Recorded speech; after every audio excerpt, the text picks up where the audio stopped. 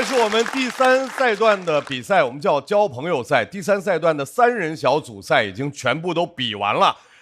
目前我的右手晋级区，各位朋友可以毫无负担的看其他人表演。现在已经有3支3人小队成功晋级，他们分别是4大天王、蚊子、德子、叶子和5条手。再次恭喜各位！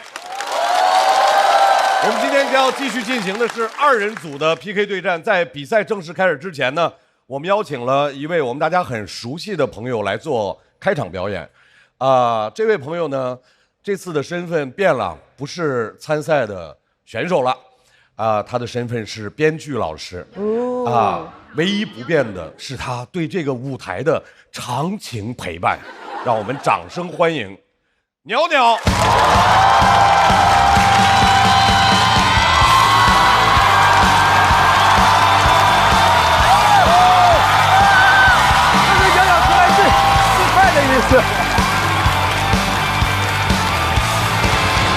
大家好，我是鸟鸟。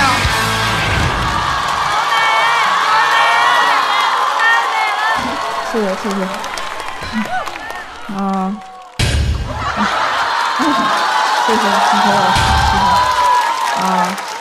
是的，我还活着。是的。我今年不比赛，我今年在这个节目当总编剧。谢谢。我一开始也非常兴奋，觉得自己终于舔猎领头羊，是吧？后来发现活儿真的很多，工作时间也很长，所以其实是领头驴。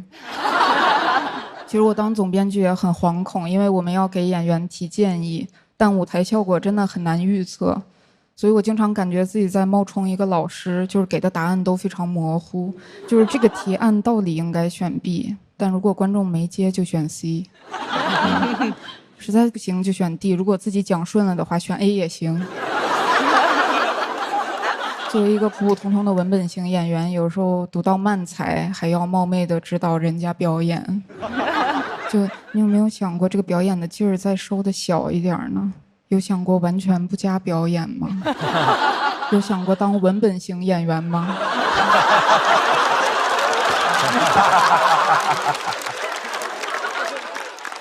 当然我知道我能当总编剧，一方面离不开自己的努力，另一方面离不开跳槽的杨笠。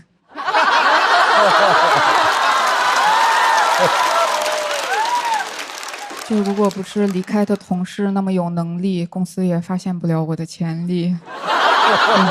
押韵了，是的，脱口秀的技巧也越来越好预测了。我甚至可以给大家分享一下我们的素材库，是吧？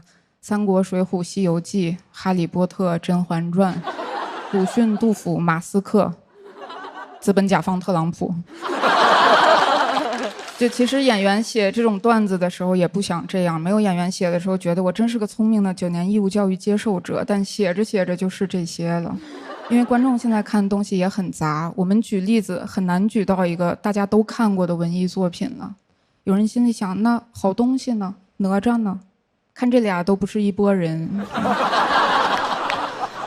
其实不工作的时候我就上网，我也已经能看出一些趋势了。我就感觉现在互联网上很少原创，很多解读、整活、评价，给人一种感觉就是影视区民生凋敝，评论区文艺复兴。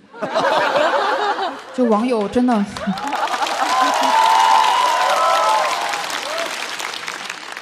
就网友真的很聪明，有一些评论非常精妙，比如这一条：打开美团点闪购，这才是年轻人的购物方式。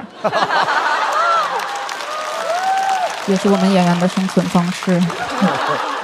我经常吃电子榨菜，有能力的时候自己也造一些。大家互为电子榨菜，一点主食不吃。综艺本身已经是榨菜了，还要看博主解析，还要给综艺剪 cut， 给榨菜榨汁儿。你乍一听可能觉得无聊，但真的很容易看进去。可能人有的时候就是需要榨汁别人吧，可能。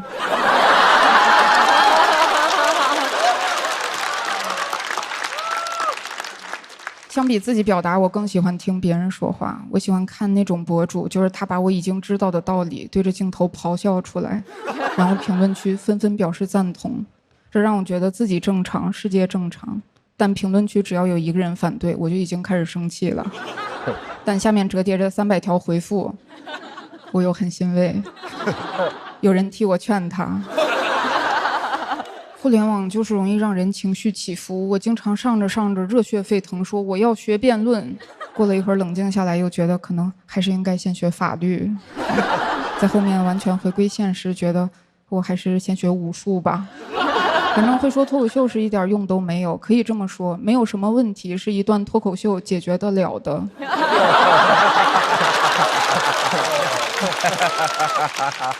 所以我今年没有参加比赛啊，虽然有时候也有感触，但总觉得说出来也没有用，反倒对自己很有害，是吧？同意你的朋友说你是嘴替，但反对你的人会说你偏激；但同意你的人只会同意你的观点，但反对你的人会攻击你的父母。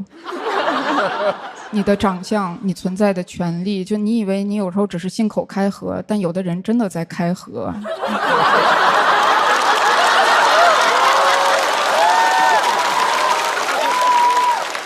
所以我现在是世界的旁观者，是吧？谁也别问我意见，谁也别让我评理，我不了解，都不容易，凑合活呗，让子弹飞一会儿。朋友问我任何意见，我都两边赞成。我要分手支持，但我还爱他理解。他总 PUA 我，可怜，我又给他织了个新围巾，漂亮。就我曾经觉得脱口秀演员是世界上最好的工作，因为有表达就有共鸣，有共鸣就不再孤独，不孤独就不再想死。但我没有想到，有表达就有反对，一反对就会挨骂，一挨骂我就想死，一想死还挺有共鸣的。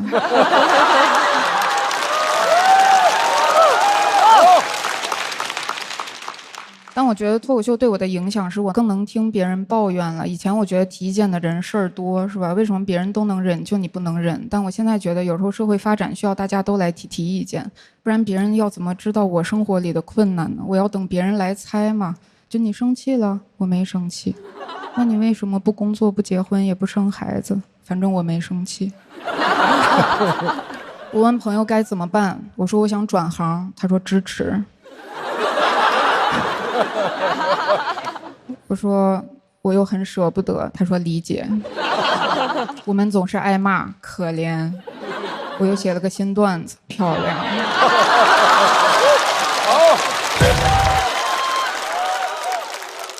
当然我还是觉得脱口秀特别好，脱口秀可以给人带来快乐，也可以让人表达自己，但不比赛可以让人更好的表达自己。现在我表达完了，希望大家也不要太认真，毕竟这只是一些鸟语。谢谢大家，我是鸟鸟。再次感谢鸟鸟给我们带来的精彩的脱口秀开场表演。厉害！鸟鸟，我多问一句，就是做开场的表演和参赛哪个会更紧张？还是参赛紧张一些，因为开场如果开好了，观众就很开心；如果开不好，观众就会盼着下一位演员上来。这是我第一次在现场看他的脱口秀，虽然之前是在屏幕上看过，但是我觉得现场看还是不一样，就现场看太过瘾了。然后他刚刚在他的这个段子里面讲的那些东西，我其实也有很多的共鸣。当别人对你有批评、有意见的时候，可能对于我来说，我觉得我会憋着，然后因为我觉得去辩解可能没什么意思，可能我会把它积累成一个素材，然后通过自己的音乐再去表达出来。我不知道鸟鸟是不是这样。哦，对，我觉得确实。鸟鸟的音乐是什么呀？对，我也在学音乐。我要飞得更高。不，我是说我是音乐嘛，他是他的载体嘛。对，我觉得确实脱口秀比较好的就是，你有什么负能量是吧？消极的感觉，然后你可以在舞台上发泄出来。但有时候确实也是憋不住。我觉得我们是那种职场型艺术。就是有时候人确实需要发泄。我们再次把掌声送给鸟鸟老师，因为我已经感受到了他急于离开那个舞台的这种迫切。活儿结束了啊！鸟鸟从他结束了表演到此时此刻他坐下，我看到了他拔腿就要往台下走的这种动作的设定啊。鸟鸟刚才说了，在互联网上遇到自己相悖的观点，他的那个状态最后通向一条路就是想死啊。那鲁豫，你如果在网上看到和自己相悖的观点，在你底下评论这一堆流，你会怎么样？很多年前，我有一个印象非常深刻的一个事儿，太逗了。当时做一个国际突发大事件的一个直播，然后我们当时我所在的媒体把网上所有的留言给我打印下来，我就看人是这样的，夸你的100条，你看完你很高兴，但过去了。有一条可能是骂你的，你就会记住，他是从你的观点认为你的观点不对。当年的人很淳朴，他留下自己真实的姓名、地址、电话号码，而且是家里的电话号码。碰巧那天我在香港，香港刮台风不能上班，我就拨了那个电话，我说：“喂，您是黄某某先生吗？我是陈鲁豫。”我刚要说我对你的态度表示不赞同，我不认为这样，他就开始说：“哎呀，我们全家都很喜欢你。”对，是这样的，绝对是这样的。然后那件事给我留下非常深刻的印象，在于在网上彼此不管如何的发出一些不理性的声音，回归到现实生活当中。当你能够听到那个人、看到那个人、触碰到那个人的时候，人是有温度的啊。然后我就一直对他们家那天进行的打扰，我表示很歉意。我觉得特别好，每个人都有自己的方法。袅袅遇到不同意见的时候，有脱口秀，有表达欲的时候脱口秀。鲁豫会打电话去约人家，大老师你呢？刚才袅袅说那个，他有时候碰见一些，比如别人的抱怨的时候，他会用他的智慧去这个回答呀，说真棒什么什么类的，是这样的。我也就是说会点谐音梗是吧？然后那个前一阵碰见我一朋友，就是他要离婚，然后他就一直说他们家人都不让他离，他爸爸也不让他离，他朋友不让他离，他问我怎么办？我说你去找孔融啊，因为孔融让离啊。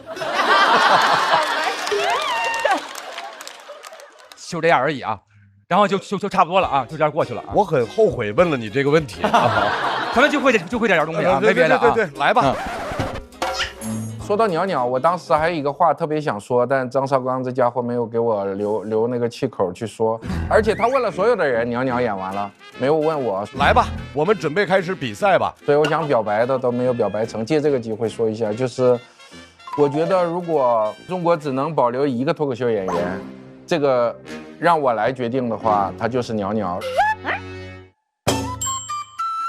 如果袅袅犹豫没有想好要不要做这个，以至于他没有想好，那我就希望这个位置永远空着，等着他想好了再回来。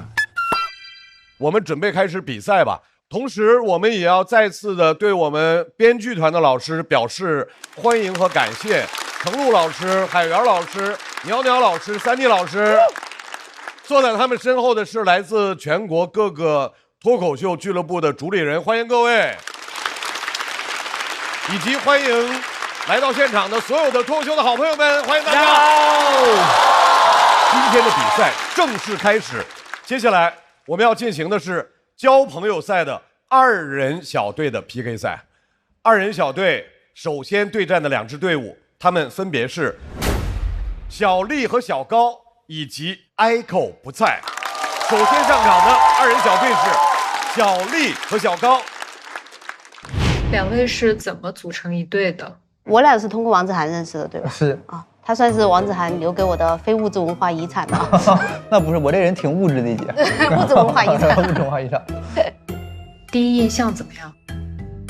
火锅，我就记得是吃火锅那。哦，我也记得吃火锅。吃火锅，他就跟那个虎牙在聊原生家庭，你们俩比谁原生家庭更惨。对。我是觉得他有点傻乎乎的那种感觉。我想这么的，我放弃了10票，让罗老师给我鞠个躬。不知道他在干嘛。其实我昨天说想打的贾浩算咖位比较小的，就脑子可能有点傻。我怕他把我赢了，我就没跟他说。就感觉人蠢蠢的，就我以为不睁眼的人是爱思考，但后来发现他就是睁不开。你们觉得好朋友应该是什么样子的？有权有势，有地位。你现在交到这种朋友了吗？没有。对于2位来说，友情是什么？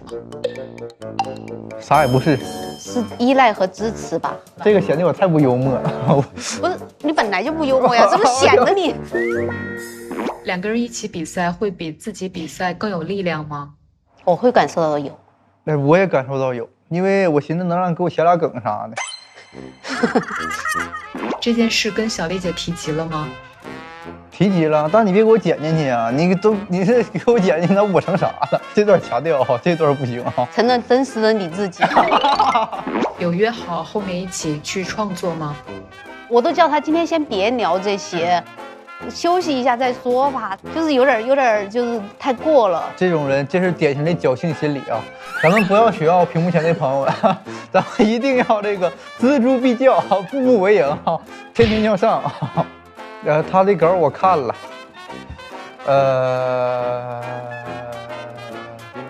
不要饿这么长时间。看吧，看你就知道了，看你就知道啥叫王小利了。我看小丽姐的稿了，太震撼了。我现在写的目的就是别拖小丽姐太多后腿，你看那稿就知道了，智慧接近真相。让我们掌声有请王小利、高寒。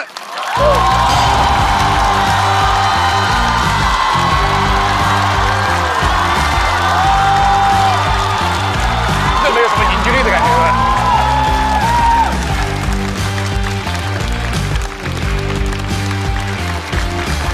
这俩都这么松弛。小丽和小高，无招胜有招。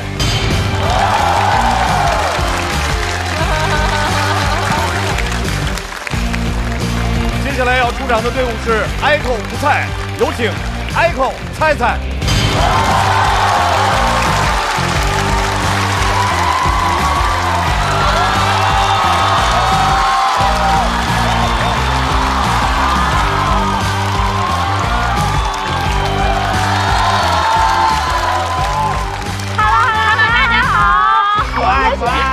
我们是 Echo 不菜，古灵精怪，救命！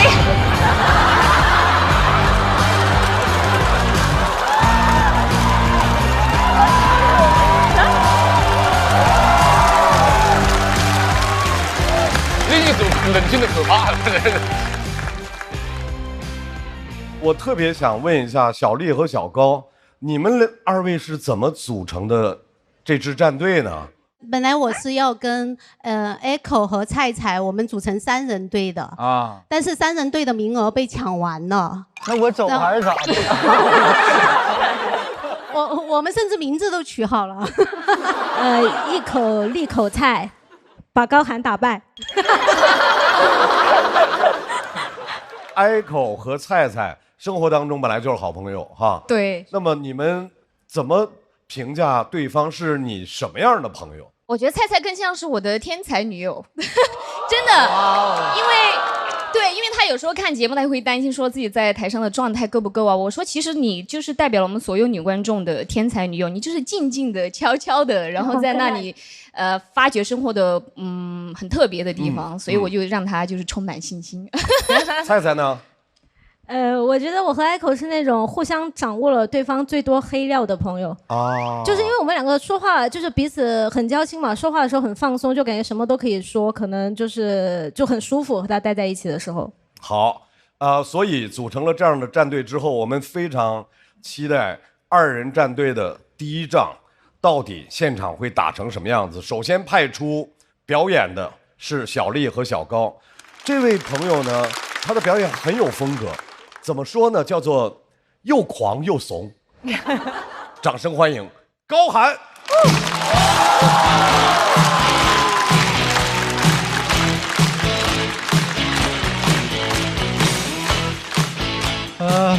朋友们还有2楼的朋友晚上好，我叫高寒，然后咱们这个赛段是交朋友赛。其实我最好的朋友是高中认识的，他叫小雨。小雨是常年的倒数第1，他完全活在自己的世界里。他上课睡觉，我们班主任一个非常暴力的中年男性质问他：“你知道上课睡觉是不尊重我吗？”小雨说：“啊，睡觉咋不尊重你了？又没跟你睡觉。”他说完，全班都不困了。小雨很让人难忘啊，但高3更让我难忘的是百日誓师。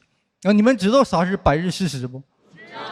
好，10来个人上过高3特别好，特别好。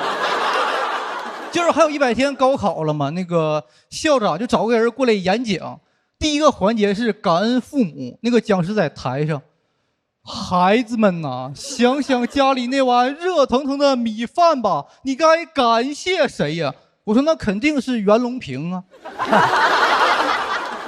啊，孩子们呐，想想家里那盏亮着的电灯吧，你该感谢谁呀？我说那肯定是国家电网啊。以为我要说爱迪生，格局小了哈。而且我不爱吃米饭，我爱吃泡面。为啥呢？因为番茄是个宝，茄皇错不了。每桶茄皇使用约1颗阳光番茄。孩子们呐，我该感谢谁呀？感谢茄皇。我不感动是因为我爸妈完全不管我。2017年的夏天，他俩问了我一个问题，他说：“儿子，过2天就高考了，你还出门干啥？”我说：“我出门去高考。”啊，所以我不感动，但同学们都哭了，都热泪盈眶了。然后这个讲师看气氛到了，他要随机抽一个人上台，给妈妈打电话说我爱你。哎，我说这个我知道啊，这不真心话大冒险吗？啊，抽到小雨了，小雨上台打电话开始免提，他说：“妈，我爱你。”给他妈吓坏了。他妈说：“儿子，你搁外面杀人了。”小雨说：“啥呀妈？我这个是事实。”你杀老师干啥呀？老师也是人。打完电话不让小雨下去，让他在台上喊自己想考的大学。小雨在台上，我要上北大，我要上北大。台下很多人嘲笑他。朋友们，嘲笑别人梦想这种行为，我是很喜欢。我说你昨天想上的不是北大，你昨天想上的是网吧哈。底下就是都在嘲笑他，但是那个讲师突然又喊了一句：“高三的将士们，全体都有，我要上北大！”所有人失去理智了，就都在那喊：“我要上北大！”给我吓坏了。你们见过800个范进一起中举吗？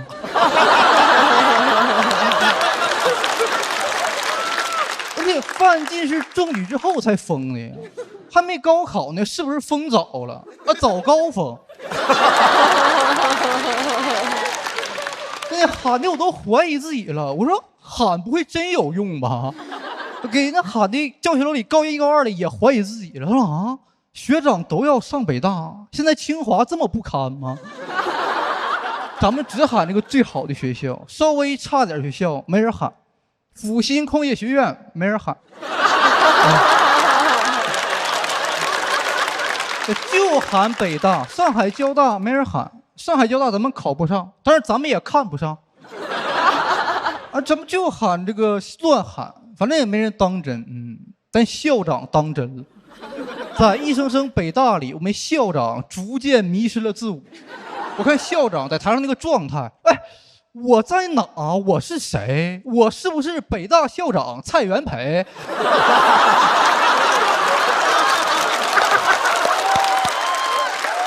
给他喊的热血沸腾了，在台上开始擂鼓，搬一个大红鼓就敲鼓，边敲边喊说：“王侯将相宁有种！”给我看懵了。我说校长是不是要造反呢？啊，真卖力气啊，出一身汗，把那个西装外套都脱了。我一看啊，不想穿西装了，想穿龙袍。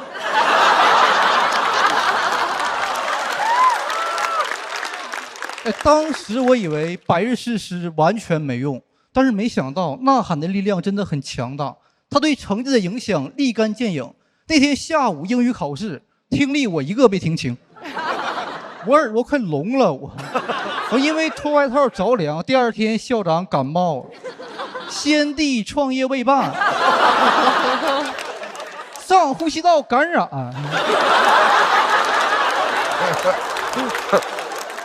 高考出分那天，小雨已经找到工作了。我们学校那届800人里，考上北大的一共也只有0个人，没人考上，因为上北大得考到全省前50，这在我那个小县城太难了。我们县上次能考全省前50的人是个秀才。这个是应该鼓掌的啊，你们可以鼓掌。有人说我这个段子价值观不正确，他说高寒，那你那个意思就是小人物就没有追求梦想的权利了呗？是，不是啊，不是，我想说的是，不要追求别人强加给你的梦想，你要追求自己真正想要的。就像那天他们都乱喊，只有我喊自己真正想上的学校，他们都在那儿我要上北大，我要上北大，只有我在旁边我要上霍格沃兹。讲到这儿，谢谢你。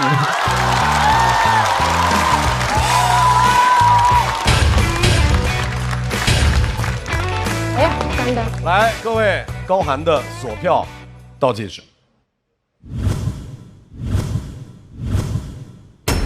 再次掌声送给高寒。高寒从这一季开始，先是从养鸡王子，然后沦落到穷人，今天呢就摆出一副就是看透了世事的样子啊。对对对啊，高寒身上有一股需要正骨的感觉，说不清道不明的一个劲儿。他特别好玩，他每回都能就是挑衅大家，就是总说一些你们就会这么想，但是我就不这么说。我看你们怎么反应。就像刚才的爱迪生和国家电网，对，好多好玩的地儿啊。而且明明是比赛，但是永远一副赖赖唧唧的，像是被别人硬拖过来的。哎，对，老感觉身边有蚊子，老得轰但是他就这样啊。对，很好玩。刚才最开始说他们评价您是又欠又怂啊？不知道啊，谁让你这么评价呢？多厉害！不知道，因为这个有人，那个人已经不是人了，好吗？就是对，就有人不是我。我只评价你欠而已，没。我们现在假设有人评价你又欠又怂，你听到这样的评价，你觉得准确吗？我主要是怂吧，什么又欠又怂？我是又棒又红，这是厉害。我是觉得对高寒的评价就在灯上吧，因为他好像不是特别习惯被人夸的那一挂的人。也习惯，我是表面不习惯，但我心里高兴。真的啊？对，其实很多人都这样，一副特不屑的样子，但你要夸他，他心里。对，我觉得高寒跟那个孙书恒他们都是那种一被夸就感觉局促不安。因为他怕别人夸的不全面嘛，对不对？希望能夸得再全面点。我一直很喜欢高寒这个范儿，就是那种外表是很放松，他内在其实也是松弛的那种感觉。就他好几回都是他这稿里都有一种，我能说出这种，只有我能说出这种东西的那种感觉啊。他有个小劲儿啊，对吧？是吧？是不是有一股那种劲儿啊？但他好像听困惑了。他本身长得就困啊。没有，我听的受益匪浅。受益匪浅。我讲的挺刺，但我觉得高寒演的可以，然后其实给我挺大信心的，我就觉得可以放开了演。他担心我拖后腿。我跟他说，你不用担心，就算你演的不好，我也能把你捞回来。对，上台前原话。对。我当时太紧张了，我脑袋里觉得处理不了了，我就没想。他一直在背词儿。对，我说嘀里咕噜说什么玩意儿？好不容易给个招，没吃着。来，再次掌声送给高寒。高寒休息一下。要和高寒对抗的这位朋友，大家对他很熟悉，从大山走到城市啊。哎，你去那儿有座。然后跟我们分享过他的原生家庭，分享过他各种各样的生活山里山外。让我们掌声有请 Echo。Hello， 朋友们，大家好，我是 Echo。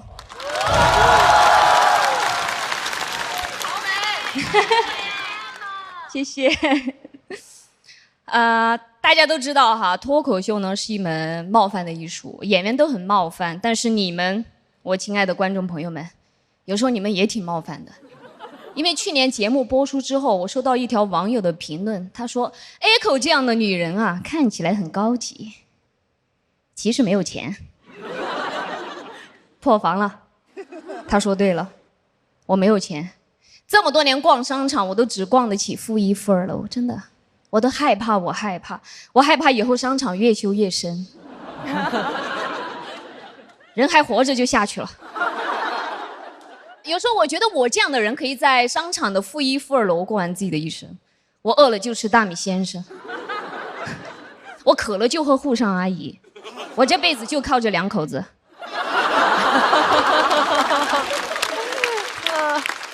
当然了，有钱人也要去地下，他们的车会停在负3、负4楼，然后停完车坐电梯，经过负2楼、负1楼，1楼5秒钟，从我的全世界路过。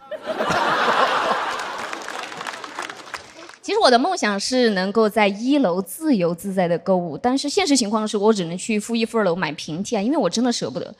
其实那个时候我一直想要买水果耳机，我不知道为什么，我每次走在路上，看到风吹起路人的头发，露出耳朵黏的膜，高级的白色，我都会多看它2眼啊。后面我自己也下了狠心买了，风也会吹起我的头发，然后露出我耳朵黏的膜，高仿的白色，我都害怕它多看2眼。你知道，其实没有人在意你，没有人在意你，但你自己戴那种高仿耳机，你自己就会非常的敏感，所以你的肢体语言就会变得非常奇怪。所以你们经常会看到我在那边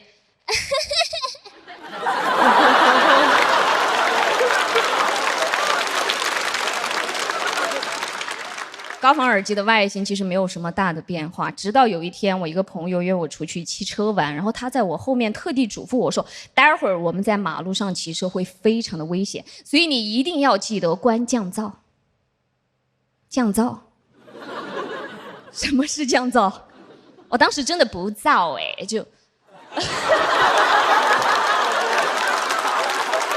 嗨，什么玩意儿？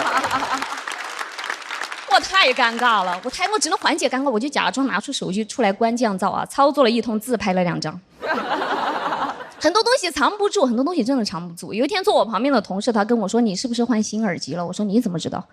他说：“你现在听歌我都听得到。”那一刻我的脸唰的一下就红了，也是那一刻我的世界真的降噪了。没钱，但是想要高级，我发现一直是我的生活状态。小的时候我特别喜欢看《还珠格格》，看得特别入戏。然后住在城里的姑姑暑假回来看我，她从我身边路过的时候，一阵味道飘过，我差点叫出来说：“香妃。”她真的好香啊！不过那个时候我不知道这是城里人会喷的香水。当时才10岁的我决定做一瓶自己的香水啊。前调是我自己摘的茉莉花，中调是我自己打的山泉水，后调呢是我最后全都扔掉。这是真实发生的事情，因为那花泡在水里它是会腐烂的啊。A 科5号研制失败。但还好，后面我决定去镇里的小卖铺买它的香水。那个农村里面卖香水太奇怪了，那瓶子特别奇怪，我分不清是香水还是白酒，感觉不是买了1瓶，是打了2两。我买回家一闻，真的太刺鼻，不是香妃用的是这款吗？感觉香妃用的不会招蝴蝶，但一定能杀虫。我都怀疑香妃可以拿它直接当防狼喷雾用。50米内皇阿玛绝不敢近身。香妃，朕来啦，朕走啦。我真的没有夸张，香得我头昏脑胀哈。我觉得那瓶香水我再闻一下的话，我命都没了。如果闻完了我命都没了的话，那真的是闻香死女人。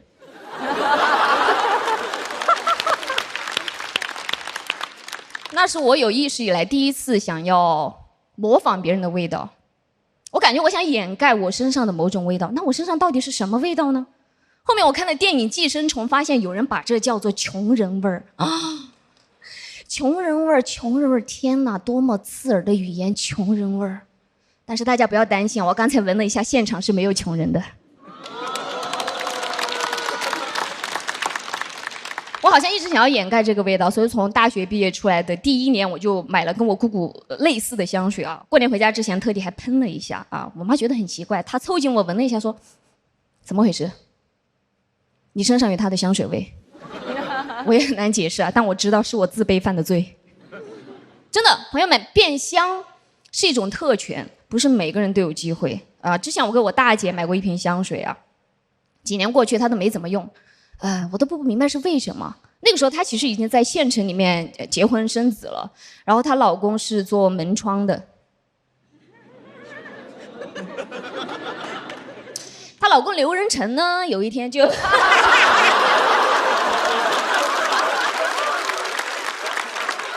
没有开玩笑，开玩笑。我姐夫真的是做门窗的啊，他会带着我姐姐出去干活。我很难想象我姐姐喷了香水，跟我姐夫说：“哎，老公，你今天上门安装，我全屋留香。”这一年终于攒够了一点钱，去年上的节目攒了一点点钱，我发现我可以不用只是逛负一负了，我也有勇气走进1楼了，甚至我有了一些拒绝的底气。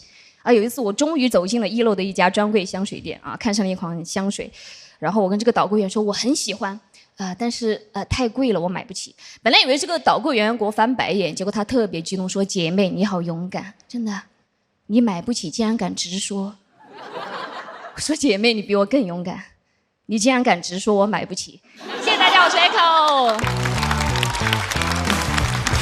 来，掌声送给 Echo。热的都没有吗？抓紧最后的投票时间，来 ，Echo 锁票倒计时。再次掌声送给 Echo。因为我觉得他讲的可能很多女孩会有小时候那种共鸣，自己做香水，我小时候自己做过涂的红指甲油，因为看电影叫《城南旧事》，里面那个女疯子用什么花的那个花瓣加什么明矾，指甲花加明矾。对啊，我因为小找不到明矾，我忘了用什么东西，就总之每个女孩都有过类似的，就是你尽可能接近美的尝试。拿布一裹所以我觉得他描绘了一个。我觉得就是每个人追求美的那种场景，我是还很动容的。Echo 为什么在第3赛段来选择这个内容来讲？因为去年讲了从大山走出来嘛，然后我觉得城市里的生活其实是我新的开篇，所以有非常多关于贫穷的一些素材。可能我也会觉得男生的贫穷跟女生的贫穷很多时候是不一样的，所以我就想说，你能不能去探索一下我真正的生活里面的这些贫穷的时刻？所以就觉得香水想要变香，然后夹耳机想要过上水果耳机广告里面的那样的生活，好像是我一直很期待的，所以就想写这2个题材。苗洋老师从编剧的角度，因为我和 Echo 关系自以为还不错，所以自以为是怎么了？我觉得 Echo 表演最大的优点就是他即便在铺垫的部分也特别吸引人，然后我仍然觉得 Echo 的内容很有特点，就是走上了一条独特的洋气穷鬼的赛道。是Echo 是一位有舞台魅力的脱口秀演员。对啊，当他在表演的时候，我们能够看到自信、光芒。再次把掌声送给 Echo， 同时高寒回到场上。在高寒和 Echo 2个人的表演全部结束之后，让我们来看一下高寒啊，高寒和 Echo 最终他们得到的票数是。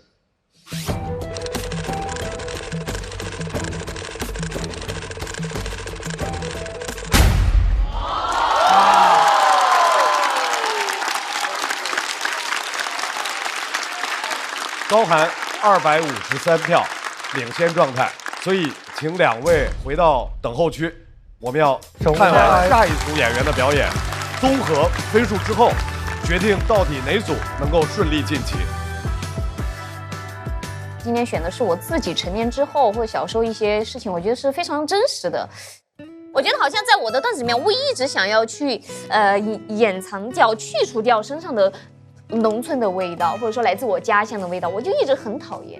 但我一发现，其实我所有大部分的题材全是来自于那个地方。其实我早就想把初心忘了，结果就是做脱口秀，怎么又把这初心捡回来？我会觉得说，选择我出现在这个舞台，然后去讲这种大山里面的故事，我觉得就是老天爷让我来的。我个人会认为我的故事还是值得出现在这个舞台，但是可能大家不太喜欢或者不太接受，也是我在我的预期范围内。马上要上场的这位朋友，他的特点是沉静，但是很锐利。我特别希望大家能够静下心来听他去分享他小时候就开始有的一些困惑。掌声欢迎王小利。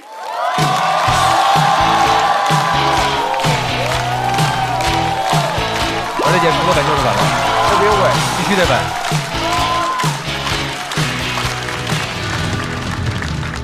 Hello， 大家好，小丽 ，Hello。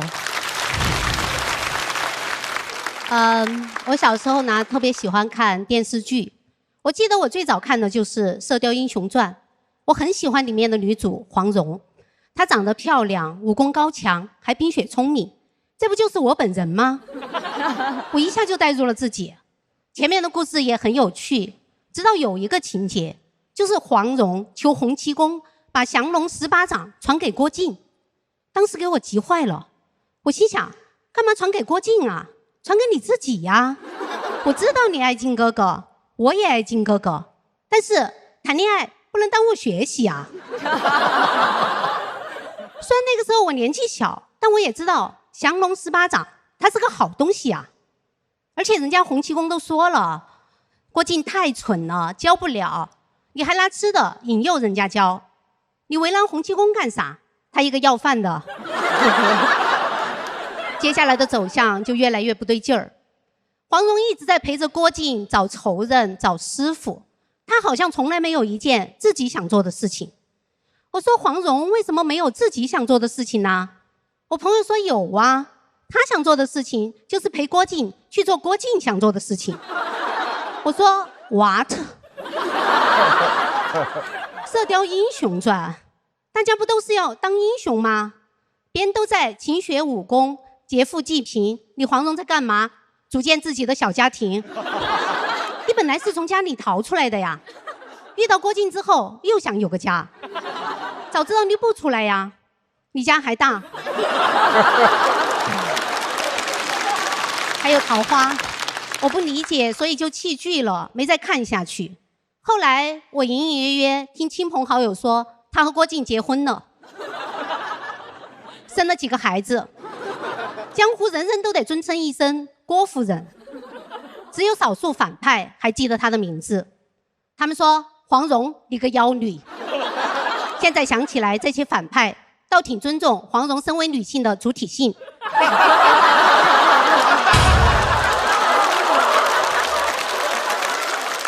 但黄蓉太不争气了，连自己姓什么都忘了。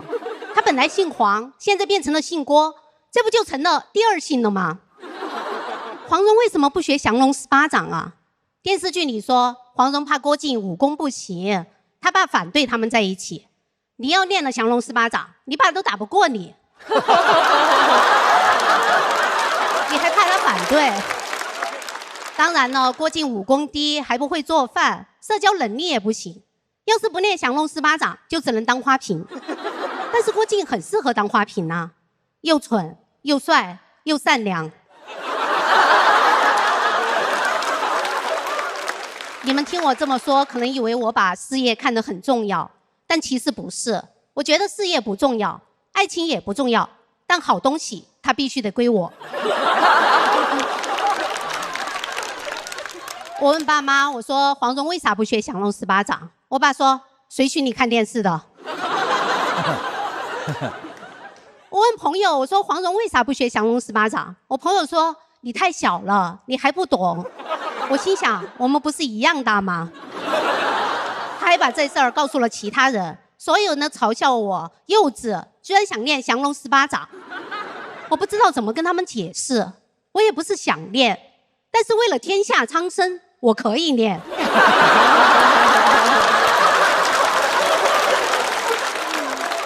这不叫幼稚，这叫胸怀天下。后来又追一部新剧《一帘幽梦》，当时这部剧真的非常非常的火。当时我们班的同学分成了两派，一派是支持子宁，另外一派就是我。我真的很怕暴露自己，每次他们讨论我都不敢说话。要是有人问小丽你怎么看，我就说我还小，我看不懂。他说我们不是一样大吗？直到有一天，有个朋友偷偷摸摸的把我拉到一边，非常郑重的跟我说，他说王小丽，我跟你说个秘密，你可千万不要告诉别人啊。我说什么秘密？他说你昨天晚上看《一帘幽梦》了吗？那个费云凡对绿萍说，你不过是失去了一条腿，但子宁他失去了爱情。我有一个想法，也不知道对不对，有没有可能腿比爱情重要啊？我说你是怎么找到我的？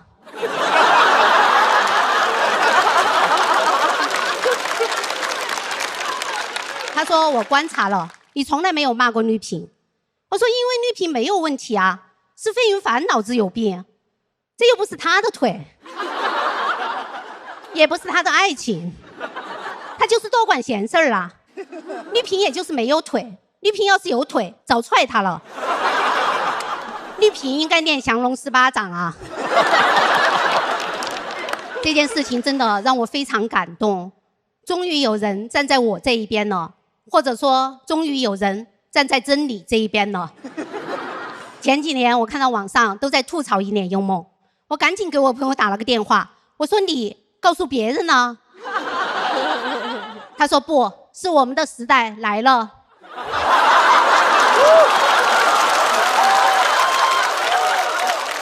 20多年过去了，终于等到这一天了，终于等到所有人都发现有问题了。原来有问题不是问题，没有问题才是问题。我小时候产生这些问题，是因为我爱思考、有主见、与众不同、不拘泥于传统的观念和价值体系，而且冰雪聪明。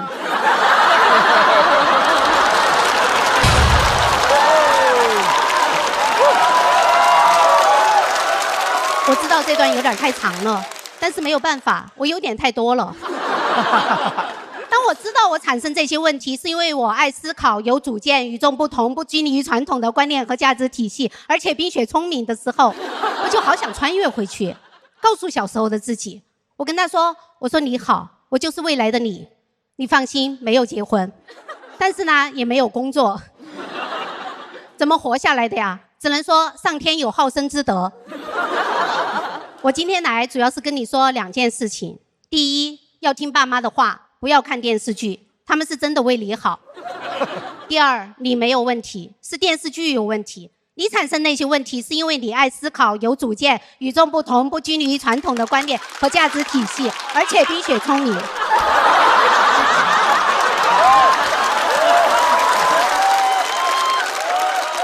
你可以练降龙18掌。谢谢大家，我是小丽。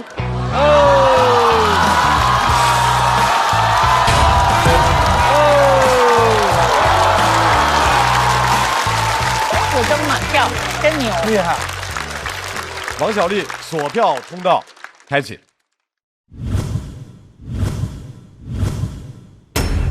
掌声再次送给小丽。小丽经过了第2轮的一些起伏，所以今天你紧张吗？特别紧张，但是我看到高寒的表演之后，真的给我松了好大一股气。对，我就觉得啊，那我就放开了演吧，连高寒这小子都还能演。很稳很稳，因为他冰雪聪明怎么着的那一串怎么说？我们能学一下吗？因为我爱思考、有主见、与众不同、不拘泥于传统的观念和价值体系，而且冰雪聪明。行了，记不下来，太胖了我。第2轮在某种程度上对于你来说有挫折感吗？完全没有，我第2轮可开心了，因为我是压着票进的，就是刚好是最低票进的。因为我以前一直隐隐约约的觉得这个世界是围着我转的，但是我没有证据。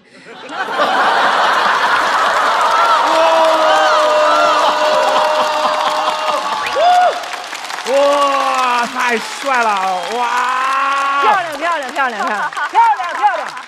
第2轮我找到了，因为小块哥的票跟我一模一样，然后把我带进去了。所以第2轮对于你来说是证明世界围绕你旋转最好的证据。对，太好了。卢豫是最早拍的。对，听到后来听得非常的感动和激动。前不久跟小帕做了个节目，当时就想到了鲍勃迪伦那歌，就是一个人要走过多少路才能成为一个人。我想把那个里面的人就变成一个女性的代称，一个女孩要走多少路才能成为女人。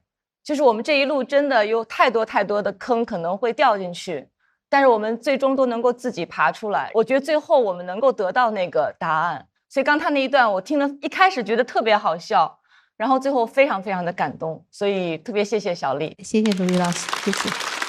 他找了2个我们都非常熟知，然后非常经典的女性角色，然后呢，好像通过时间的这个时间线拉到现在，他对他们的质疑在现在这个时间终于产生了一定的反馈。我觉得这个东西其实是很巧妙的，尤其最后那个穿越回去，对，就对当时的那个小的那个自己说那番话，我会觉得那个特别感动。因为我曾经有时候会听到刘若英的那个歌，就15岁的自己，每次听到我就会特别动容，就是像那种感觉，你很想穿越回去，跟小时候自己说，你不用怕，你现在犯的错其实不是错，你就是对生命的某种积累，某种起步之前那个准备，就那种感受特别特别的深，所以我觉得非常非常棒的一段呈现。首先我们要感谢小块上一轮的时候讲得非常好，但分很低，拉到了一个比较低的线以后，把这么了不起的选手给救回来了。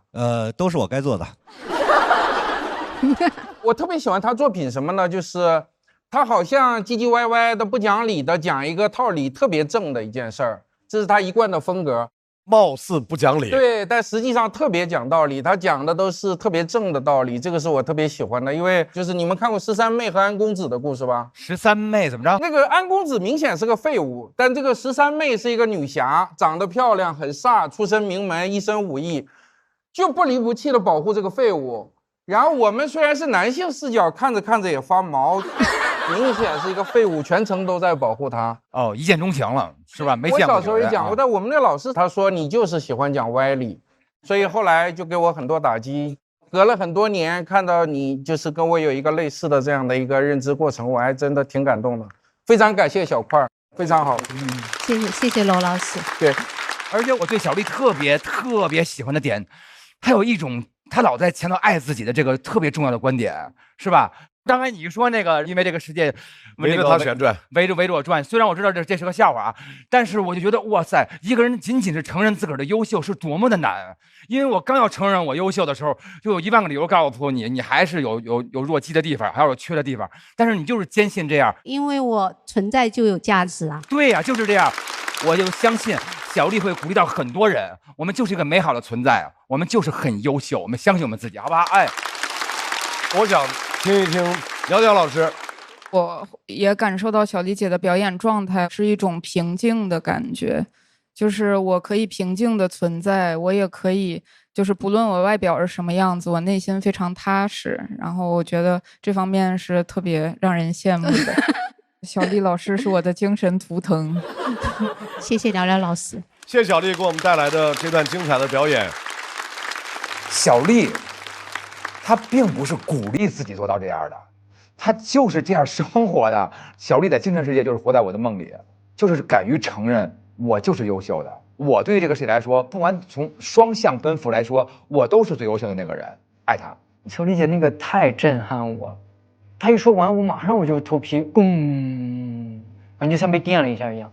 然后我说不出来那样的话，但是我觉得她是向上看，我一般都会向下看。我虽然是这个世界的主角，但是好的事情肯定不会轮到我，这个世界总会刁难我的。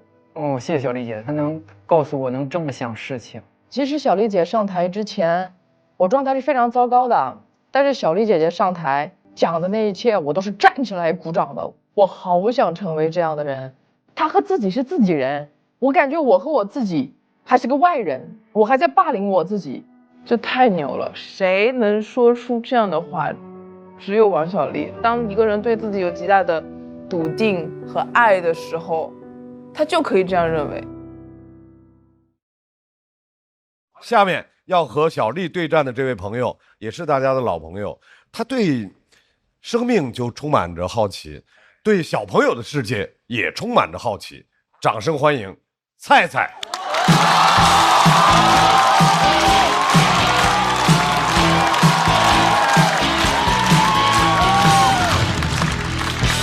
Hello， 大家好，我是菜菜。Hello。我很喜欢看小朋友过家家的时候模仿大人，很有意思。就前段时间我去一个亲戚家串门嘛，遇到2个6、7岁的小朋友，一个小男孩，一个小女孩。那个男孩就坐在沙发上假装开车，那女孩往副驾上一坐，男孩就说：“走了，去北京同仁治不孕不育喽。”为什么？我觉得特别可爱，因为只有没有经过社会规训的男人，才能把不孕不育说的这么骄傲。而且大家知道，就平时走亲戚是非常无聊的嘛，但我那天一点都不无聊，因为我就在猜啊，这2个小朋友，他们模仿的是哪家亲戚啊？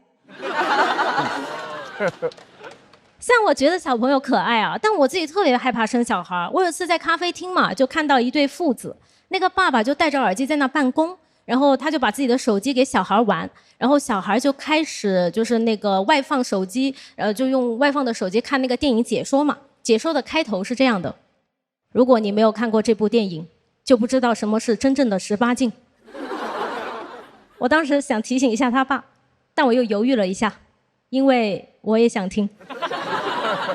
这很奇怪，为什么这个小孩一刷就刷到了这个视频？是不是他爸爸平时不工作的时候，虽然闲着，但也没闲着？解说接下来是这样的啊，这个女孩叫小美，为了改善生活，她每天去当国体模特。我没改词啊，解说说的就是国体。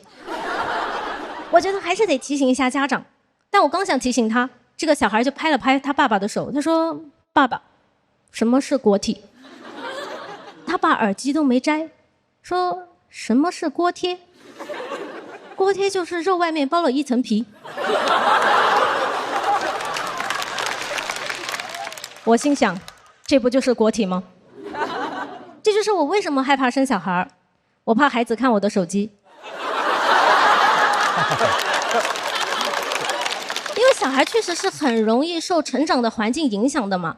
就比如说我爸妈的工作，我也受到了一些影响。就小时候我爸是当兽医的，然后我妈呢是搞计划生育的。我爸的工作主要是负责接生牛马，我妈也是。而且我爸妈每天下班后就会跟彼此交流一天的工作嘛。我妈就会说：“哎，超生了一个。”我爸就会说：“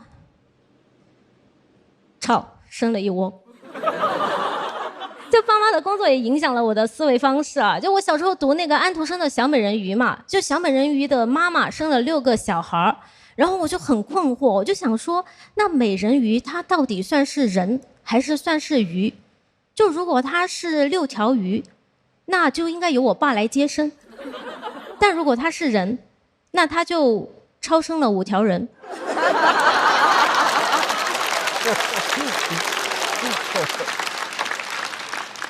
但虽然我爸妈做的都是生育相关的工作，但我几乎就没有接受过生理教育。而且我发育的比较早嘛，就是别的女生还没有开始来月经的时候，我就已经开始长胡子了。放心啊，今天刮了。除了长胡子，我还长腿毛，然后我的背上也长毛。就有很多小朋友他们就会嘲笑我，他说你毛这么多，你是个男的。然后我就回家跟我妈说了嘛，我妈就跟我说，她说不是体毛旺盛就是男的。你体毛旺盛有可能是因为你属猴，就因为没有接受过生理教育嘛，我就只会从最表面的特征来区分男女。就我小的时候，我是我们村同龄人里面唯一一个有正版芭比娃娃的。你们，我以为上海的观众见过世面。是这样的，其他小朋友有的只是那种2块钱一个的山寨芭比，就那个质量特别差。有一次我发小不小心把他芭比的胸摁下去，就变成2个坑，弹不起来了。哎，我当时就觉得我的芭比也是全村最高贵的公主，我甚至花了自己的压岁钱去买了个10个那种山寨芭比，给我的芭比当仆人。我现在觉得芭比很高贵啊，我觉得我的芭比很高贵，但是我又经常听大人说，就是一个女人她还是得结婚嘛，我就特别想给我的芭比找一个老公。但我当时其实知道芭比她有男朋友叫肯，对吧？但我爸妈不给我买，肯就变成了不肯。所以我最后就想了一个办法，就我从那10个山寨芭比里面随机抽了一个，把她的头发给剃了，选了一些剪短贴在了她的人中上，再给她剪了背心和裤衩，最后再把她的胸摁了下去。我就让她和我的芭比结婚，也算是给洋人包办过婚姻了。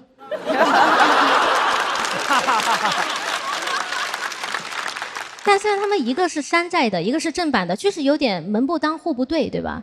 但是因为幸好他们都是芭比嘛，包办婚姻最重要的就是8字。然后我还会时不时拿着2个芭比娃娃亲嘴，因为我当时看电视剧嘛，就是男女主角亲嘴之后没过多久就会有小孩嘛，我就想让他俩也生一个小孩。然后有一天我拿着2个娃娃亲嘴的时候，我妈就看到了，她就问我，她说你在干嘛？我说我想让他俩生小孩。我妈说这样生不了小孩的。我说妈妈，那孩子是怎么来的？我妈就犹豫了很久，最后我觉得她像是下定了某种决心，她就跟我说，她说孩子是这样的，是一个男生遇到了一个女生，然后他们相爱了，决定结婚，就像爸爸和妈妈，然后孩子就是他俩有一天晚上一起从垃圾桶捡的。但虽然我父母没有教我什么生理教育的知识啊，不过初中学会上网之后呢，该学的和不该学的我都在网上学到了，甚至可以教父母一些。所以我觉得父母还是得教孩子一点生理知识，因为你不教，网上有的是人教。而且就是我们这个节目也会在网上播嘛，我也可以教。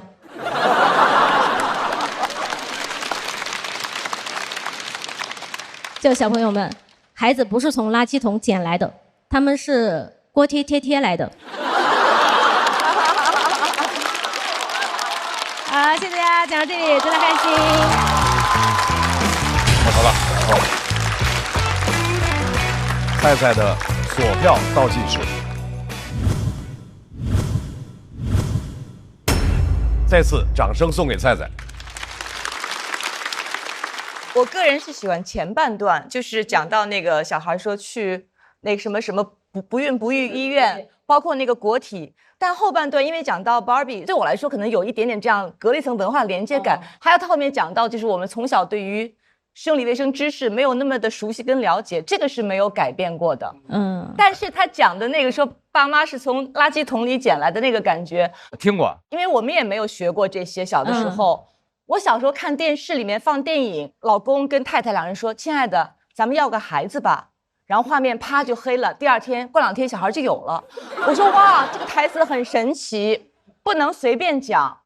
说话就来了。对，所以很长一段时间，它对我来说相当于你爸妈跟你讲我们从垃圾桶里捡的，很有趣，但也很荒谬。我以为前面最起码进点相对可爱的小笑话，然后在后边再来那种狠一点的东西，因为菜菜有很多特别可爱的点，把一些相对重一点的话题啊，或者说深一点的，能用你最好的那种方式找到你那个点再爆出来，我觉得就更好了。谢谢老师。来，我们想听一下鸟鸟老师。我听到第2段有一个疑问，因为我听的时候会感觉你讲的时候有一点犹豫，然后会感觉有点想具体的小词儿的那种感觉。对，因为词儿可能有点不熟，而且就是我其实也一直在担心说国体啊什么的，就是大家会不会觉得有点接受不了，所以我其实讲的时候也没有那么自信的讲出来。我觉得确实有时候表演状态也特别重要，就如果你自己很坚定的相信的话，就大不了剪掉，你知道吗？观众就会相对放松一点。接下来我们就要请2组的4位全部来到舞台。来了，我跟你们站在一起算了，不要高喊了。我们3个在一起吧。高安，是不是因为太欠了？跟姐姐多聊点天啊。小丽和菜菜他们分别获得的票数是。不是怪我吧？啊，怎么可能？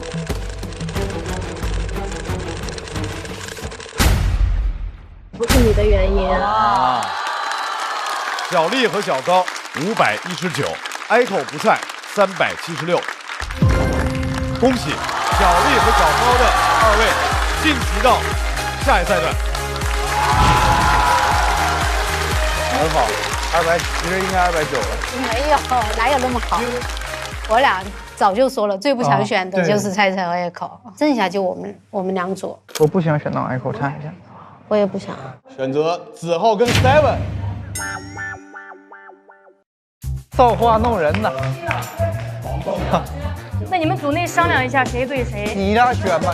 我跟他俩关系挺好，根本没得选。你们现在的相处模式是怎么样的？我们相处少，而且我们都是彼此尊重的那种。你哪知道我尊重你呢？给高寒的尊重也不能太多，我就怕他消化不了。有句话怎么说来的？叫什么？近则不逊，远则怨。哦，好像是《论语》里的吧？就是说这种小人，你要跟他近的话，他就蹬鼻子上脸；你要跟他疏远了的话，他就不乐意。好像有这句话，但我觉得你不是这种人。我只是觉得，那能让你看出来呀？哎呦我的妈！尊重给多了，他有点欠儿。这轮比赛中，你的队友对你有哪些帮助？帮助就是我知道有他，我能演得安心。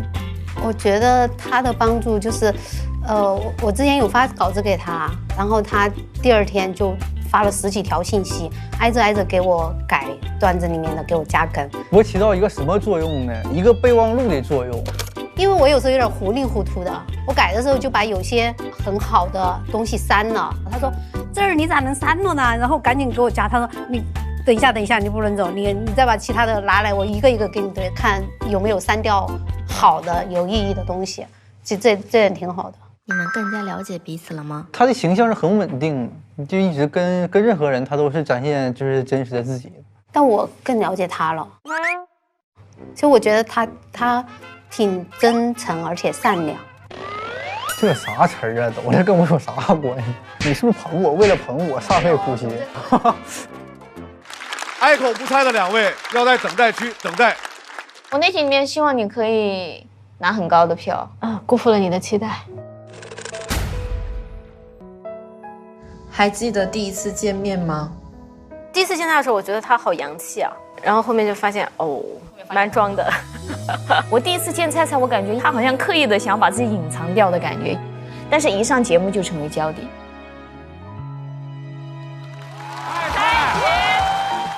如果就是女生真的来月经的时候阴气重的话，那职场的阴气会不会很重啊？做多如果是个女的，那个金箍就会变成2个，做成钢圈内衣，齐天大圣的秘密。他好地狱对吧？但大家也别怪他啊，反正他妈也不爱他。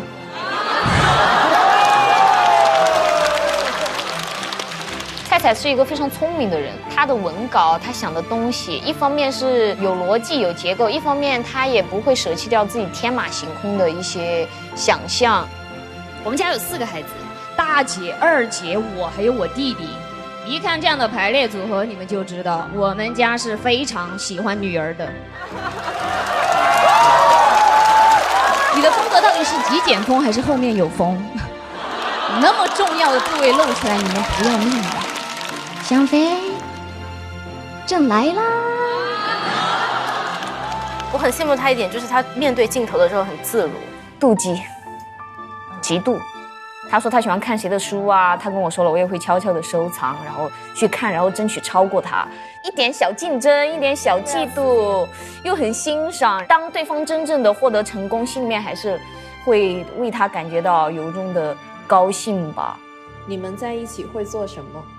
互相吐槽，互相讲一些小秘密，一起玩一些很幼稚的东西。I'm a Barbie girl in the Barbie world。我是对我的内容很自信哈。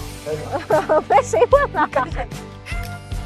那是夏天，因为你很热烈啊，你很璀璨，你的光芒很耀眼。秋天酝酿出了很多东西，我觉得你还是挺丰富的。夏天是我最喜欢的季节。我们一个像夏天，一个像秋天。那牵个手吧。真实的朋友，然后一起闯关。接下来要上场的2支好友小队是玛丽莲、孟瑞以及火锅和大刀。首先要上场的队伍，玛丽莲、孟瑞，让我们有请瑞瑞、孟川。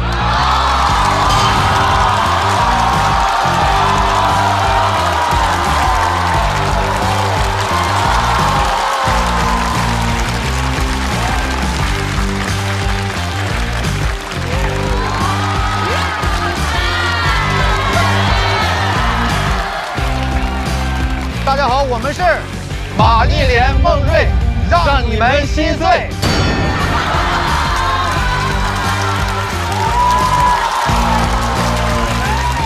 他们对阵的二人小队是火锅和大刀，两位演员的名字就叫火锅和大刀，掌声欢迎。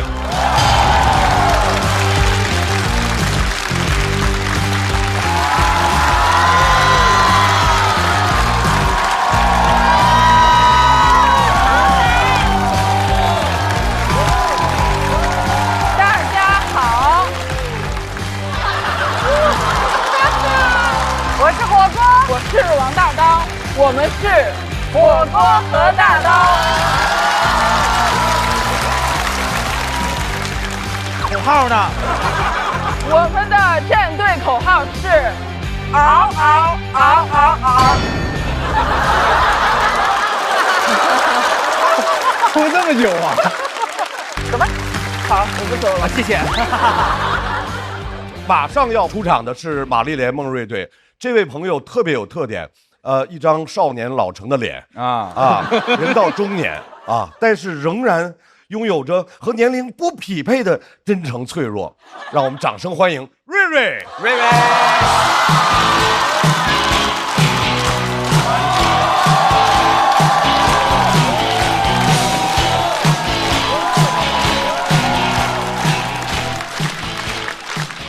嗨，大家好，我是瑞瑞，谢谢大家。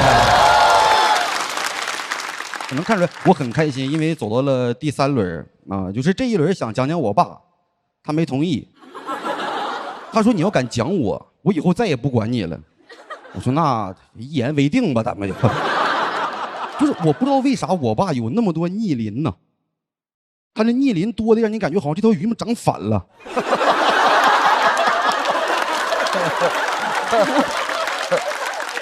真的特别多的规矩，比如啊，他不让我踩井盖。小时候有一次我不小心踩了一下井盖，我爸上来给我3拳呢，都给我打懵了。然后他给我解释，他说你刚才踩井盖了，爸要是不打你3下，你得倒3天大霉。我就想我一个孩子，最倒霉的事儿不就是挨打吗？而且他不允许我说任何不吉利的话，什么病啊、灾呀、死啊这些他都不让提。有一天他问我，他说你最近咋样了？我顺嘴说了一句，我说最近太累了，我怕哪天我再猝死喽。这话一说完，他很生气，他说呸呸呸，你再瞎说，能打死你。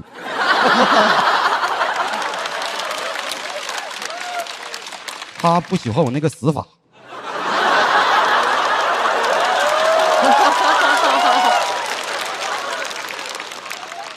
而且我觉得我爸是一个为了否定我而生的人。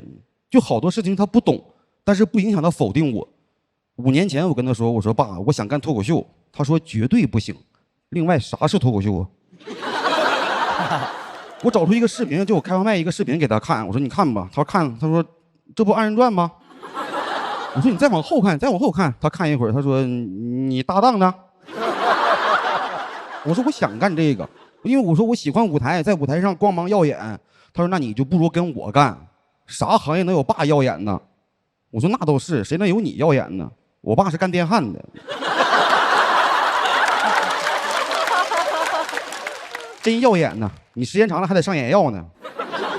就是他劝我学电焊嘛，一直在逼我。他劝我学电焊那个理由怎么说？没有办法反驳，因为你都听不懂。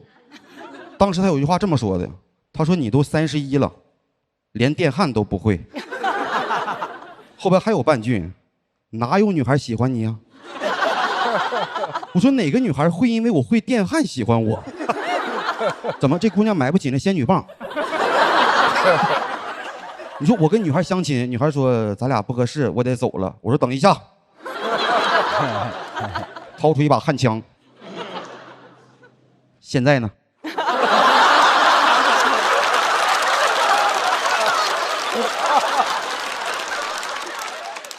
他说那我得跑了，我也不慌，因为门我已经焊死了。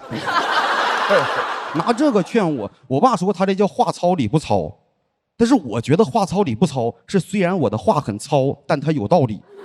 他觉得只要我的话够糙啊，他必然有道理。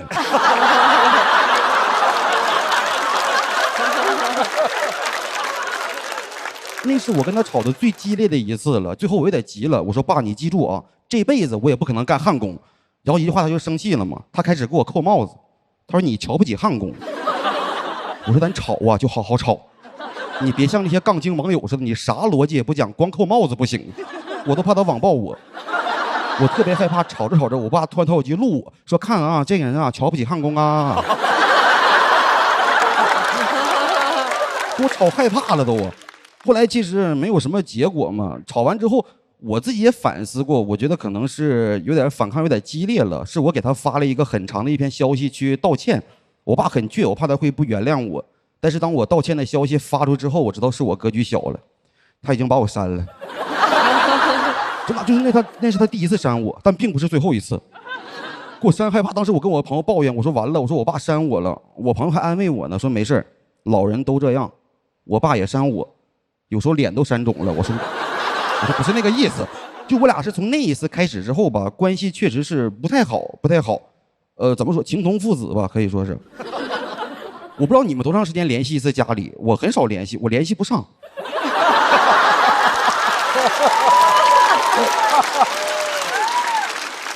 我俩确实一直是有隔阂吧，一直到前年5月份发生一个事儿。前年5月份，我爸突然心梗，然后在老家的医院做了一个支架手术。当时是只有我能赶回老家医院去照顾他。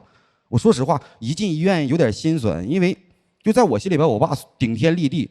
我这辈子第一次看他那种状态，就是一个刚强了一辈子的小老头，穿着病号服躺在病床上发呆。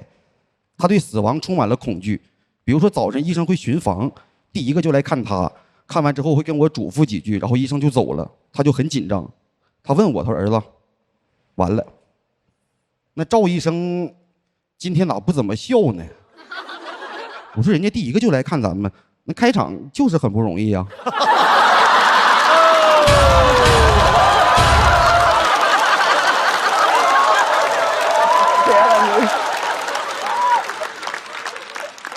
真的就是能听出来我在故意放松心态，因为我第一次经历父亲住院这种事情，我心态也崩了，但是我不敢表现，因为会影响他，我就故作坚强，每天笑着接水，笑着打饭，笑着陪他聊天，隔壁床都懵了，说你生病，你儿子这么高兴的是吧？就是那次我陪他7天，我说实话，我很珍惜这7天，因为我俩很少有机会能这么单独相处，就是有时候甚至会有点尴尬，但是我很珍惜，我连手机都不玩，什么也不干，我每天就陪他聊天。有一次聊天，我问过他，我说爸，我不跟你学电焊这事儿，你是不是特别生我气呀？我爸用沙哑的嗓音告诉我，他说父子之间哪有真生气的呀？你学不学电焊都是爸的好儿子。可以给我喝水了吗？我说你早有这个态度，咱们前天就喝水了。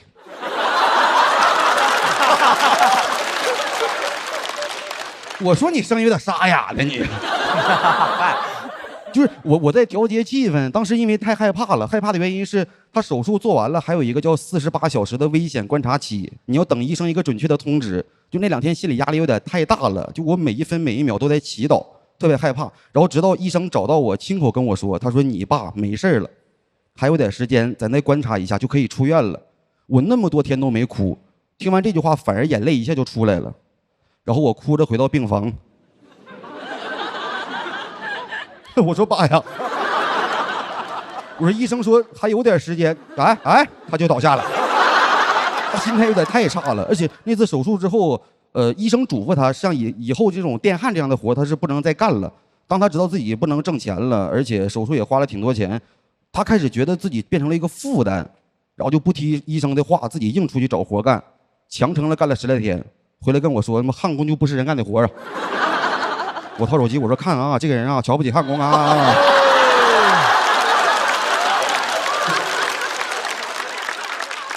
就是他现在变得柔和多了。他有一天甚至问过我，他说脱口秀到底是啥？好干吗？累不累？我说还行啊。我说因为有挺多观众还挺喜欢我的，我开始跟他分享。我说有一次演出特别成功，特别炸，然后有一个观众给我买了一杯奶茶，他憋了一会儿之后，他问我，他说是他主动给你的吗？我说我还能抢人奶茶喝吗？但我不敢这么说，我说是主动给我的。他又憋了一会儿，他说那你跟人家说谢谢了吗？我就感觉他没有什么东西可以交给我了。我为了让他放心，我说你放心吧，我说了，我说我每次都说，我说谢谢大家，我是瑞瑞。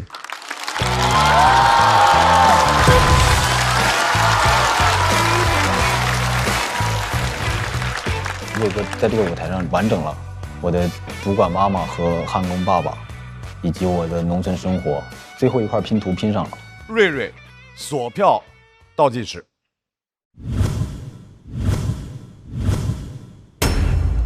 谢谢大家，谢谢大家，谢谢大家。瑞瑞是第一次进到第3轮啊，我第一次打到这一轮，真的是很开心，很开心。所以今天有点放松啊，对，状态，对着舞台适应了很多。所以听这个小群的内容，爸爸已经把你重新拉回去了。是又建了一个群呢，他删了好几次，然后因为这里边好多内容没讲，当时好多人求情，他很倔嘛，就是亲戚也求情，也去劝家里好多人劝，谁劝他删谁，删一大片人呢，删一大片人，就是那个群里只有你爸一个人是吧？那还叫群啊？我那还行，我每个人家里都有一个群哈，都是那种群，相亲相爱群啊。对我们家就是说都是亲人，不是客人，叫无客群。无客群还行，就是瑞瑞太棒了。我跟邵光老师每回看见瑞瑞的这种爆发，都特别为你开心。邵光老师说你跟新的一样，对吧？跟重新长出来一样。哇，你是新的瑞拉，你是新的瑞拉。没有一句正经话。我认为就是你是那个种子，你终于发芽了，然后这一下就是水啊什么的，正好是这个阳光正好的时候，一下就爆发出来了，特别为你开心，超级为你高兴。感谢老师，感谢大老师。今天瑞瑞这稿子有点难，尤其是他中间有在病房照顾他爸的那个比较长的过程叙述。哎，那下马上已经沉了，我还在担心，我说这下要怎么着往深情上走嘛？对，然后结果说第一个开场那个什么哇，开场就是很不容易啊，那下太好了。那个梗是鸟鸟老师和海岩老师帮我加到里边的。哦，感谢老师，感谢老师，谢谢老师，谢谢老师。我跟大老师感觉一样，他讲病房的时候，我一想，如果这要往煽情了去啊，我就觉得哎，本来挺牛的，前边文本非常精妙，如果往那个煽情了去，我就会鄙视你。结果分寸非常好的又拐回来，然后给大家搞得特别开心。就我特别喜欢看到那些本来好像没有特别一露面就特别炸，但是然后以至于有个几次以后，大家可能心理上没有那么多期待，突然就脱胎换骨，就像他说的，像变了一个新的人一样。新的瑞拉，新的瑞拉啊，叫这名吧。特别高兴，希望后边还有更好的表现。谢谢罗老师，谢谢老师，我在努力，在加油。我完全同意他们讲的，我就想跟瑞瑞分享一个故事，你可以告诉你爸爸，你告诉他，你说很多优秀脱口秀演员都有一个做焊接和喜欢焊接的父亲。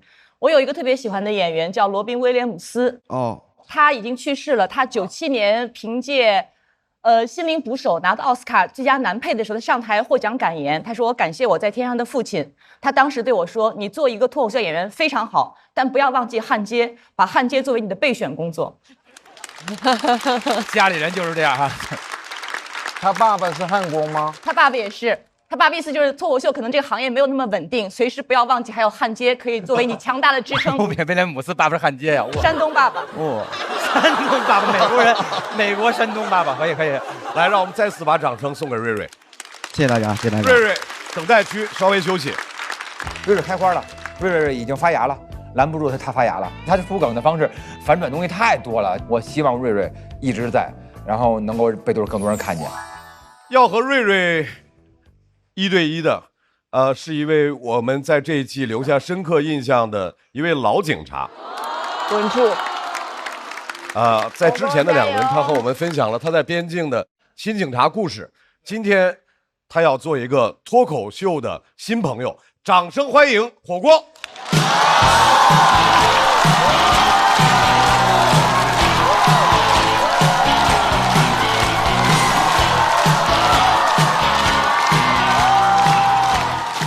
大家好，我是火锅。请记住刚才那一刻，那一般是我段子最响的时候了。我以前呢是一个云南的边境警察，做了10多年了。谢谢。我其实会有一些职业习惯。几年前呢，我妈让我去相亲，相亲对象是他同事的儿子，姓张，是一个卖玉石的本地人。见面以后，张老板开口就是：“哥们，我去泰国玩的时候，随手买了点串儿啊，小郭，你看你喜欢哪个就拿啊。”我看到的是张某，籍贯云南，身份证号530开头，假装北京人。真是假装北京人。鞋上有泥，串儿是假的。喜欢哪个就拿是吗？哼，我想捉拿。张某就开始找话题，问我：“哎，你觉得你觉得是什么呀？觉得是什么？边水往事儿配的真吗？”我听到了什么？我说：“我没怎么看过啊。”他说：“哟，边水往事拍这么好，你不看？”我说：“你下班了还看自己上班的监控录像啊？”那天张某给我聊了他在泰国的产业，我给他讲了裸聊的案子。工作和爱情总得占一个，我俩没成，这也算反诈宣传。后来我妈他们单位就传开了，说他女儿是警察，专门查人裸聊。其实这些都是小习惯，无伤大雅。但是有些习惯真的会让我很难受。之前我是一个老警察嘛，现在是一个新人演员。来参加这个节目的时候，我其实会忍不住下意识地观察其他演员。这些人啊，一个都藏不住事儿。坐在选手区说：“没事，我不在乎。我有正经工作，淘汰了我就去上班。”哎，你说这话的时候，你在搓你的裤子，你知道吗？你裤缝线都被你搓开了。7。我问一个老演员，我说我这篇怎么样？他说：“哎，没事儿，放心演，你学学我，放松演。”你说这话的时候，你眼睛一直往右瞟，你知道吗？智胜。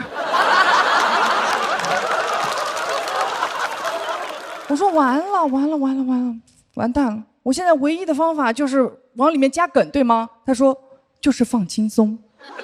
比如我也会观察俱乐部老板，一群人坐在那儿，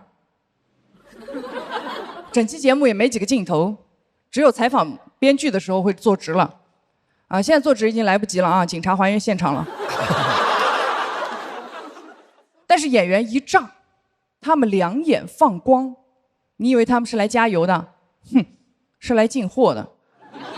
这边是导师，这边是爸爸。我们老板吴阳，说他的名字是因为根本没人认识他。吴阳看我表演真的太明显，我的梗只要没响，他的头发就开始冒油。他要是做嫌疑人，5分钟就招了。我还会观察嘉宾老师，有位老师是谁我就不说了啊，挺难猜的。他会在椅子上反复的开合跳。是我吗？哦，没，终于不是到我了啊！演员的梗一直翻，他也一直翻，我都担心他翻到椅子后面去。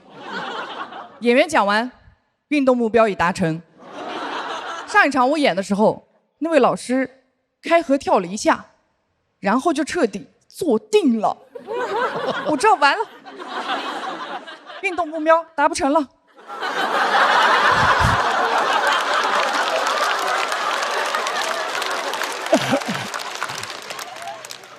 坐在待定区，其实我每次都特别难过，特别难过。我想着我在谴责我自己，你们知道吗？我想着你来都来了啊，总得给这个节目带来点什么吧。我坐在那儿胡思乱想，我想起张学友演唱会的时候，总能在观众区抓到通缉犯。我想着要不要我观察观察观众吧？要是不能带来点什么，就带走点什么。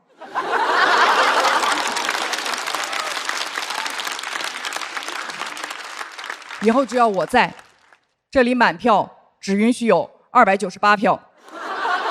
那天演完，服装导演跟我说：“啊，姐姐你好帅啊，我拍了好多你的照片，你看。”我说：“那我好笑吗？”我看他瞳孔快速的收缩了一下，他说：“好笑哦。”其实大家都很好，大家都特别好。有个演员自己都淘汰了，还来宽慰我：“火锅，你那个下颌线在屏幕上好看的呀。”我说：“那我好笑吗？”他说：“火锅，你那个下颌线在屏幕上好看的呀。”一件事儿，大家知道你竭尽全力了，但是没有办法做得更好了。每个人都有过这样的时刻，对吧？你就会发现，大家开始找点夸你。录完以后，开合跳的老师跳着经过我身边，还跟我说：“棒棒棒棒棒棒棒棒，加油加油加油加油加油！”我前几天一直在换稿子，一直在推翻，然后2天前我写出了一篇2000字的稿子，一个梗都没有。我问我的好朋友王大刀怎么办，他说：“特别好，你就是好，路走宽了，你直接去参加超级演说家。”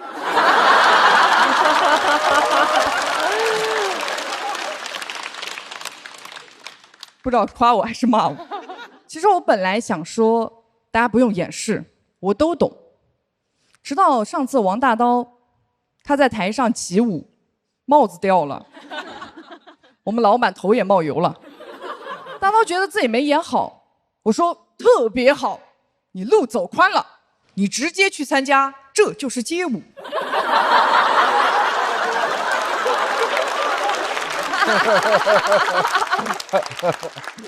原先做警察，我会戳穿那些坏人言行背后的真相，但是作为脱口秀演员，我更在意那些没被戳穿的东西，他们叫朋友。谢谢大家，我是火锅。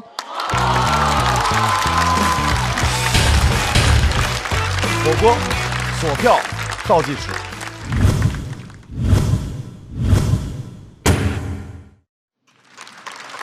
我觉得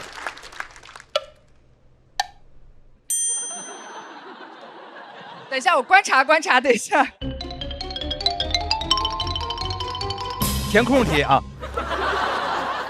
您观察那个春春有什么感想吗？春春老师啊，他笑得特别开心的时候，他就会2只手。哇，这是。对，是的。哦，两边这样的。对对。然后罗老师特别开心的时候，他会手扶着他的膝盖，然后开始腿微微的抖。赵丽蓉。然后他左右看你就知道要拍了。其实上一轮我演的时候，我看了一下，一个没抖腿，一个没开合跳。其实今天有点可惜，你这个整个作品打磨时间不够，对吗？是2天。因为特别好的2段是刚开始相亲的时候，你从警察的视角去看这个男人，然后后边那个也是从警察的视角，比如说看同行、看观众、看什么。你这个完整的作品，我觉得如果全是用警察视角看世界、看各种各样的人物，是一个非常非常牛的，别人根本写不出来的东西。谢谢罗老师。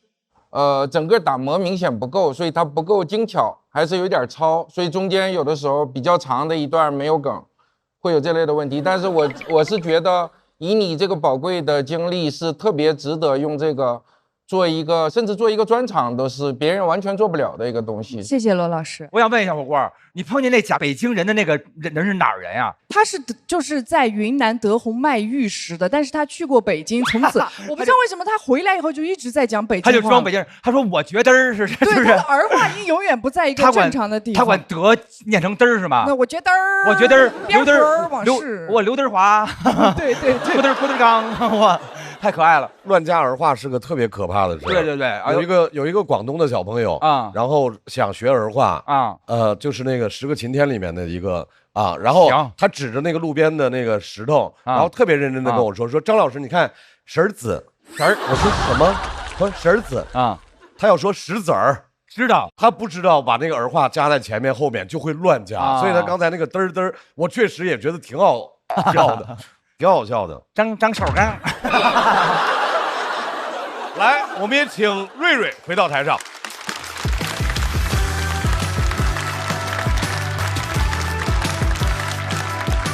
在瑞瑞和火锅的表演结束之后，我们来看一下他们最终获得的票数是。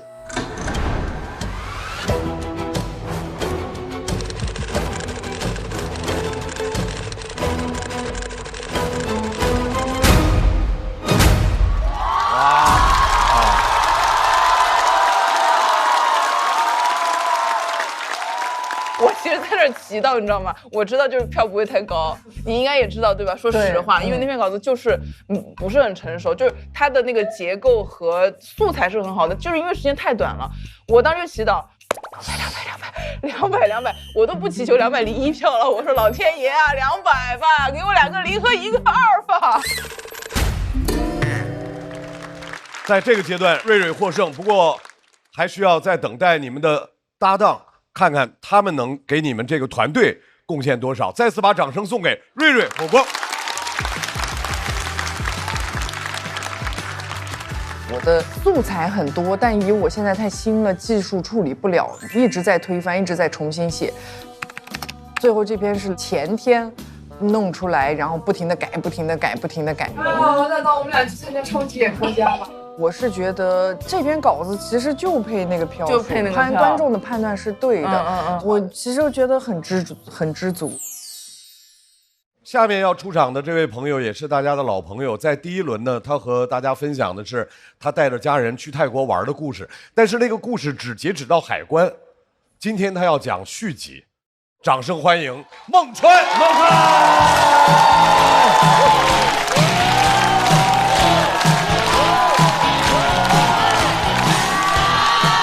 大家好，我是孟川。今年确实带着一家人去泰国那边玩了一圈。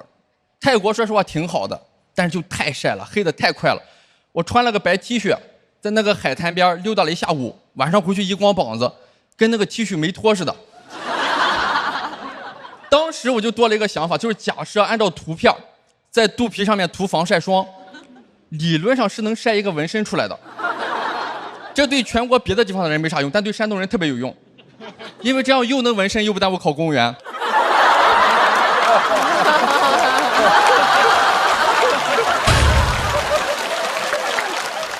那几天黑了3圈，我一需要面部识别，就提醒我请到光源充足的地方。我去给我女儿买棉花糖，我爸就把那一幕拍下来了，那个图片看着特别温馨，但是那个 AI 自动识图起名，说这是18世纪40年代，美国农民庆祝棉花丰收。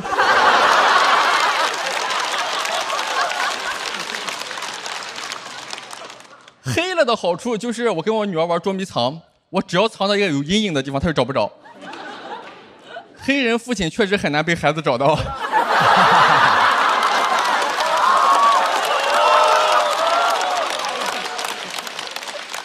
那几天真的黑的跟本地人差不多。我去浮潜，因为我不咋会游泳嘛，就跟教练用同一块漂浮板。过了一会儿，他呛水了，他喊 help， 我都惊了，我说你不是教练吗？他也惊了，他说你不是教练吗？我说我要是教练怎么会拿漂浮板？他说对呀，我怎么可能是教练呢？后来我们俩一块喊 help， 然后周围的人说快去救救那2个教练。后来还玩了那个海上滑翔伞，就是你背个滑翔伞，有个船拉着你上天。我爸想玩，但我逗他，我说算了吧，对吧？你拉个老头上天，这特别像拉灯。我上去体验了一下，然后我女儿很高兴，说平时爸爸放风筝，今天风筝放爸爸。然后我爸、我妈、我岳父、岳母觉得这个好像是一个可以逗孩子开心的事儿，就把我越放越高。当天所有人只关心我飞得高不高，慈母手中线，游子天上飞。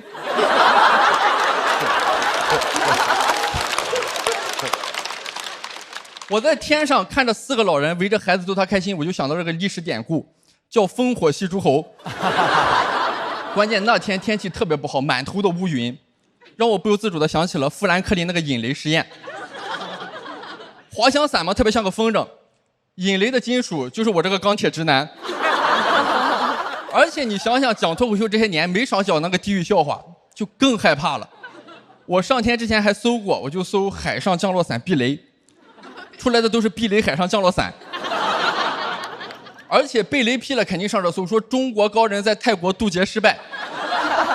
我真的是很害怕，因为以前我们的山东嘛，上坟的时候都会在坟前跟祖先说说，今年这些孩子们发生哪些进步，所以他们每年都会在坟头放我的脱口秀。哎呀，太厉害了，没有问题。我肯定害怕，我说爸，这不合适吧，对吧？万一阎王爷觉得，哎，这小子有点意思，得弄下来玩玩。现在给机会了，而且第二天嘛，要看一尊大佛，就接待我们的那个泰国司机，他中文不是很好，我就问他，我说师傅，咱们现在要去哪呀？他说送你们几个人去见佛祖。我其实平时很喜欢跟僧人他们聊天的，在国内也有僧人朋友，有时候我打王者荣耀的时候，经常看他们在线。他们确实也玩。我有个僧人朋友，他特别有自己的坚持，就是他只玩游走路，他就给人回血，就一直救人。我第一次见在王者峡谷里刷功德的，一直说嘛，救人一命胜造7级浮屠，浮屠就是塔的意思。他一边建自己的浮屠，一边推对方的塔。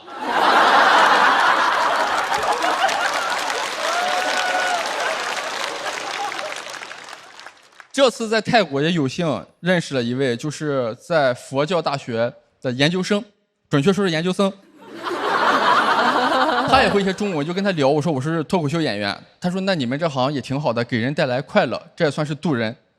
我心里挺开心的，他嘴上谦虚嘛，我就说哎，小度小度。寺庙里的音响说在呢。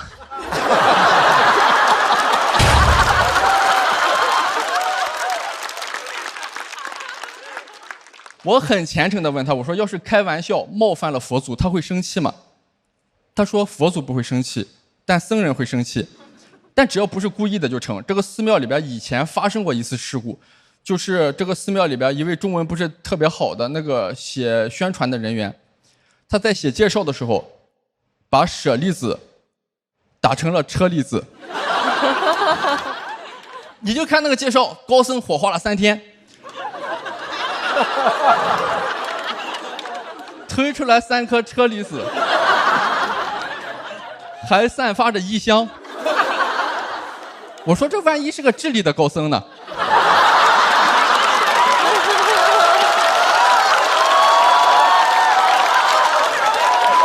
这段是4个周的段子。他说醉过醉过，我说我在中国境内还从来没有醉过。他还劝我说：“你要是干了什么亏心事儿，你不方便说，可以跟佛祖说说。”我说：“下次吧，这次我只待1周。”我那些破事儿可能得说1个月。他说：“我们寺庙也有那个线上的业务，你可以线上说。”我说：“我怕我说了以后，你给我整理出来发 PDF。”他说：“那个犯错的人走后，他们寺庙里边现在正在招新媒体运营。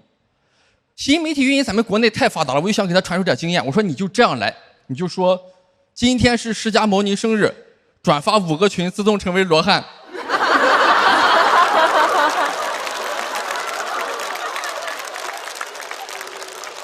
他跟我说招聘要求是名牌大学的，我说不是佛祖普度众生吗？咋还不度普通本科及以下了呢？他说正常，我们没有分别心，但是世人有。这个寺庙里的方丈还刚考了个水硕，因为引用太多佛经，论文查重还没过。我说你说话还有腐漏的。我说你们都有研究生了，那你直接写那台宣传不更好吗？他说不行，因为出家人不打诳语。过了一会儿，他的师傅来了，他就问他师傅，就是那个水硕，他说师傅，你发给我的那个佛法讲座的链接打不开了。他师傅说，那你换个 IP 地址。当时我脑子第一反应是哇。佛跳墙，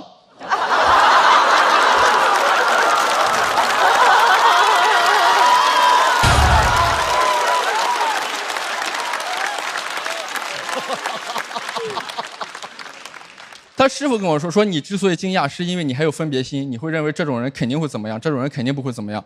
我这个人确实也没有啥很深的觉悟，我能做到的也就只有是每年有人问我今年要不要给观众带来一些免费的快乐，小度一下的时候，我说 Yes I do。谢谢大家，我们说。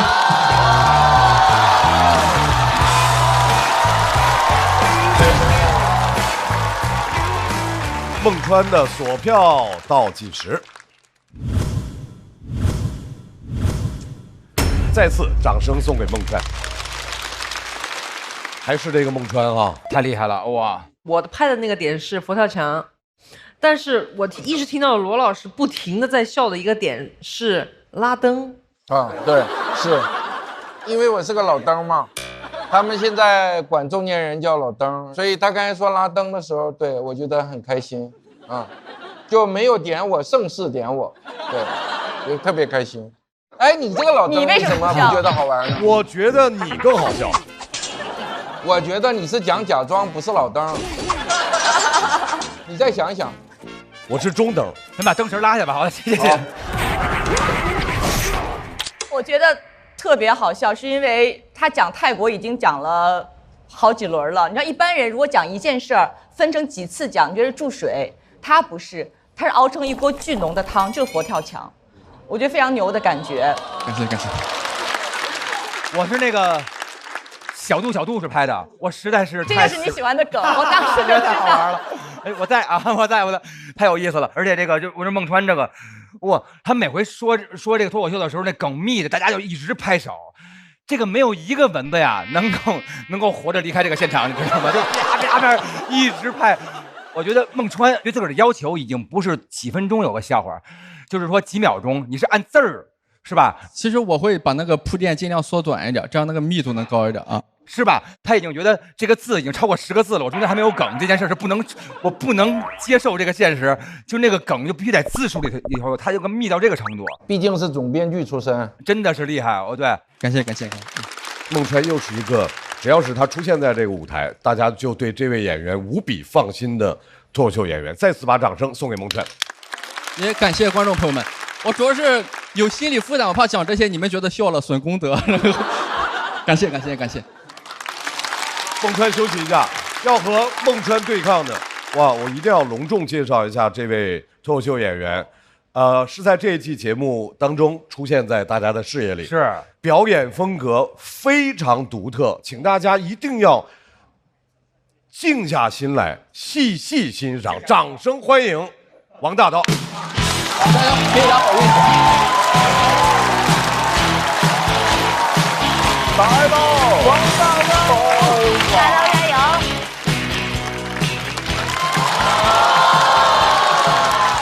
大家好，我是王大刀。你们有梦想吗？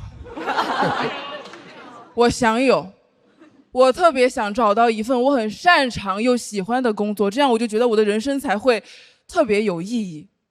我大学毕业的时候的第一份工作是去到事务所做审计，我当时满怀了憧憬。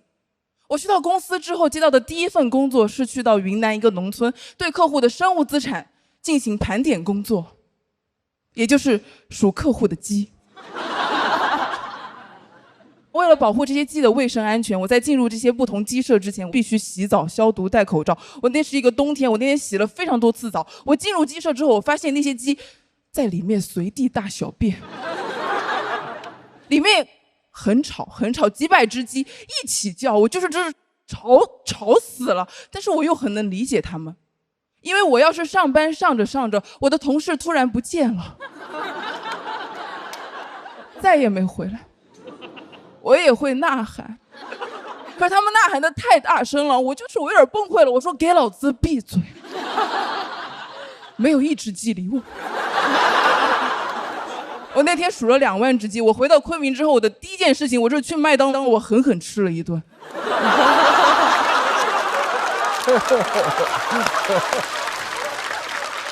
但是像数鸡这样的盘点工作，其实对审计来说是非常简单的，它更多需要的是缜密的逻辑和对数字的敏感，我都没有。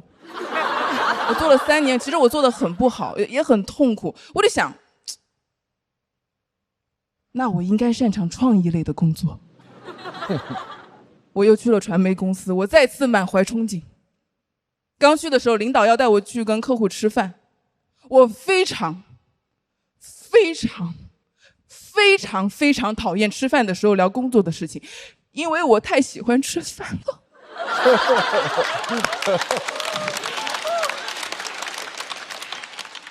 我吃饭的时候，我听不见别人说话。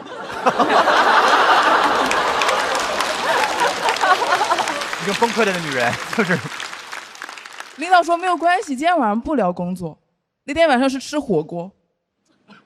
我是一个四川人，我真的太喜欢吃火锅了。我当时就盯着那个火锅，像土豆再煮1分钟就可以吃了，毛肚涮15秒，鸭舌可以吃了。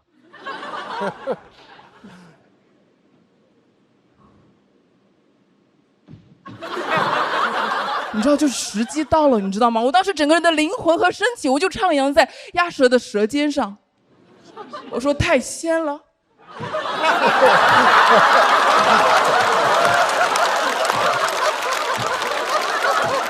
太嫩了。这个时候有个声音传来说：“王大刀，你觉得刚刚张总说的怎么样？”我说：“张总。”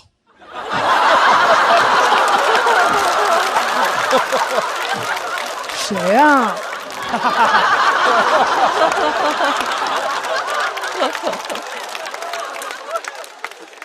我当时非常的生气，因为那个鸭舌还在我的嘴巴里面。你知道鸭舌是不同于毛肚和牛肉的，鸭舌是需要你用牙齿和舌尖去雕琢的一件工艺品。工艺品。好，你要聊工作，我们就不要吃火锅。火锅啊，火锅是东西煮熟了就一定要吃的，对吧？毛肚就是涮15秒，牛肉变色了就熟了，鸭肠弯了就要吃了，贡菜要吃脆脆的，不吃就老了。但是我又不能不理他，对吧？我说张总说的特别好，他说刚刚张总说这个项目要给别的公司做。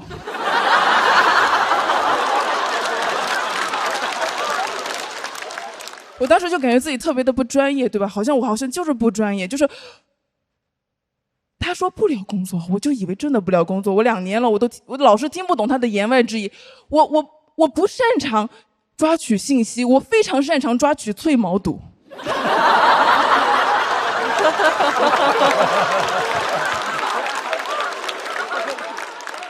你知道，就是5年了。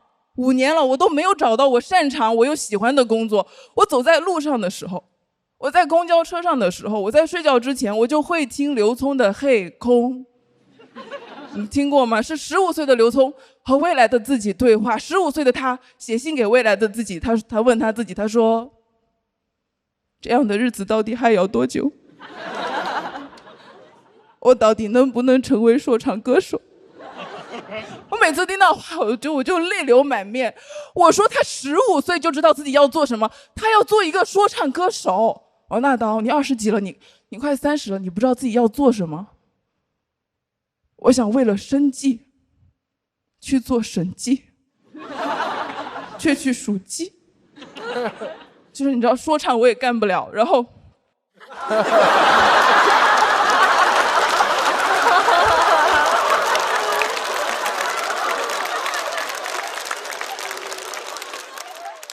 我去北京去看马丁路德金，我有一个梦想纪念会。我看到那个纪录片我就是又狂哭不止，泪流满面。我说好你个马丁路德金，哎，你有梦想你还实现了，你真了不起，我泪流满面。我跟我朋友说，我看马丁路德金我哭得要命。我朋友说只有黑人看马丁路德金会哭。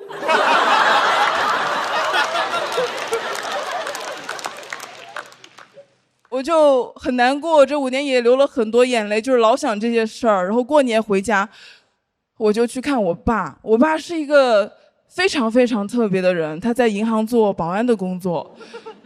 谢谢你，这是一个笑点。但是就做保安的工作，我去看他，然后他跟我分享，他说：“爸爸最近发现，一些学历高的人能力也非常一般。”我说：“为什么，爸爸？”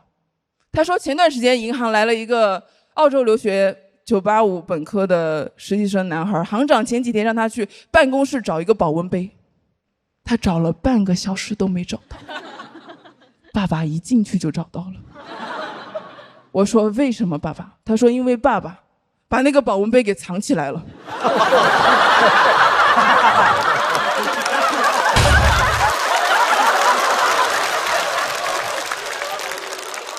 我爸是这样的人啊，我当时就坐在银行的大厅，我就还挺难过。我说，这样的日子到底还要多久？我到底能不能成为说唱歌手？然后他突然跟我说，他说，爸爸今天给你准备了3件礼物。第一件礼物，爸爸亲手制作的生理盐水，你有鼻炎记得要喷一喷，还有爸爸给你写的信，来拿到，说谢谢，谢谢。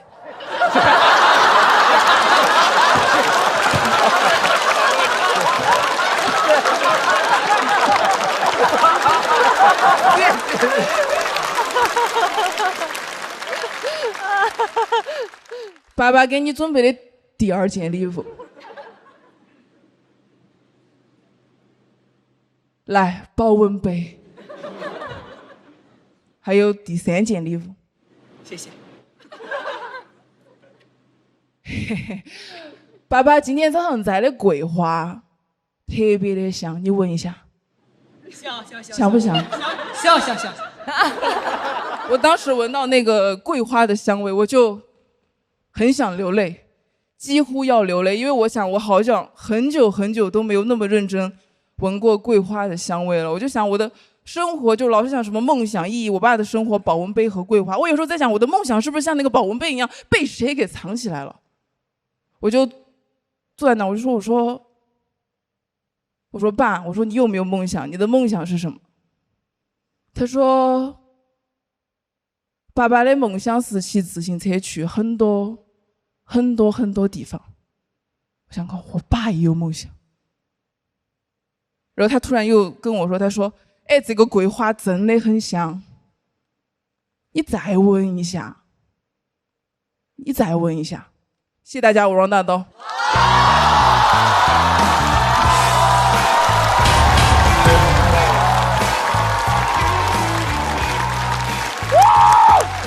来，王大刀的锁票倒计时，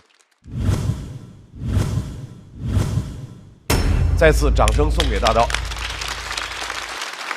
大刀，你现在算找到自己想做的事了？有点吧，还可以，但是还在不确定，还就是现在的梦想是什么？无实物表演，对不对？你闻这个桂花香不香？脱口秀算是吧，得是了。想就是还挺喜欢喜剧的，但是不知道自己到底能做多久，做成什么样子。你要做大刀，这是个很特别的脱口秀表演，它更像是一个单人的戏剧表演。你知道很像什么吗？就很像我们特别喜欢看那个《伦敦生活》那个女孩，叫 Phoebe Waller-Bridge， 她演的就是一个人的舞台剧。所以我为什么说你不要怕，就是因为它可以是一个很长的一大段的一个个人舞台表演。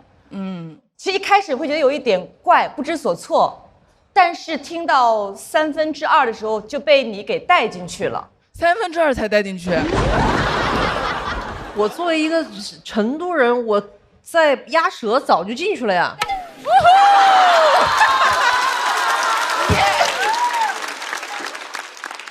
那一段是我笑得特别厉害的，而且我是绝对不能够允许大家在吃饭的时候跟我聊工作。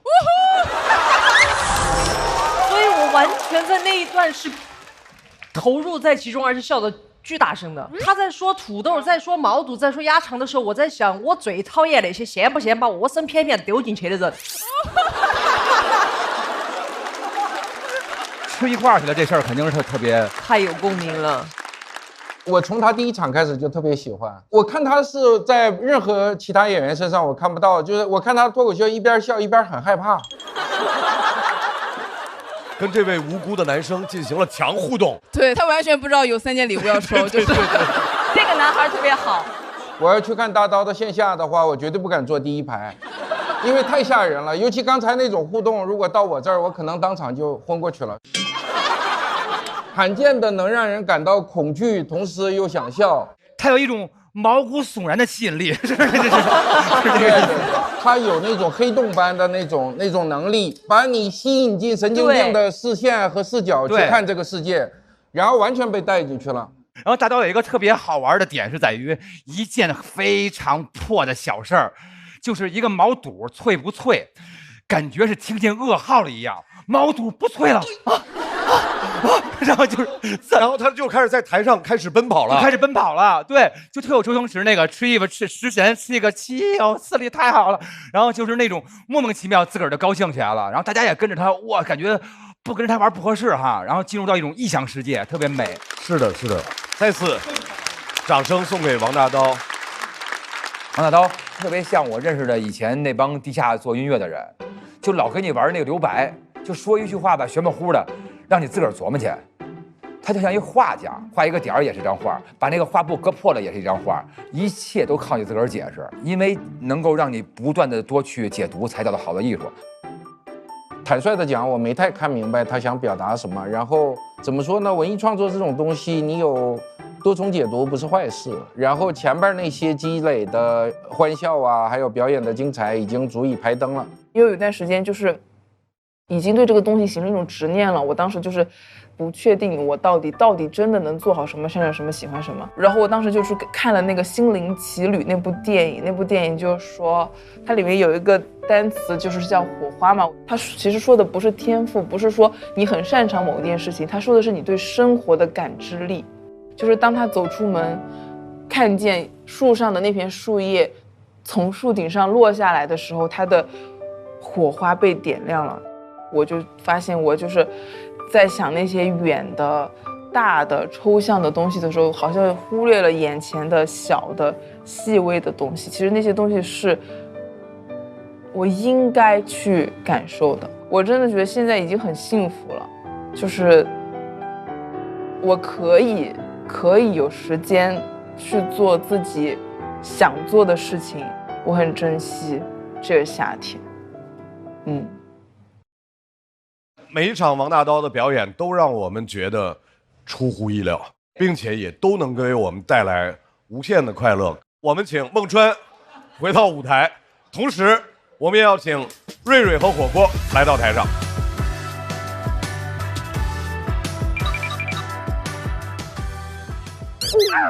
真好！咱俩也抱，咱俩也抱，咱俩也抱。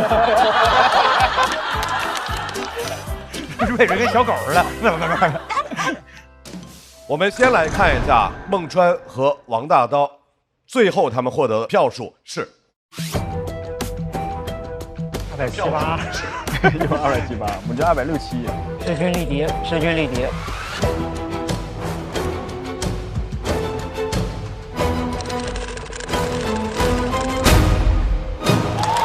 可以。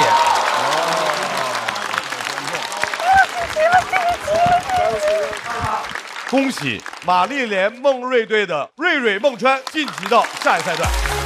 谢谢，谢谢，谢谢。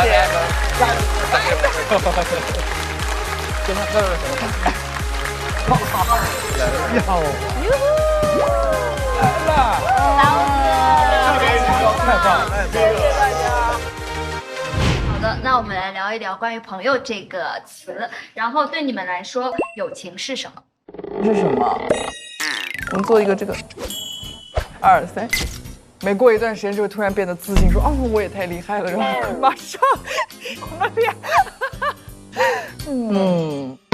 好，继续吧。我感觉是我生命中没有办法缺失的一个部分。突然深沉了起来。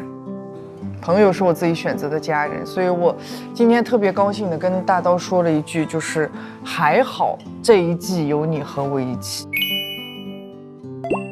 哦，你要什么颜色？你喜欢蓝色，要不就用蓝色的笔写。好，我拍的真好。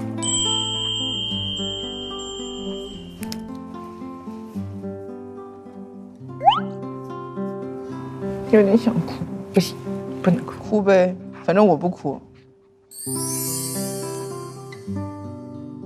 我不会暴走的，只会是懦弱的力量。我一定会找到。恭喜王大刀263票进入到晋级区。谢谢大家，我是王大刀。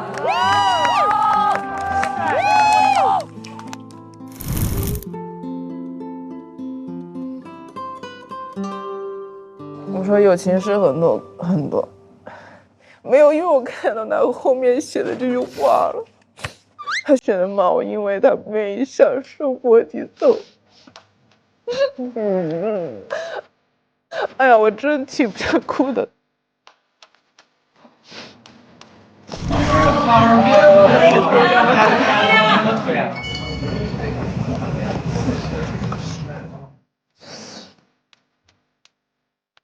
我无助的时候，我知道他会接住我，是别人都希望我强，只有他希望我好好吃饭。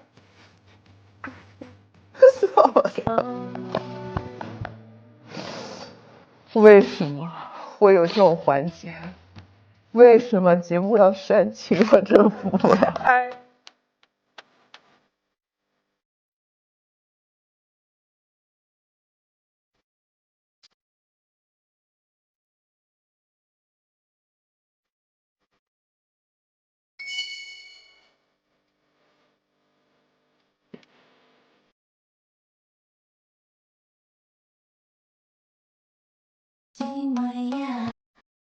这组要进行 PK 的2人队是，听这个名字我都念不出口。来，我看看，叫好妻懒做，好妻懒做呀，和油泼辣子小蛋糕。首先要上场的队伍是好妻懒做，7号，让我们有请。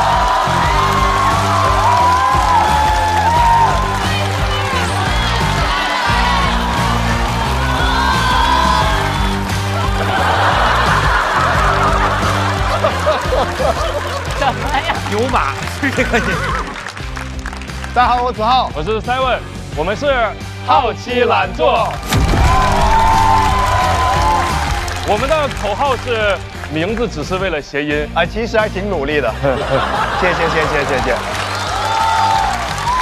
接下来要出场的队伍是油泼辣子小蛋糕，掌声欢迎山河步惊云。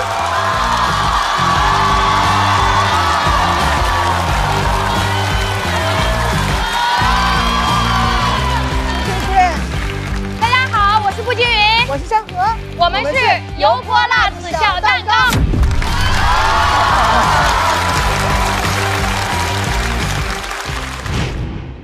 不明显吗？我是小蛋糕呀。对，我油泼辣子，我多辣呀！我这攻击性多强呀！对，我现在这多柔和呀！这看不出来吗？这还用问吗？是成为好朋友的第几年？0年，还不是好朋友呢。不好笑啊！对不起，上当了。好朋友第几年？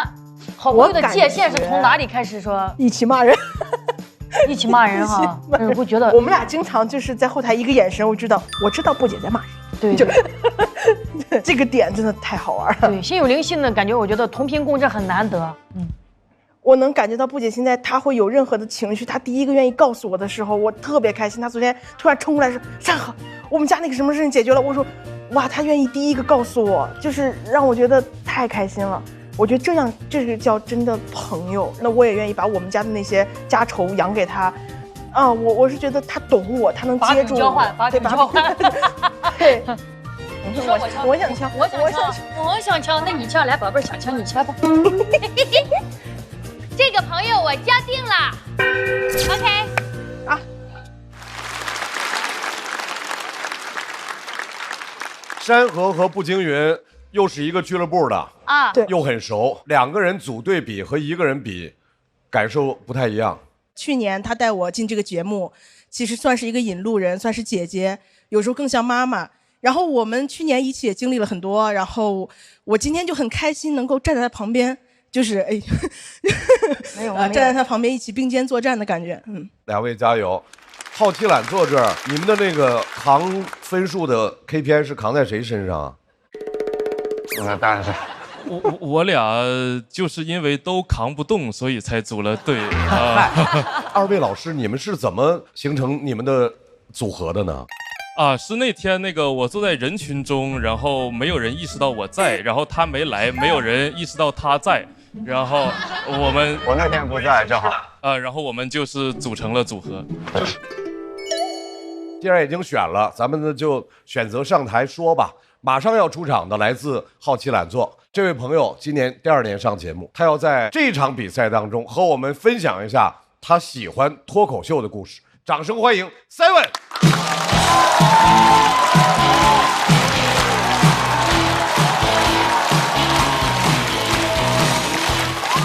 大家好，我是 Seven。很喜欢演脱口秀，只有一个人站在舞台上，像个主角。我平时在生活里很不像主角，我就是那种公司的普通职员，长相常见，非常大众。你们坐13号线去张江，地铁车厢里有一半人长我这样。我今年新认识的朋友火锅，在云南边境当了10几年的警察，第一面见我时候非常激动，跟我说 ：“Seven， 你太适合当便衣了。”我不想去，我都不是怕卧底的时候敌人发现我，我是怕组织忘了我。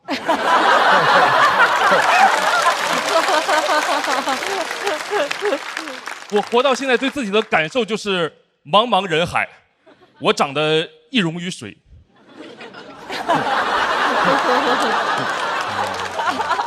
我这挺苦恼自己长相太平常这个事儿的，尤其是去外地演出的时候，每次进剧院都会被工作人员当成观众拦住。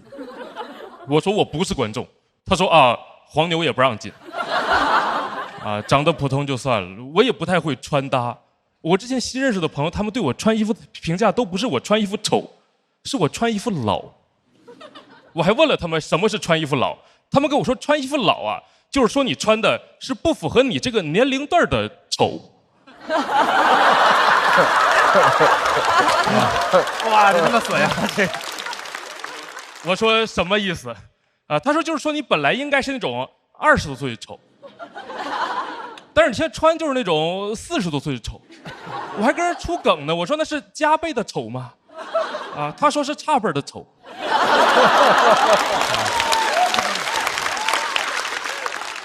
但是穿衣服老这个事儿也不怪我，就这主要是因为我从小在青春期审美建立的时候，获得衣服的方式非常简单，就是我妈跟我说：“儿子，这衣服你爸穿不下呀，要不给你穿呢？”就穿衣服老这个事儿，我思前想后，在我家应该是一种传承。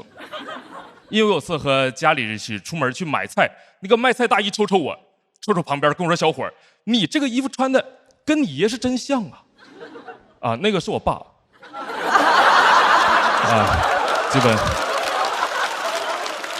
基本就是这种情况。我也试过改变一下自己的穿着，想让自己显眼一点，完全没有成功。我发现我就是那种无论想怎么变得时尚，都会变得很实用的人。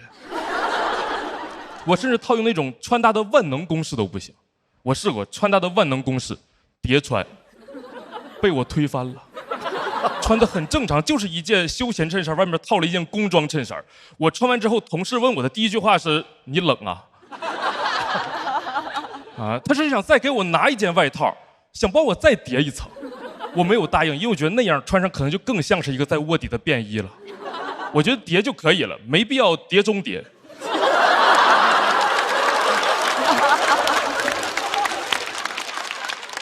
因为这些，我很少被人夸有个性。大家一般对我的评价都是踏实、可靠。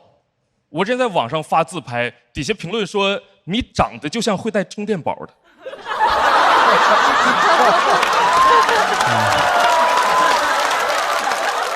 我很讨厌这些刻板印象，因为他们说的都对。他们都不是说我心里了，他们说我兜里了。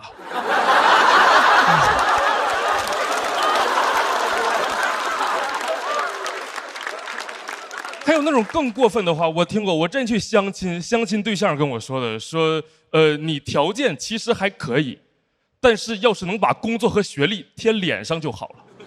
要不别人都不知道我为啥找你，还为啥找我？我都不说别的，当我女朋友手机肯定有电。别人早安晚安，我2万毫安。但是说实话，朋友们，真听完这个话之后，其实有点伤心。这对于我来说是一件挺戳人、挺刺痛我自己的话，会让我觉得有一点自己的客观条件大于了人本身存在的感觉。我平时在生活里就是没什么存在感。我做脱口秀就是我想找到一些，这是我最开始的目的，但是好像也不太成功。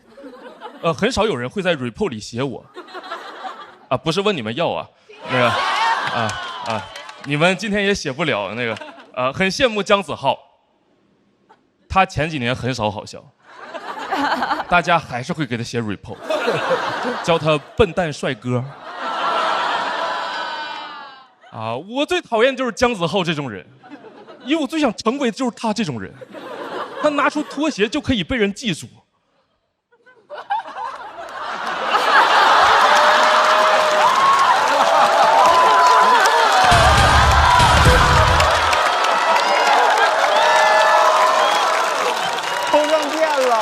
10万伏特这是，还是得带道具。原来是这种感觉呀！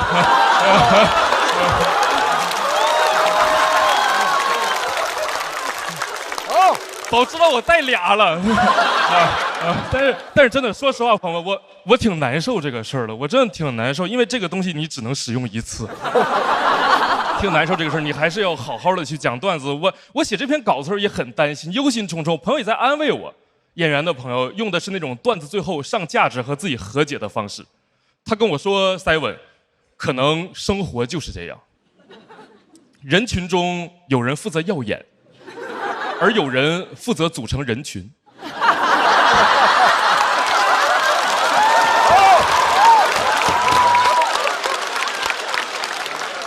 脱口秀和他的朋友们 ，Simon， 你就是那个门。怎么样？是不是还挺巧妙的？好，还挺巧妙的，还挺巧妙的。但是我今天就不特意站在台上跟自己和解了。我希望大家可以接受，我就是挺想被记住，我真的想要一点存在感。因为我的价值感很大程度上就是来源于我的存在感。但是以任何形式的存在都可以，实在记不住脸也没关系，手机没电的时候要想起我。谢谢大家，我是Simon。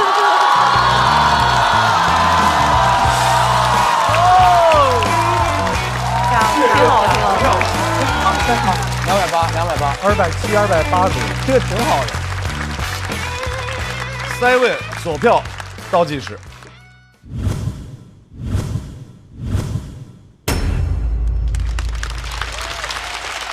谢谢。Simon存在感低，现在还会是你的困扰吗？其实还从中发现了一些优点，比如我上学的时候就发现了，有一次我们一起淘气，然后违反了纪律，每个人要写1200字的检讨。老师就说指着一群人说你们把检讨写了，我也写了，非常诚恳。第2天我把检讨交上去的时候，老师问我说还有你啊。就是这种情况，就不太显眼。我平时挨骂的时候，大家会忘记我，这好事啊。但是表扬的时候，有时候可能也会忘记我。茫茫人海，我长得一溶于水。而且其实 Simon 这次题目不好说，就说自己很平庸这件事儿，好多脱口秀演员涉猎过相关的内容，没想到后来一波又一波的，能把这么没有存在感的一个定位说成这么有存在感、大放异彩，这真是非常了不起的创作。是的，谢谢。我觉得 Simon 除了穿搭之外，其实可以想想昵称之类的。刚才他在说这事儿，其实让别人记住也还行啊。比如还有拖鞋王子，什么绝子，你 Simon 你叫塞王子塞王子塞文子充电宝王子。这个是当时火锅看见我对我的判断，说 Simon 你看着就像会带充电宝的，还得是警察。太好玩了。我觉得很可爱，然后也非常好玩。我其实有那么一刹那觉得遇见过小猴戴了个眼镜上来了。因为他们俩都有点班味儿，我觉得身上班味儿有一点班。我俩是双胞胎，其实。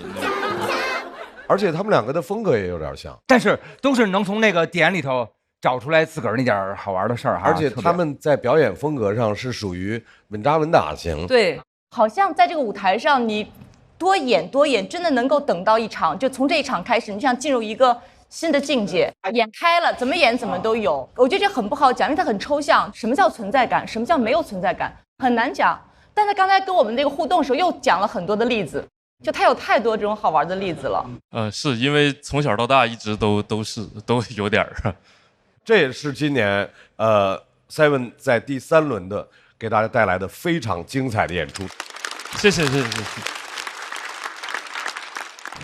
赛文的衣柜。我一般的穿搭在夏季就是那种比较标准的白 T 恤配黑短裤。我们上班的时候要穿一些有领子的衣服，简单的说就是商务便装吧。在秋冬换季的时候，我会单独穿冲锋衣的内胆。有人负责耀眼，而有人负责组成人群。那天的场面可以说是锣鼓喧天、鞭炮齐鸣、红旗招展、人山人海。你想要什么样的风格？我想要那种完全看不出来像是 Seven 会穿的衣服。我真的很想知道 Seven 穿起我刚刚穿的那个机车皮。哎呀，那我大概知道是啥效果，你给我穿一下，我给你展示一下。这么好看一件衣服，你感觉我穿完这个应该可以修空调？扳手帮我递一下，谢谢。哎，我斗胆试一下这件。我这件哇，这一件 Seven 穿起来太棒了，还是装扮游戏好玩。脱口秀暖暖。哇，你别说，你还别说，你还真别说。要结婚了，怎么样？可以推一个餐车，在一个婚礼的现场，是不是？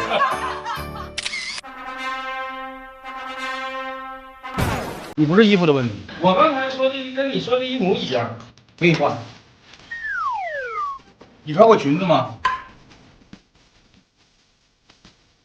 哎，可以。你需要高饱和度。好的，宝。这个吧。包你再背背，高饱和，这领带，这是年份限定。腰带你要哪一种？来，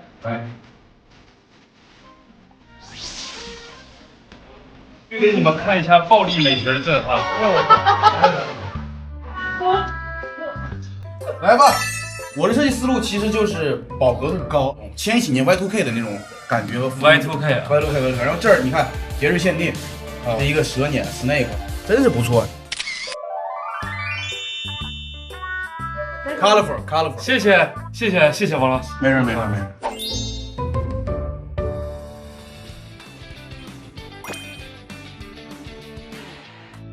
另外一支队伍首先要派出来的这位朋友呢，叫脱口秀的神仙姐姐，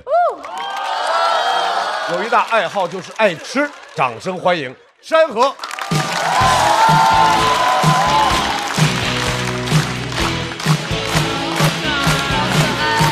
好，大家好，我是山河，你们好。哎呀，感谢大家。其实去年还是一个普通人呢，然后经过半年多的时间，突然就被这么多人喜欢关注，真的挺开心的。但有时候啊，还是有一点点不适应。我前段时间，我人生第一次去参加了一个高端饭局。哎，我觉得饭局这个词儿本身就很高端，对吧？你跟你平时不怎么吃饭的人，比你段位高的人才叫饭局。我们演员平时不是的，你站在后台门口喊一声，都过来了。那天不一样，那天真不一样，那天是罗永浩老师。给我发微信说：“山河下周有时间吗？找几个脱口秀演员交个朋友。”哎呦，特别激动，赶紧截图发给我爸说：“你看看，罗永浩请我吃饭。”我爸说：“我知道他，欠6个亿。”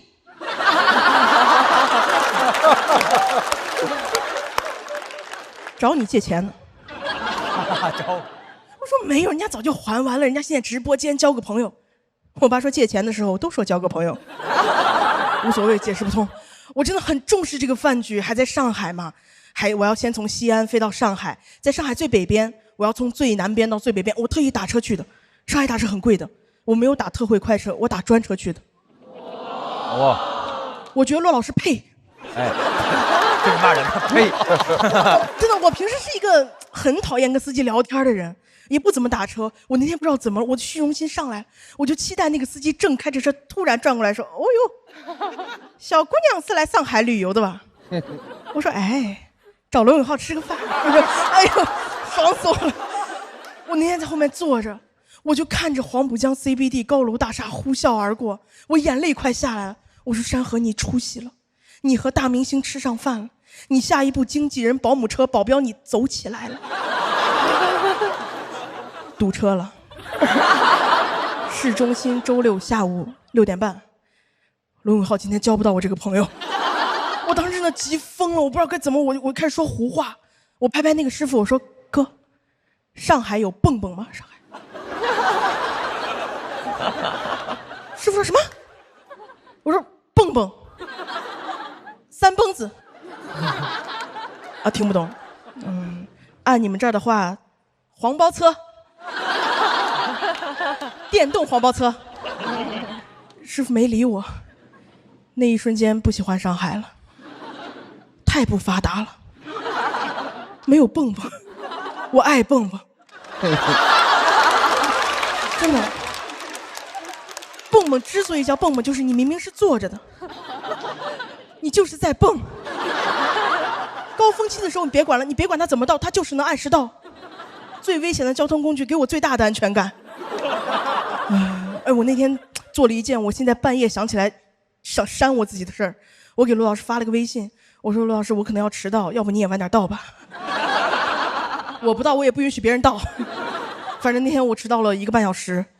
我进包间疯狂道歉，我说：“不好意思，今天迟到了，今天我也不知道平时也不打车，不好意思，今天太堵了。”罗老师人真的非常好，一直安抚我说：“没事没事，哎呀，今天就是堵，没关系，我们也是刚到，我们还不饿呢。”我看出来他们都饿了，他们快饿死了，因为那个菜吃的也太快了，上一盘空一盘，上一盘空一盘，高端饭局吃跟流水席一样。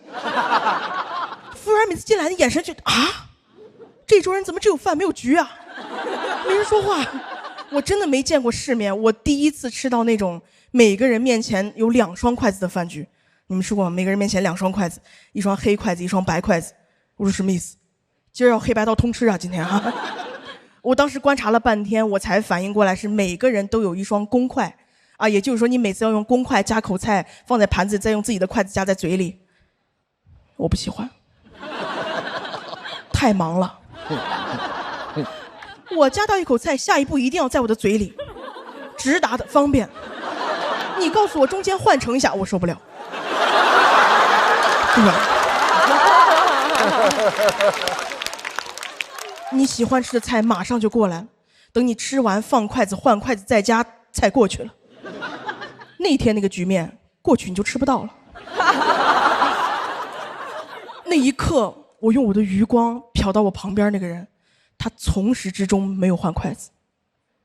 毛豆。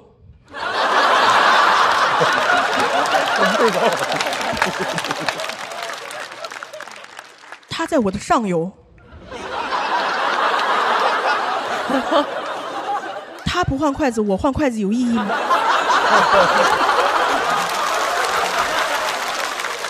没有意义，我也不换了。菜吃得更快了。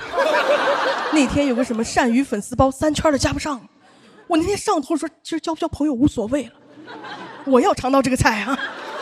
我在饭局上不会别的技巧，我唯一会的技巧就是转桌。你们懂吗？趁别人不注意，手放在盘子上转，把喜欢吃的菜转到自己面前来。谁能想到那天那个桌子是自动的，手刚放一桌子停了，我尬疯了。我当时心里在骂上海，我说你经济这么发达的地方，你为什么要研究电动旋转桌呀？你研究电动黄包车呀？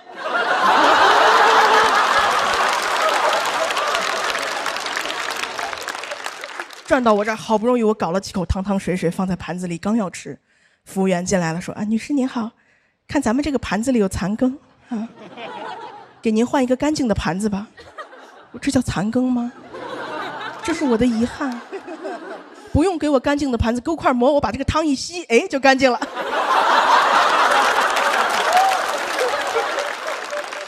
那块馍可好吃了。我当时在那儿坐着，我就不禁回想起当年那些低端的饭局了。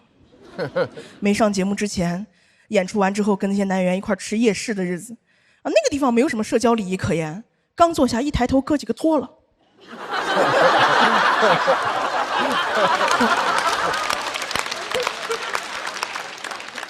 给我吓一跳啊！2只眼睛跟3个肚脐眼对视。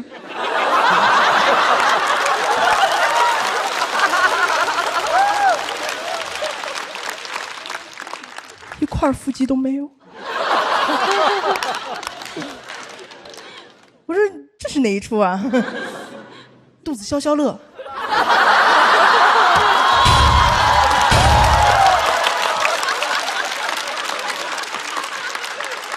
哥几个开始展示自己了，展示自己。哎，你看我现在，你看，你看，你看他，你看他，嘿，给我吓坏了，下一步到我了吧？没有，聊得太开心了，聊到后面端着酒杯站起来了，说：“哎，我说你有病啊！”他说：“没有，我今天高兴，我要给你来一个那个韩剧《1988》那个主题曲，叫什么？叫你不要担心。”我特别担心，我开始害怕了。哥刚一站起来，肚子撞桌子，汤洒到我肚子上。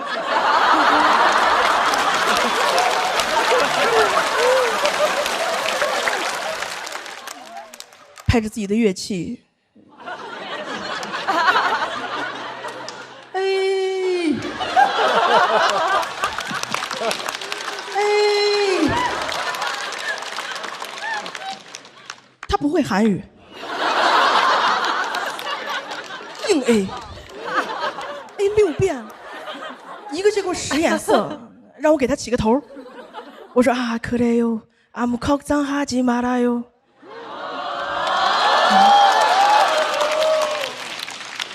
拍着肚子，可래요。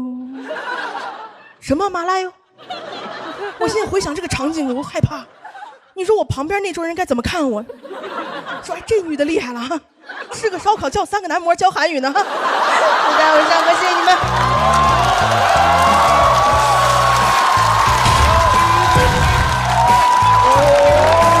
厉害厉害！哇，长得很帅。山河锁票倒计时。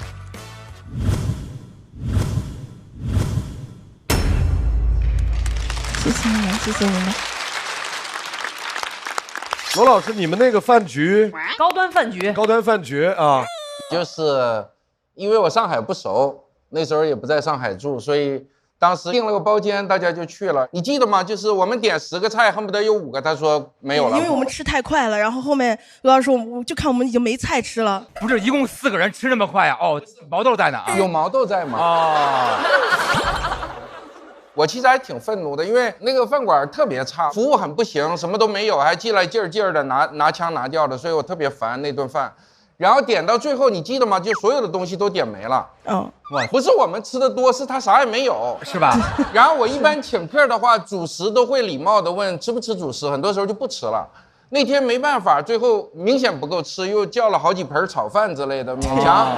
山河，我们在讲你和罗老师饭局的时候，大老师问我。啥？怎么还有2双筷子啊？我说好多现在中餐馆都是2双筷子。你知道大老师的反应是什么？那不去。那肯定不去。另外1双筷子肯定要插鼻孔用啊！不是什么屁玩意儿，吃这个。因为我就从小就特别喜欢夜市的氛围，所以他在讲那一段的时候，我是特别有画面感的。然后那个1988那个歌曲前面确实也是那么开头的，这都是真事儿，反正。所以我就觉得特别的鲜活，特别有那个烟火气，我很喜欢。谢谢老师。他讲那2双筷子的时候，我就因为我没有一次用对过。就是你明白有1双应该是公筷，但你就忘了。我网上查了，说吃里扒外。哎，什么意思？就是吃里面里面这双是自己的，然后外面那个是对这么记。不是你最后你会乱的。我每次就用着用着我就乱了，我就随便吧，反正假装有1双是公筷，轮流当公筷，最后只能这样。所以刚刚讲到那，我特别有那个画面感，我就觉得太有意思。然后我觉得山河特别全面。他的文本太棒了，前面是罗老师那个饭局，然后后来是那个夜市，那几位大哥我们俩坐在这个拍的，因为这画面感就只能想象。因为他每一到那段的时候，一句一梗，一句一梗，最后就让你崩溃，不得不拍了。对。对，所以然后他无敌的这种亲和力和舞台的这种魅力，我觉得太棒了。我觉得山河表现得很好，而且他今天还发烧着呢，这会儿还发烧着呢。他讲完之后才说，但他演的时候完全看不出来。今天早上本来以为好一些了，结果突然又有点低烧了。然后那会儿反正就给自己打打气。其实上场的话，那几分钟就好好表现还好，就没有怎么太影响。山河从去年开始，他比赛真的是练出来了，因为他去年新人一下就打到总决赛，然后今年在讲。我感觉他敢攻击了，这一点我非常欣慰。从第一轮开始吐槽那个马桶，然后去吐槽一些东西，他敢去点破他了。我觉得就是他勇敢了，我觉得看到他的勇敢让我非常激动。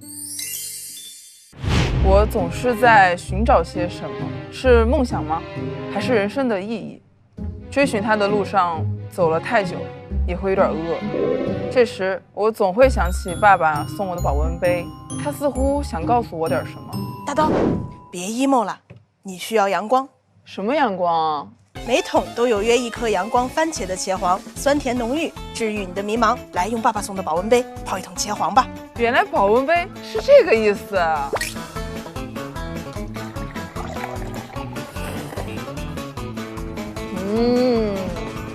番茄是个宝，茄黄错不了。Seven 回到台上。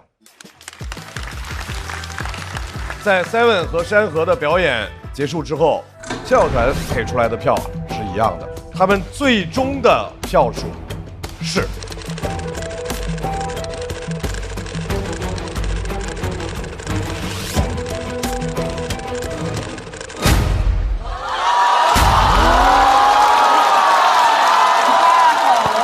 太牛了，更好了。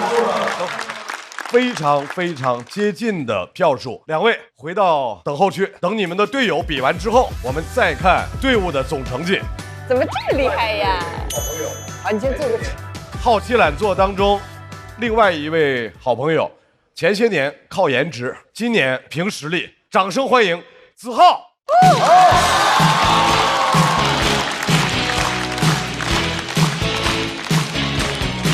谢谢，大家好，我子浩，哎，谢谢，我知道了，都是我应该做的啊。那个比赛打到第3轮了，就有点不知道怎么搞的。你们就是熟悉我的朋友知道，我以往很少出席第3轮这种场合的，真的是。你知道我上次进比赛第3轮的时候，俄罗斯和乌克兰还是好朋友啊，你们知道吗？有些没来比赛那个演员朋友更坏，跟我说：“哇，子浩你晋级了，怎么节目今年的赛事是8进9吗？”你们能理解那种心情？我回家之后，我跟我妈说了我晋级了这个好消息。完，我妈跟我说：“儿子，你知道你为什么今年表现得好吗？是因为我年初帮你找大师算过了。”我说：“啊，是因为这个呀，我还以为是我夜以继日对幽默的钻研起了作用了呢哈。”他说是，但这不是最主要的。他说主要还是这个大师厉害。他说我让他帮你算了一卦了，那个卦象上面就说你今年就是会把大家笑到破街的。我说母亲，那个卦象的原文就是说破街的吗？是不是有点太接地气了哈？在哪里找了这个大师？他说就在街上找的，破了好多条街才找得到的了哈。我们老家就有很多种迷信的东西了，你们知道吗？我妈还跟我说，这个大师给我支了几招啊。她说，大师说了，儿子啊，你今年的这个事业方位在西北方向，你工作的时候面向你的西北方，你就会顺风顺水了。妈，我不知道你有没有在看这一段啊？我告诉你吧，我现在的西北方大概在这个位置了，你知道吗？我要这样子表演吗，妈妈啊？那看起来不像顺风，有点抽风了，妈妈。我觉得，如果我这样子演还能晋级的话，回去我就嫁给那个大师。我跟你说。那个大师还跟我说，他说，一定要自信，因为凡事啊，切忌心生胆怯，因为怕什么就来什么。我妈说，你怕观众不笑，观众就会不笑了，所以你得反着来。我说反着来哈，什么意思啊？还让我怕观众笑吗？哈，什么意思？我又上来就啊，你们不要笑啊，军兵啊，也不要鼓掌，也不要觉得我幽默。完了，真的有点用啊，妈妈，真的这个大师好厉害啊，这个大师。会不会加上那个方位会更好一点？救命啊！你们不要笑，有点用了好像，完了要嫁给这个大师了。是这样，我们老家很多那些亲戚的朋友就是这样了，我们反倒是搞得我从小会有一种逆反心理了，我就不喜欢这些东西了。我之前还刷到一个短视频啊，就是有人拍到了一尊大佛在湖上面，很漂亮，然后很壮观的。但我看到弹幕上面没有人说漂亮啊壮观的，清一色全都是接，还有几个上岸什么的。说真的，我第一次我看不懂了，我说接是什么？是有活吗？这个地方啊？你们要接佛祖上岸吗？你们是要啊？那佛祖哥怎么掉水里这么倒霉啊你啊？平常没去拜神的吗你啊？我不相信这东西，还有个原因，就是因为很多那迷信的俗话都是毫无根据的，全是口口相传的，对吧？那你口口相传的东西就很容易传错的嘛，很容易搞错了。我奶奶今年90岁了，她就老是记错这些东西，很离谱了，真的是。有一次啊，我表妹在家里面打着那个伞玩，她就说：“喂，收起来！你不知道屋里打伞死舅舅啊！”我说：“奶奶，屋里打伞不是长不高的吗？啊？那跟啾啾有什么关系啊？”他说：“哦，记错了，应该是屋里玩火死舅舅啊。”我说：“奶奶，你是不是跟舅舅有仇啊你啊？玩火会尿床啊，我都知道了，玩火死舅舅，这个听起来都有点科学的了，是不是哈？你屋里玩火，别说舅舅了，我跟你都活不了啊，奶奶。就是你想迷信的话，你还不如说什么左眼跳财，右眼跳死舅舅这种话了，真的是哈，迷信都玩不明白了。而且我们老家那边有很多人做生意，做生意人就特别迷信了，真的。大家有没有看过那种香港那种商战片？那种商战片里面，你看就能看出来的。别的地方公司之间那种商业竞争啊，全都是找律师的，对吧？我们全是找法师的，真的。每次公司一出问题，就会有个黄袍道士在公司围着个火盆那里翩翩起舞的了啊！就是人家都是商业打击，我们全是魔法攻击哈！真的，你那边光给人家写律师函寄过去，我们这边律师函一写完，直接烧掉了我们哈！全是魔法来的啊！烧完之后加一句麻利轰啊，等着倒闭吧你啊！我们老家就是靠这个的。前段时间呢，网上甚至有个新闻啊，说什么我们老家这些公司为了打压对手，他不会用什么金融啊经济手段，他们就是拿起一壶热水把人家公司那个发财树烫死了，你们知道吗？就是这么魔法了，烫死我跟他说多喝热水吧，你知道吗？啊，哎，我发现我们老家就玩虚了，真的是，就是其实很高明的，你们想想，你烫完之后，你证据都找不到了，对不对啊？你等发现的时候树凉了，那水也凉了啊。你怎么办？你找不到，你问树去吧。你要问树啊，发财树喝水冷暖自知了，真的是。冷暖自知哈，冷暖自知啊！我有时候不知道你们在笑哪个地方了，真的是。不是，等一下，我本来这个地方有一个很巧妙的接上面一个段子的一个大梗来的。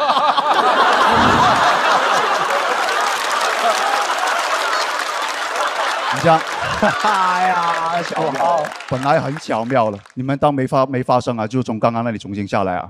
好，发财树，完了啊！等一下，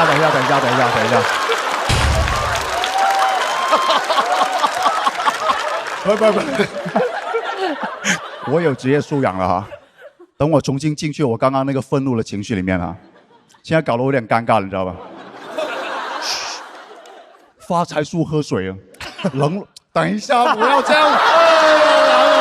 对不起，哎呀，不要这样，不要！没关系，你慢慢来。我好不容易第3轮了，你知道吗？哎呦，完了！冷暖自知。发财树喝水。冷暖自知啊！我们就是玩魔法的，你们知道吗？真的，我们各种那边的公司就是这样，我们要威胁对面老板，不用绑架人家儿子的，我们直接就说：你最爱的富贵竹现在在我手上，你还想富贵的话，就把我的招财猫还给我啊！你看，果然有点出不来了，这个地方。完了，我现在注意力都集中不了啊。我们还有一个绝招，叫打小人，你们知道吗？真的，我老家有个绝招，就叫打小人，就是把你仇人的那个名字写在一张小人纸上面，拿着一个拖鞋打，就是对，跟打蟑螂是一个道理的，真的。打的时候念一套那种押韵的词就可以了，很幼稚，像小学生一样，就是打你的小人头啊，让你赔钱又卖楼啊，就真的。打你的小人手，让你左眼跳1099，反正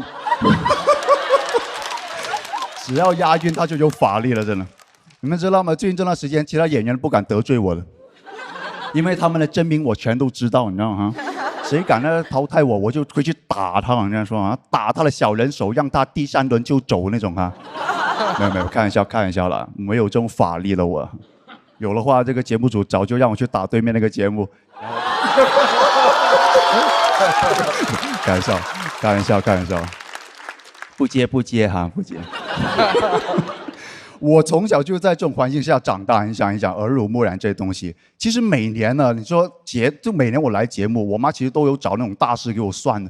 那个大师也是每年都说哇，子浩要飞黄腾达了，今年是第1名啊什么的啊。我这些年估计也把好几个大师的饭碗都砸烂的了我哈。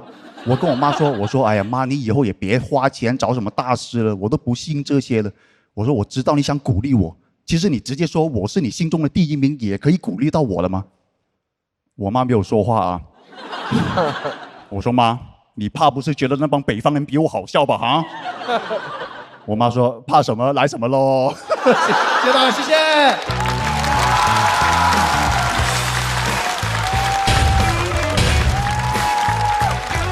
一种破碎感，破碎感的好笑。来，锁票倒计时开始。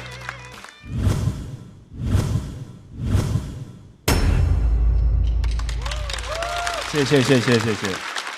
其实，在整个的这场表演里面，那是一个很有意思的转折点。对，在你转折之前，本来大老师有话要说。没有，我已经闭嘴了。shut up！ 没有，我就说我看前面的这一段的时候，恭喜你恢复了往日水平。然后没有，瞎说。然后后边我觉得特别可爱。然后就是自个儿，你是设计好的，还是说就是在没有设计？越旧越好，没有人越旧越好啊！越旧越好，越来越可爱了，是吗？对，特别可爱啊！我觉得刚才那些出岔的那些，如果全保留。他这一季就爆红在网上，如果那段给剪掉，恢复的正常，他就完了，剪不掉。没有，因为那段实在太可爱了。我觉得那段不会剪掉，那段很好看。那块就是因为我觉得不能剪，我还拍的灯。是，我就觉得那块肯定会越来越有趣的，因为他自个儿救场救的越来越好玩。对，是这个舞台上见过最萌的帅哥，真的特别好。对，特别好。谢。对，而且那个是。他设计不出来的，是自然流露的，太招人喜欢了，真的。而且你是不是预感到这季完了会爆红，然后都红得发紫了，穿了一身紫？没有，这是我妈说大师给你的主意。对，大师给我指定能行嘛？他们说。子浩其实是不是面对突发情况，对现场的这种情绪氛围的这种掌握？和你最近在广东演这个，其实跟我话脱修有关系，有关系的，因为我确实过去这1年左右吧，都一直在演我自己的专场。其实很多类似这种情况也有出现过，所以说真的，刚刚当然不可能，我设计好了，我也太傻了，这样子也太不吉利了。如果，但确实是这个刚刚那个状态，也是我可能是我觉得我自己控制范围之内吧。我们老说脱口秀是表演。它既然是一种舞台表演，文本很重要，表演很重要，和现场的互动很重要，对于突发状况的处理很重要。对，怎么能把最好的那个自己表现出来？我觉得今天真的子浩做的太漂亮，太漂亮了。谢谢。这个就是放手一搏，当下那一下的那个反应，也是我这些年积累下来的一个即时的反应。非常好，我觉得很开心啊！现场，等一下不要这样，哎呀完了！那是真正轻松，真正无关什么比比赛，大家就突然放轻松下来，就那一下就真正大家玩到一块了，就，对啊。但是呢，既然是比赛，对方也要派出一位强有力的演员。前2轮用自己的能量和态度点燃全场，今天又会给我们带来什么样的惊喜？掌声欢迎步惊云。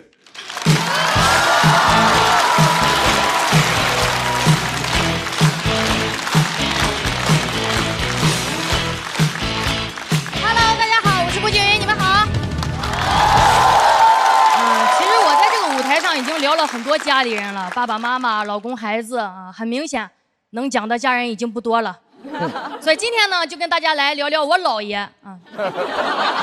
我姥爷今年89岁了，特别骄傲自己能活到现在，出门逢人就喊：“89了，耳不花，眼不聋啊！”我说啊，我姥爷每天想方设法的续命，能看出来他很想当一个90后。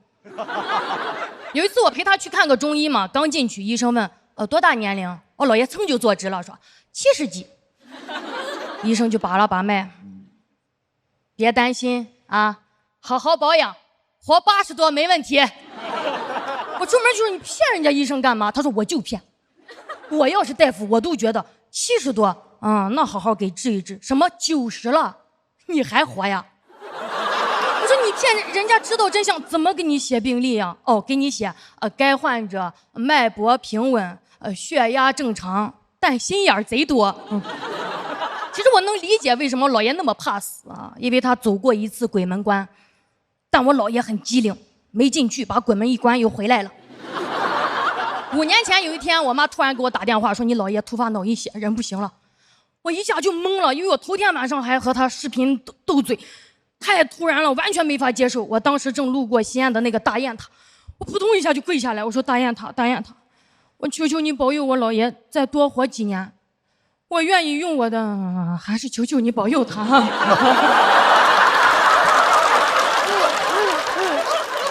等我赶到医院那个抢救室的时候，家里的亲戚孩子都围在我姥爷的病床边，所有人一边流泪一边等。那一刻感觉我姥爷压力好大呀。我看见他睁开眼睛看了一圈，赶紧又闭上。他会不会想，哎呀，这气氛烘托的，我是不是再不走有点没礼貌了啊？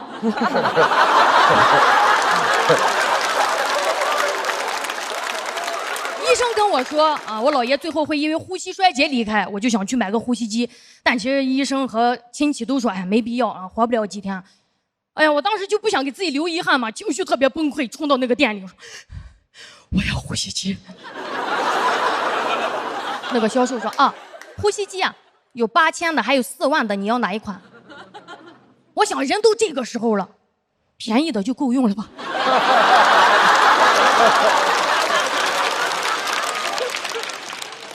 嘴快，问了一句啊，那这两个区别在哪儿呀？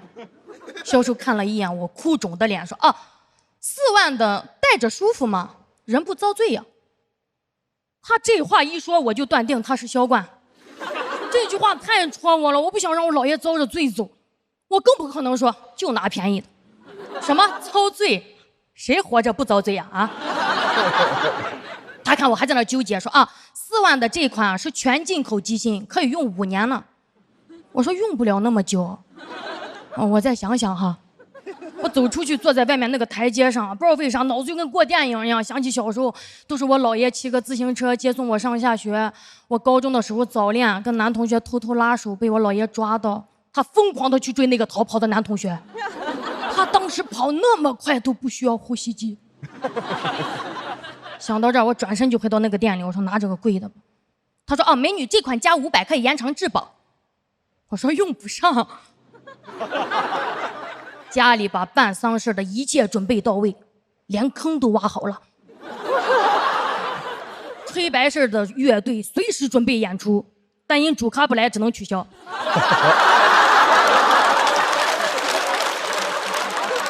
我姥爷昏迷了3周，缓过来了。哇，他醒来之后，我们全家都很激动。但我发现有一个亲戚的表情好复杂，因为他是专门从国外飞了10几个小时飞机回来。说一定要送老爷子最后一程，没送成，最后反而是我姥爷把他送到家门口。下次就不跑了，这次就当演练了啊。出院以后，我姥爷说他每天起床第一件事就是把食指放在自己的鼻孔下面，说还有气儿，然后问自己一个问题：如果明天没气儿了，我今儿吃啥呀？干啥呀？虽然我花钱了，但这2年我姥爷更像我的心理医生一样，经常给我打鸡血。有时候在家跟他聊天，他说：“哎，人一辈子好短呐。”我才一眨眼，就就90了。我说哇，你这烟扎的还蛮久的。说你如果想干啥，你就早点去啊，你别老了你坐这儿后悔。就跟他聊，我说其实我一直挺想学跳舞的，但是我很硬，跳不好看。他说谁说跳舞就得好看呀？啊？哦，这个是太棒了，我太喜欢这种了。你高兴最重要。哎呦，激动的喊完就吸了一口氧气。他当时那个架势，我感觉他下一步就是摔出钱包，老爷给你交学费。没有。不可能啊！因为我姥爷活过来的这几年，把自己手里攒的钱全花光了。去年还给自己买了个电动车，我当时很反对，我说你这年龄骑电瓶车很危险的。他说我这年龄干啥不危险？啊！我前2天啊，有个老伙计，正坐着发呆呢，就走了，吓得我都不敢发呆了。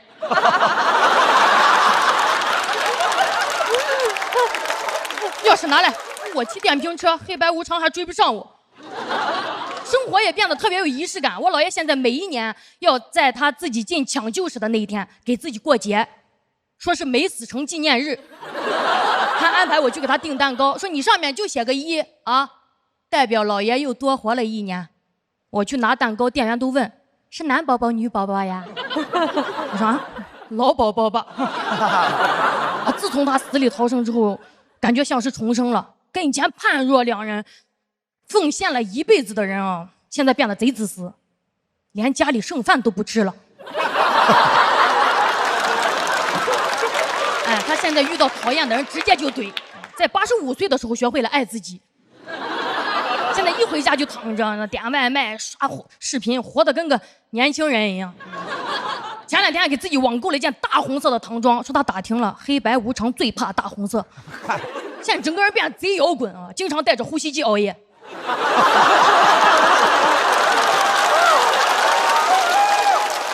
感觉我姥爷都酷到可以回答那个问题了。我死过，你死过吗？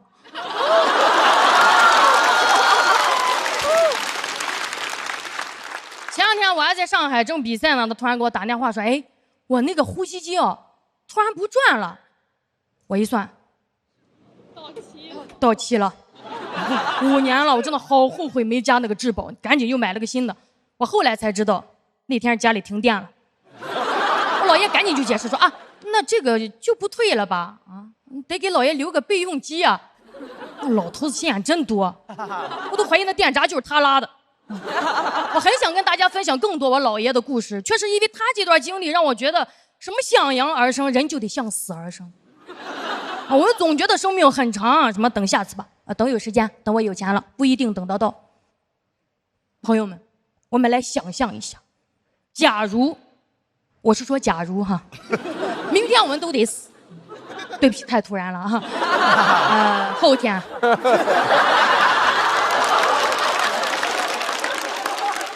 想一想，啥事儿想干还没干，啥人想见还没见，现在就去 ，Go Go Go！ 你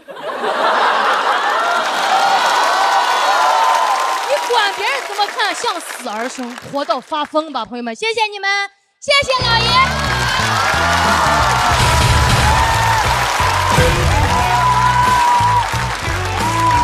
哎呀，我有想过。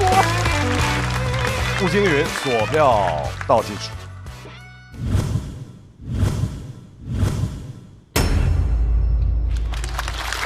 谢谢大家。哇，好喜欢他姥爷呀！哇，太喜欢他姥爷了，他姥爷是我精神偶像，太棒了！哇，怎么这么酷？刚才说那句话的时候，我都快哭了。那一句说那个什么跳舞就一定要好看嘛，是吧？你喜欢最重要啊，是不是？我觉得这个太棒了，有嘴就能唱，有腿就能跳啊。是的，那好听不好听，那个美不美，这是别人说的，你自个儿开心最重要啊。哎，我一直在试图去总结，就是我为什么特别喜欢布姐，但是。对，我们可以讨论一下。太好了，咱们拉一个群好不好？然后我们就拉布布。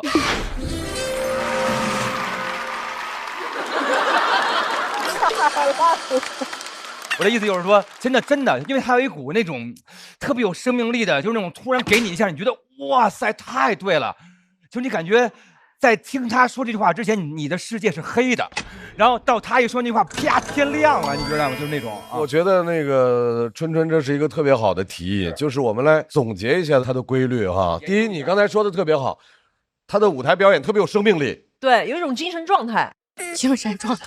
但是他讲的内容是非常生活的。就是因为向死而生才是真正的生命力。是的，因为你知道这个东西终会失去，所以你才会特别的珍惜它，特别的爱它，然后就那个感觉就特别的美。我上一次听到这样的问题还是假如只有3天光明，现在只剩2天生命了，太害怕了。哇，那很开心啊！有生以来还能感受到世界末日，哇，这是一件多么美的事儿啊！爱你，谢谢谢谢。因为我姥爷天天就在我家，天天就跟你说人都是会死的，知道吧？然后会非常酷说，你知道吗？我现在啊，死亡键就在我手里，我这个呼吸机不开，我立马就死。但他每天都开。就是他会那种时刻会让我感觉到，对呀，大家都会死，你在乎那些干嘛呀？你在乎这些，让我通透了很多吧，老爷。其实，这就是刚才那个 Seven 说这个，比如说大家老觉得一个事情活在普通里头是一件很憋屈的事儿，但是就算你的才华非常横溢，然后所有人都喜欢你，那你就活在了每天被别人认可的那个惯性里，然后你就特别怕，万一他们不喜欢我怎么办？那依然活得很不开心，所以就要活得很像我自己。对，这个歌我想唱就唱，好听不好听，我觉得对就对了。我觉得那个精神真的是特别美的存在，爱你老爷，爱你，啊！谢谢大老师。老爷说的对，没那么多时间让我们等了。噔噔噔噔，你好，您的美团闪购，今天的快乐今天就要。我特别喜欢步惊云，一直都是气势特别足。他像很多脱口秀演员是那种蔫儿的，或者是特损的，或者怎么样。像他这种气势特别足，像脱口秀演员里的摇滚歌手这种，其实是比较少见的。然后他也并没有特别故意的努着，那个气势是天然的，对。然后尤其这季的表现，天然气啊，对，没事儿。尤其这季的表现，每一场基本都是惊艳的。上一场还给了我很大的启发和教育的那个，因为女性主义题材讲的非常多。上次你还是给了一个全新的视角，是的，是的。然后这一场让人惊喜，甚至连着装风格都变了。啊，是吗？好看了吗？上来的时候就有那个气势，所以就感觉所有的一切都是对的，对。所以我听的过程就是很感慨吧，又很高兴，为你高兴，对。谢谢罗老师，谢谢。希望后边看到更多那种气势特别足的，是这些男选手们都没有的气势。哎，罗老师，我多问一句，谁是特损的？你？哎，对，别问了，自己挖坑自己跳，你说是怎么回事？你别解读了。I'm sorry 啊。我觉得步惊云这段讲生死是我听到过就是关于生死最好的2个段子之一。另外一个是我特别喜欢那个伍迪·艾伦在《安妮·霍尔》最开始的开场，他有一段就是独白，就讲那个生死。他说2个老妇人抱怨，一个人说那个餐厅特别难吃，然后那人说对，给的量还那么少。这就是我们对于人生的看法，就人生那么多糟心的事儿，但还那么短，那是我听过最好的一个表达。然后第2最好的表达就是步惊云这一段。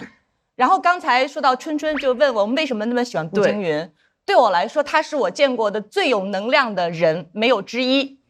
然后这个舞台上我们可能会尊重什么技巧啊知识啊，但是我觉得一切大不过生活。然后他的生活是最鲜活接地气的，然后他本身又是一个散发能量一光彩的一个人，还有这个舞台最能看到人的成长。就步惊云这几届你能够看到一个女性特别清晰的一个成长，那个弧光，这个就特别美好。所以每次他一讲，你就有那种又笑然后又被感动，就是浑身毛孔都张开感觉，特别好。感谢，谢谢4个老师，谢谢大家。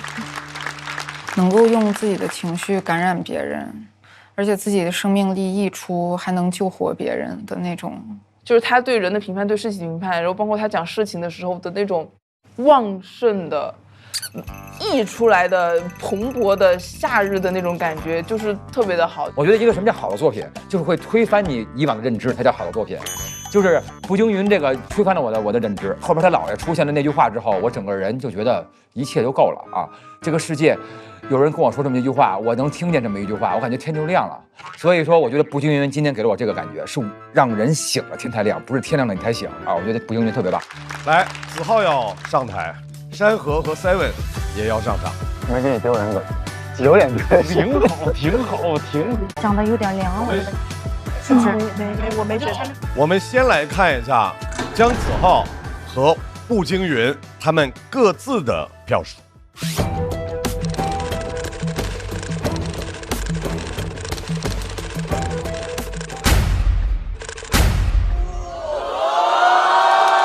太低了，哥。我们恭喜步惊云和山河进入到下一赛段，Seven和子浩要进入到待定区了。这趴稿子是我非常喜欢的一篇，甚至是我参加节目以来的自己比较想讲的内容前3名。但是可能观众还是对死亡话题没有那么接受，包括哪怕是这个结局是好的，大家还是会紧张。但我挺满意我今天自己的表现，我需要把脱口秀的边界再打开一点。而且老演员了，我不想在自己的舒适区，本来就没有舒适区，我没有舒适区，我就今天就想讲很多话题吧。最近也是老爷的90，对，我姥爷马上过90岁生日，我又想讲这个话题。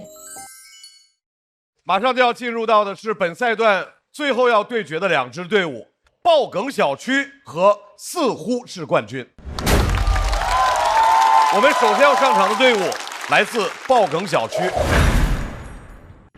有请下一组2人组贾浩和广智。第一个嘛，第一个，我们想看第一个。大家想看就这个吧。这玩意儿，这玩意儿，来吧。反正这样是吧？这玩意儿有啥好看的？这玩意儿。好，认证。好了是吧？看完就站开了，他俩3天不会再说话了。2位老师怎么组到一队的？怎么组到一队？我们就是去年一直在一块儿写稿，本来就在一个小区啊，甚至当时还借住他们家好几个月。哎呦，当时家里多了一个人之后，瞬间发现这个家小了很多，垃圾桶很快就满了。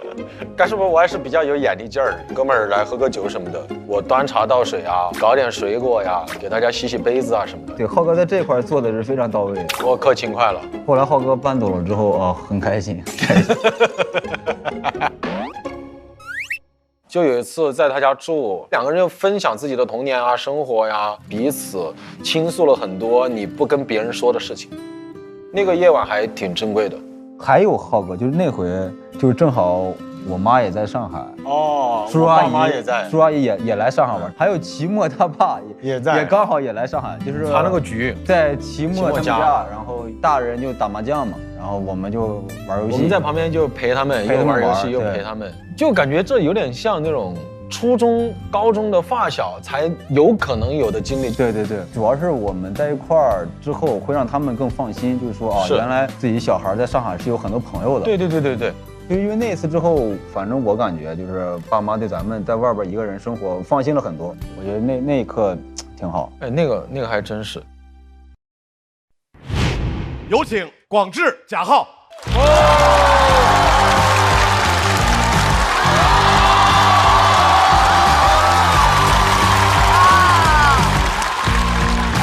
大家好，我是广智，我是贾浩，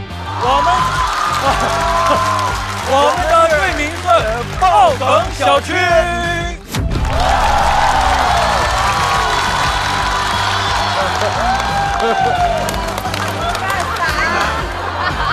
我们的口号是小区不大，创造神话，爆梗很多，都在这桌。要和他们对战的这支队伍似乎是冠军。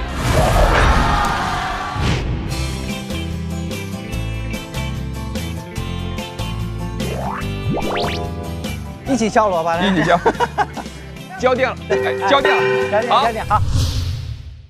哥哥，上一次跟男生牵手是什么时候啊？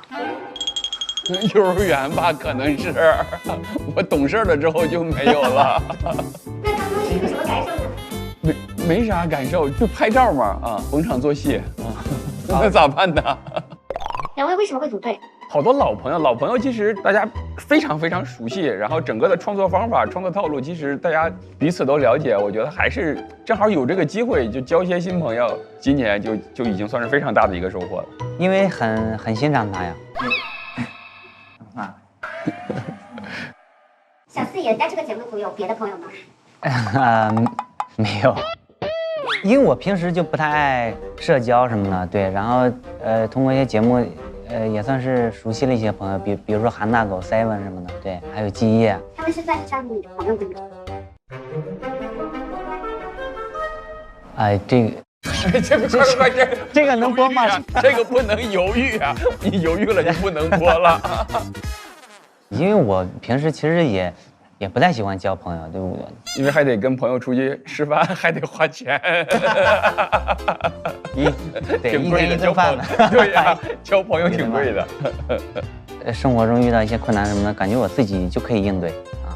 对，就是没有必要刻意去交朋友什么的。啊，对，就比如我跟呼兰哥，其实也没有必要非得成为朋友，对吧？没有必要非得成为朋友，对吧？对，就是可以先尝试成为段子伙伴什么的，对吧？对。呼兰哥是什么星座？我是狮子，我也是狮子。哎，对，我是8月，对吧？那我是7月份的尾巴啊，对啊，那正好。但是我不信星座，我不信星座，我也不信。呼兰哥有可能成为你的朋友吗？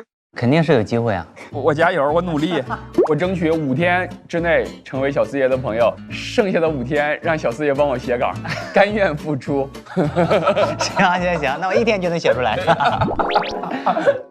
掌声欢迎小四爷呼兰。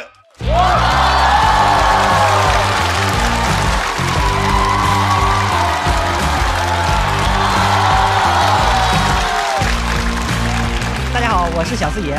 大家好，我是呼兰。我们是似乎是冠军。我们的口号是：不是似乎就是冠军。太厉害了，太厉害了！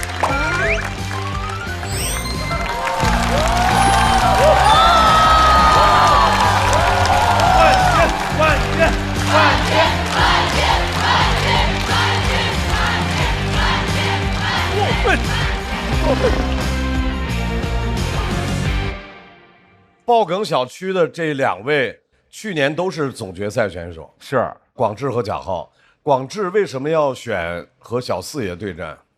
因为他们都说小四爷跟我风格特别的像啊，然后我也特别喜欢他，也特别喜欢他这个风格，所以大家都说像嘛，我觉得就是我们可以 PK 一下，风格比较接近，就想感受一下碾压的感觉是。他其实就是之前票数也挺高的，然后是我们就想选一组强的，就选了他们啊。贾浩要挑战的是呼兰，我也不想。这位美妆博主怎么回事啊？就是赶上了是吧？赶上这个，我前天晚上就已经开始焦虑，睡不着觉了。但我觉得跟强的打能让你变得更强，节目也会更好看，所以非常期待接下来我们这次的对局。如果我们这个输的话，希望呼兰哥能够搬到我们爆梗小区啊。另外的那个队伍也特别好啊。小四爷，你打到最后，你现在没有压力对不对？无所谓了。也不是吧，也要考虑到队友的这个荣誉哈。忽然打到现在有没有压力？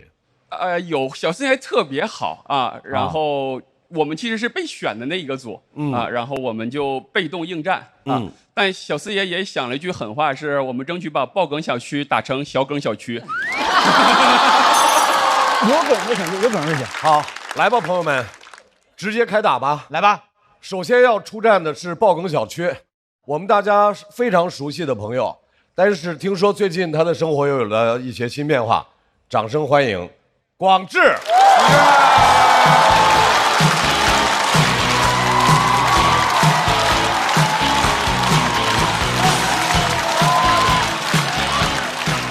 谢谢，大家好，我是广智。最近生活发生了一些变化，养了2只猫，对我来讲是个挑战，因为之前从来没有养过宠物，最多就养过鱼，在喝酒的时候。养猫呢，是因为生活中我是一个很安静的人，想家里热闹一点，在宠物店遇到了2只蓝猫，一只特别活泼，会跟人互动，另外一只很安静，蜷缩在角落里。按说应该买那只活泼的，但那一瞬间，我在那个安静小猫身上看到了自己的影子。我心想，这个好，这个有内涵。最讨厌那些哗众取宠的大叫猫。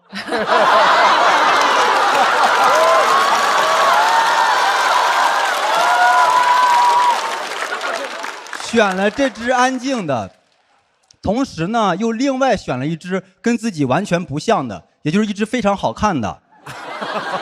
那两个猫刚接回家的时候，特别的依赖我，睡在我身边，蹭我、舔我，甚至产生了分离焦虑。我一出去就挠门、挠沙发，我当时特别担心房东知道。上网搜说猫咪有这种行为，就是把你当成妈妈了。说实话，这个身份我是真的没有做好准备，很慌，以前没有当过妈妈。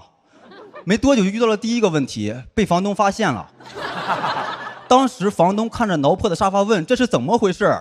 我当时一紧张，我说：“这是我挠的，冲我来，我本柔弱，为母则刚。”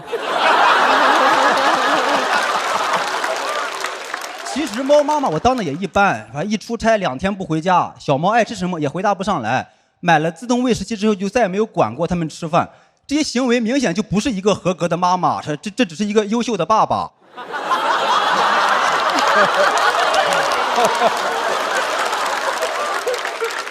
小猫呢，它确实会把你当成家长。在猫咪的视角里，你每次出门，它都以为你是打猎去了，它不知道你打工去了。好处是，就算你出去玩了一整天，它也以为你打猎去了，以为你在外边当了1天猎人。其实有3把是平民。在摸清猫咪的心理之后呢，我现在每次回家都扮演打猎归来。我说：“咪咪，看看爸爸今天逮到了什么？一只凶猛的野生猫罐头。”爸爸路过猫罐头的巢穴，一点都没有害怕，唯一一个害怕的是个进口猫罐头。它战斗力太强了，像狮子一样会大开口。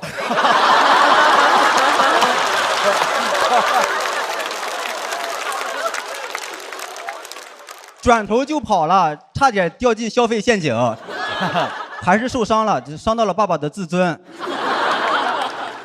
还有一种当爸爸的感觉是，我发现2胎家庭很难不偏心，因为他们的颜值有差距。朋友们去我家玩，从介绍中就能听出来我偏谁。我这只小猫是金渐层，特别听话，会自己找地方上厕所，很聪明。另外一只4个半月，4个半月呢是大猫，小猫是3个月，就更可爱一些。我发现所有的朋友去我家玩，第一眼都只能先注意到小猫，就哇，这个小猫好可爱呀，这是什么品种呀？叫什么名字呀？转头看到大猫，哎，这还一只猫。没办法，人就是这样。那外边的流浪小动物，你看见好看的啊，小猫啊，小狗；看见那丑的啊，猫啊，狗都哪里来的？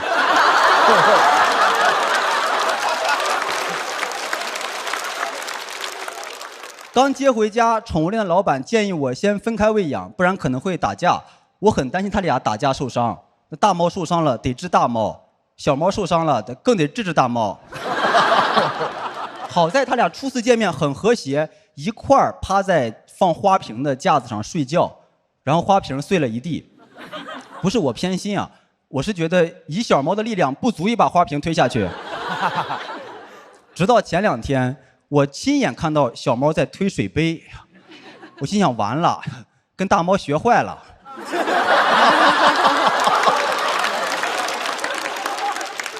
很多朋友问我说，2胎家庭1碗水端平很难吗？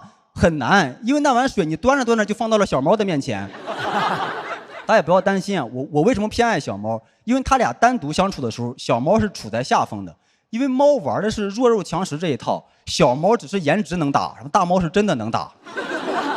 我买了个猫爬架，大猫一直待在最上边那一层，上面空间其实够待2猫的，这小猫从来不上去。观察了半天，我明白了，说这一层应该是领导层。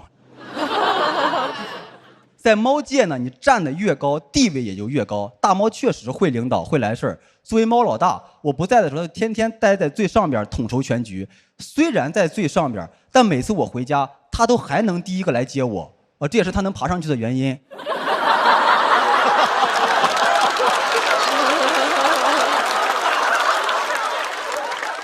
太能提供情绪价值了。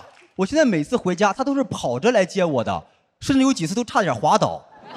我不知道是真的还是装的。当时就有一个感觉，是这个英国猫血统不纯，应该有山东亲戚。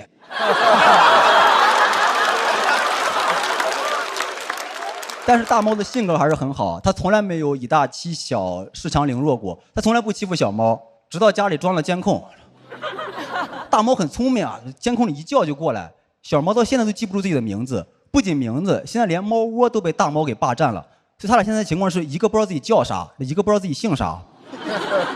当时在监控里看着被霸占的猫窝和已经绝育的大猫，脑海中就4个字：宦官当道。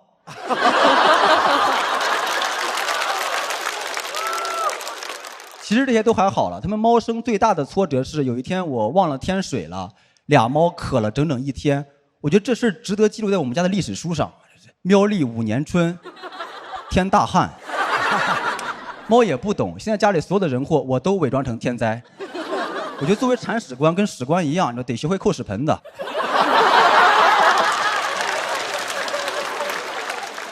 养了猫之后呢，我现在整个世界都变卡通了很多。我以前写段子老是追求深度，我现在想段子需要什么深度？这个世界上唯一需要深度的就是猫砂盆儿。谢谢大家讲这么多。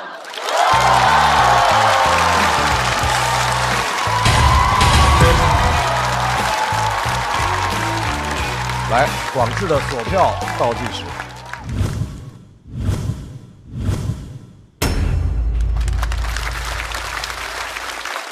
广智还是各种小细节啊，对对对，咱们主要问问，哎，您家这2只猫叫什么名啊？刚才一直没说，咪咪不可能吧？其实我在家不叫他俩的名字，他俩一个叫维恩，一个叫露露。是我当时怕他俩打架，就取了一个英雄联盟游戏里的2个角色，他俩是一个下路双人组合。咱们这些解释这么多，你们听不懂，就是反正我在家不叫他俩名字，我在家叫他俩小猫。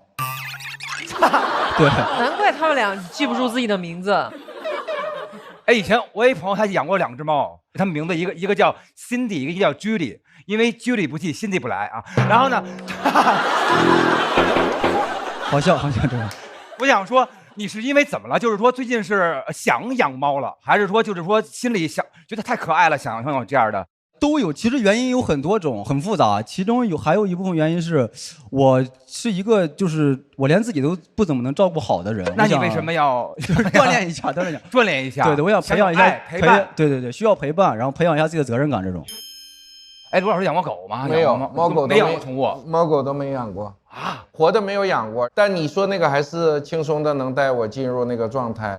然后，我是不是今天录制也没说什么难听的，对吧？怎么了？要开始了吗？要开始了。哎，没说难听的，就好像对于罗老师来说，这一天就不完整了。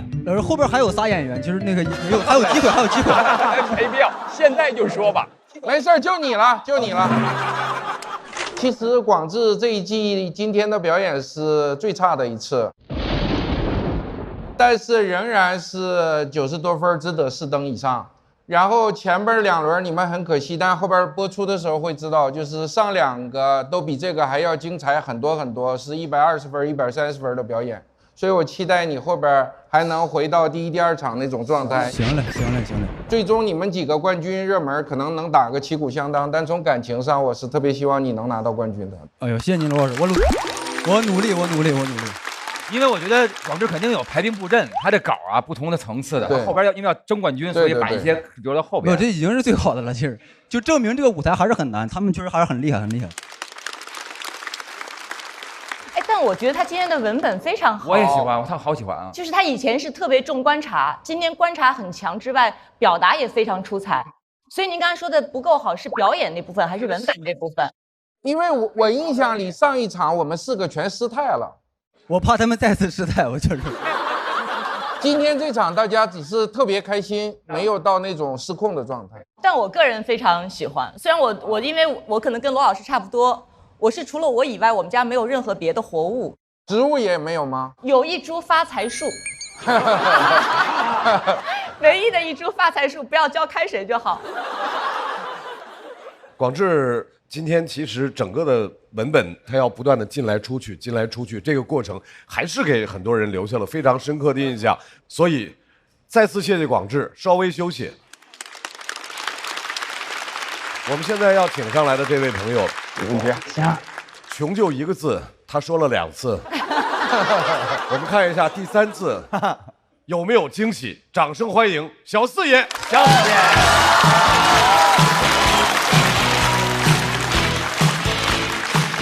哎，好，谢谢，感谢，大家好，我是小四爷，大家好，谢谢。我刚讲脱口秀的时候，收入很低啊，生活也很窘迫啊。有一次晚上回到家，肚子很饿啊，家里只剩1点米，还有饺子皮了，我就煮了一起吃了，感觉自己有点寒酸，那只能安慰自己，我说这吃的也没那么差呀，吃一口米，吃一口皮啊，这不是在吃烧麦吗？为了省钱，我就喜欢买一些临期食品。买的时候我一定要关心他们的生产日期，因为我不知道这个临是临危不乱的临，还是死到临头的临。甚至我之前还不小心吃过过期的东西啊，没发现味道有什么变化，但是胃肠道发现了变化，太难受了，就是一直上厕所。那是上海最冷的几天。那天我家的马桶圈就没有凉过，一直都是常温。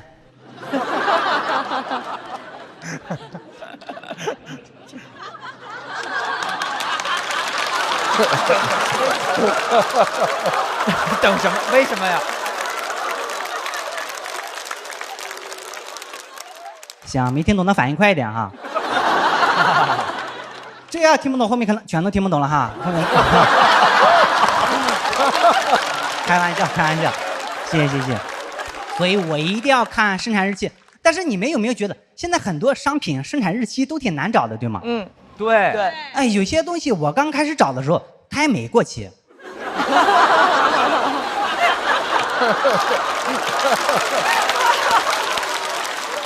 确实挺难找的。哎，每次想在外包装上找生产日期，我好像都得先看一堆我根本就不关心的信息啊。比如什么商品名称、配料表，甚至还有他们公司的什么名称、地址。为什么要把这些不关心的写在最前面？一般谁关心你们公司的地址啊？即使我对这款牛奶很满意，我也不会想着千里迢迢去公司感谢他们。感谢你们公司做的这么好的牛奶，要不是喝了这么好的牛奶，我不可能走到内蒙古。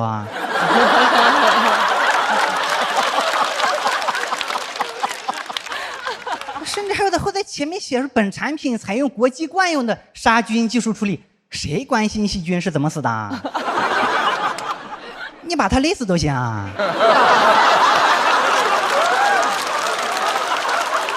好不容易看到了生产日期4个字，后面往往是句废话，见外包装。那不然呢？难道你会写在盒子里面吗？而且生产日期4个字后面不是见外包装，就是见喷码处、见瓶盖、见瓶底，就是不能直接在这说。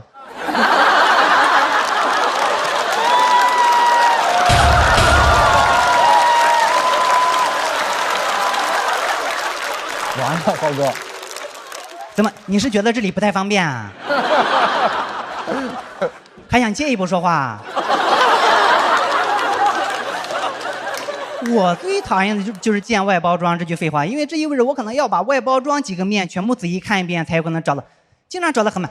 我觉得这么写也太敷衍了，那你们还不如干脆敷衍到底，也别写生产日期见外包装了，就写生产日期有。你只写有，我一看有有我就放心了。你写见外包装，那我得找，我好意思不去见见吗？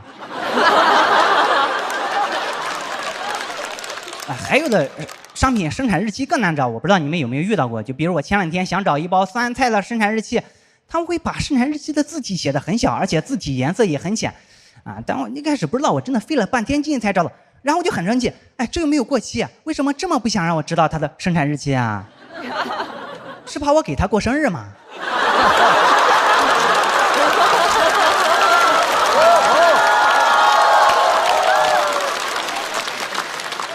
今天我们之所以欢聚在这里，笑哭了。是为了给我们的好朋友酸菜过生日啊，让我们祝他在以后的日子里发烂发臭。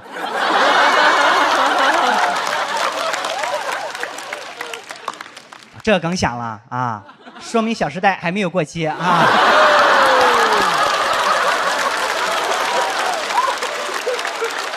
天哪，他的票贼高。不过我不会吃过期的酸菜啊，因为我都是在美团闪购上买。闪购一下30分钟送达，它都没有过期的机会。但是比找生产日期更烦的是，我还得根据生产日期和保质期来算哪天过期，一点都不好算，对吗？哎，有的保质期写着120天啊，这让我怎么算呀？每个月天数也不一样呀。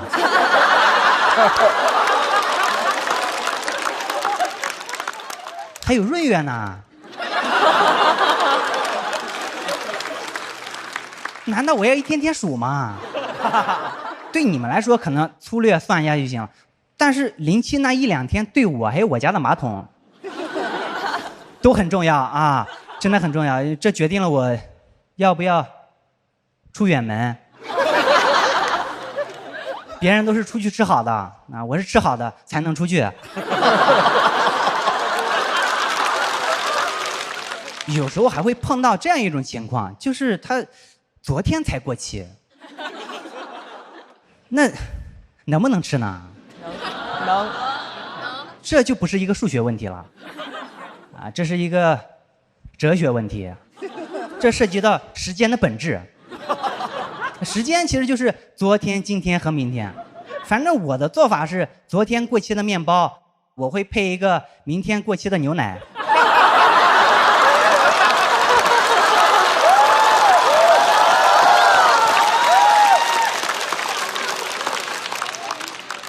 今天把它吃掉，进行一个时间的配平。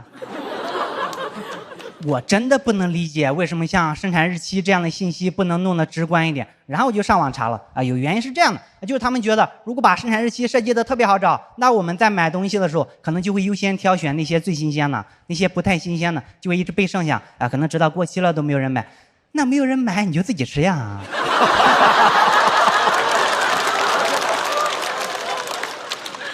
总之你不要麻烦我，对吗？我觉得这些公司其实是有点双标的，因为他们不想让我们挑选生产日期，但是他们在面试的时候会挑选我们的生产日期啊。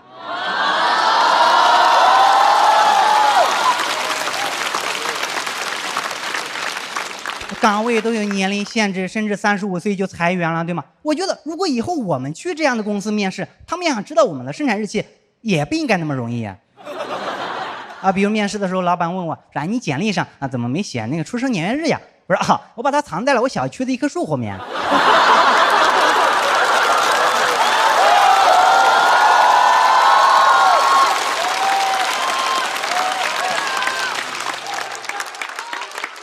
你自己去找哈。讲到这里，感谢各位。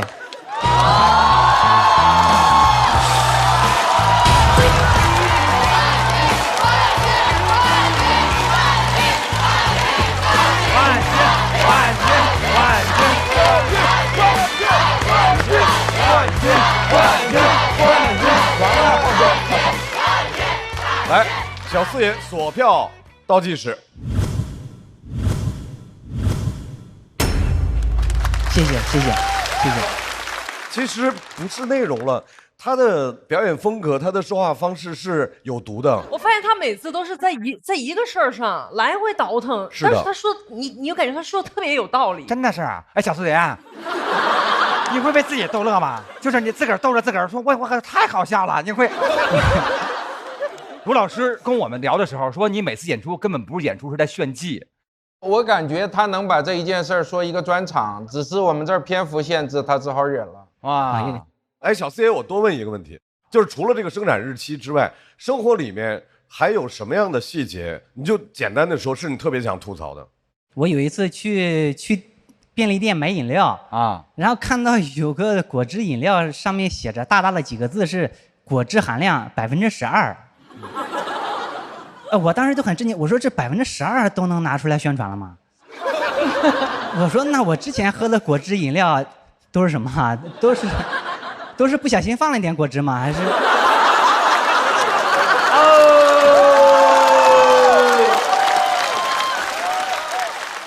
哇，太有意思了！平时他逛个超市，走哪儿都能有这种哈。我感觉他随便一个什么东西，他都能往里去挖。我想问一下，就比如说当时你看见这么一个东西，你是马上记下来了，就是拿手机赶紧记下来，还是怎么样？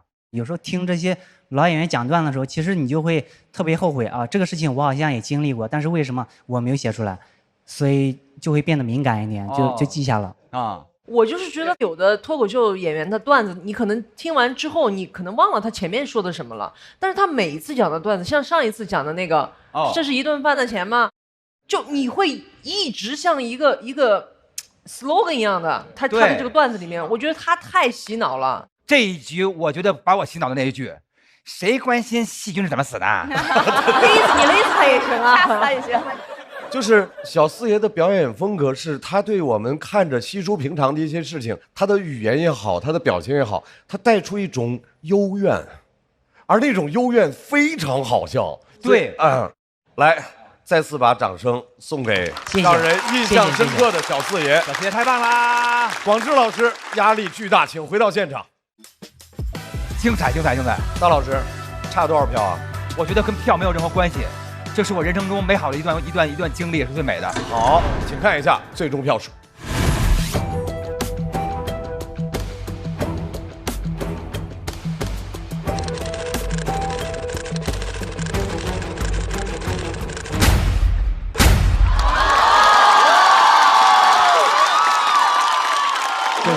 谢谢。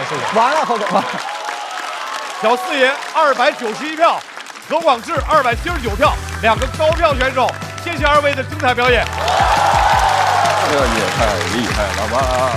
四爷今天这个表现太惊艳了，我觉得是那种这个舞台上失传已久，但是回来一种失传已久的技能，但是回来之后呢，他又比之前更加加强了。失传已久的技能，从你身上失去，从我这儿失的啊，没有也没失去，因为今天他讲小猫其实也是一个事儿，然后不停的翻，所以他今天这一段其实也很厉害。肯定有相似的地方，但是也肯定还有很多不同的地方。其实我是广智的粉丝，他刚上脱口秀大会就是脱3的时候，我就进了他的粉丝群。你们猜我在他群里的名字叫什么？我在我群里见过这个名，但我一直不知道是他。何昶志，就是广字上面少一个点，疑惑性挺强。你里边少说话，老以为是我说话呢。第一次见，那就是3年前第一次录节目啊。当时看他在舞台上，就是感觉有点像梦境那种，反正就是很敬畏吧，那种感觉。他今天炸场的时候，我心情其实很复杂。我肯定是特别喜欢的，就那一刻有点那种怎么感觉，就是怎么说呢，有点看到了当年的自己，你知道，就是那种感觉。昨天过期的面包，我会配一个明天过期的牛奶。那一瞬间，脑海里闪过了一个画面，是我在出租屋的时候在吃泡面的一个场景，有一个火腿肠，我在看生产日期，那个生产日期到没到期我忘了，反正那个火腿肠品质挺次的，反正我闪过了一个这个画面。你吃了吗？吃了，肯定吃了。那会儿也不怎么在乎，其实。小四爷你怎么了？没有，就是感觉他刚刚讲的这个。就是有一种电影的感觉，对吗？我真那一瞬间有点就是会有，所以就是那天我俩在天台上聊那个事儿的时候，我就觉得哇，这个就是那一下挺电影的。对。夕阳西下，伴着黄昏，只有我2个人那里就是促膝长谈了一会儿吧。对。谈了我俩刚来上海的时候这些经历，我刚来上海的时候。兜里不是有1万块钱吗？他来上海的时候兜里也是1万块钱，我俩带的钱是数字是一样的。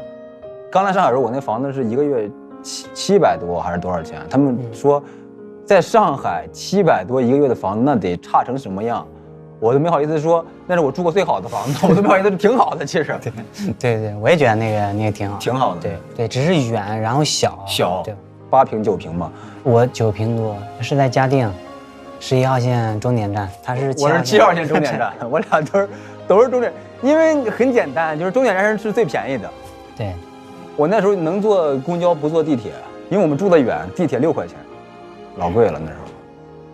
我有时候就是骑车回家，大概10几公里这种。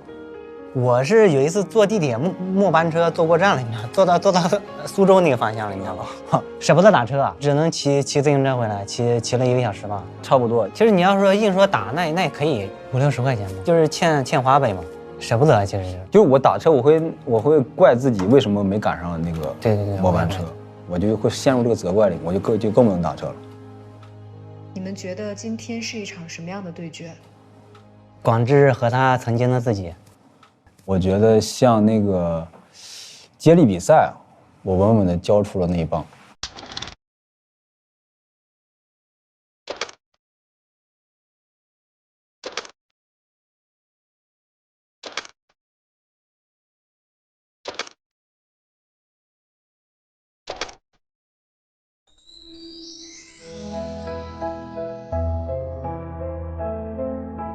小 C， 你今天的衣服是自己选的吗？一开始我都没发现，有好几个演员说：“哎，你这是想取代谁呢？你是想讽刺谁呢？”我可真是一朵带刺的玫瑰呀！我们这不是取代讽刺，对啊，这是把它插在兜里，随身带在身上，放在心里。这一位呢，前2个赛段他的高能量深深的感染了我们，但是今天他要跟我们分享的是，哎呀，前些年他也郁闷过。掌声欢迎贾浩。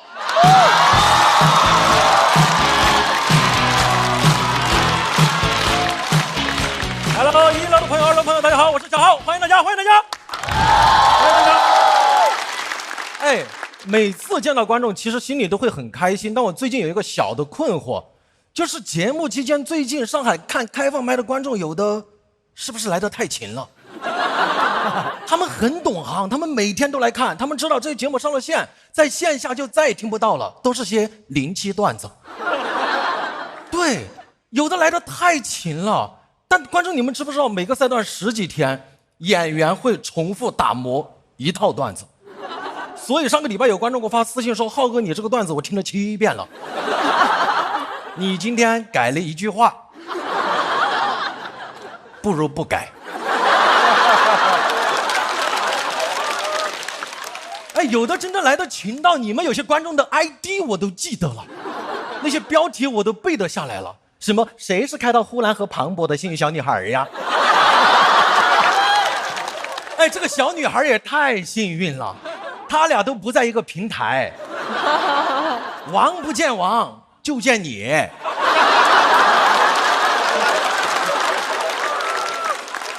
俩王都被你碰到了，你是4个2。我现在好像明白为什么有的段子其实第一次上开放麦讲的时候其实挺好笑的，越讲到后面越凉。我都纳闷这个段子我没换啊，观众心里想，嘿嘿，我们也没换。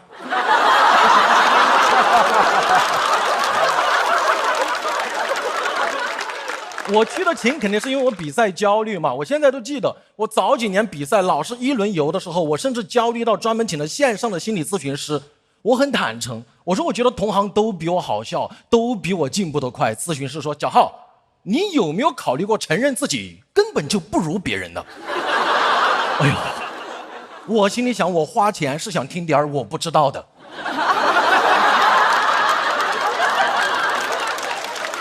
我当时要顺着他说，我说我的演出效果可能不如别人。他说不如别人的是不是还有收入、名次和知名？我说你别说了。我都没想到他骂的这么全面，我都想对着电话那头问：“是您吗，易立竞老师？”谁是开到易立竞的焦虑小男孩呀？而且当时除了比赛，更让我焦虑的是我爸，一个初中数学老师，那一年被骗了28万。他就是借了28万给同校一个美术老师的儿子说做工程，说利息挺高，这个钱再也没有要回来。哇，我爸算利息的时候算得可开心了，但他忘了算还钱的概率。数学很单纯，复杂的是人。但家里没有怨过他，因为我觉得一个数学老师很难有自己专业知识维权，他总不能拿个3角板把那个美术老师逼到墙角，还钱，不然老子拿可塞你。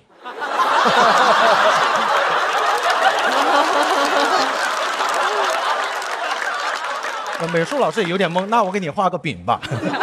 我爸要钱办法很笨，他就每天美术课去堵那个美术老师，堵了1个多月，真的有点效果。我爸都快学会画画了，真的画的还可以。街坊邻居都调侃他，说他是小徐悲鸿。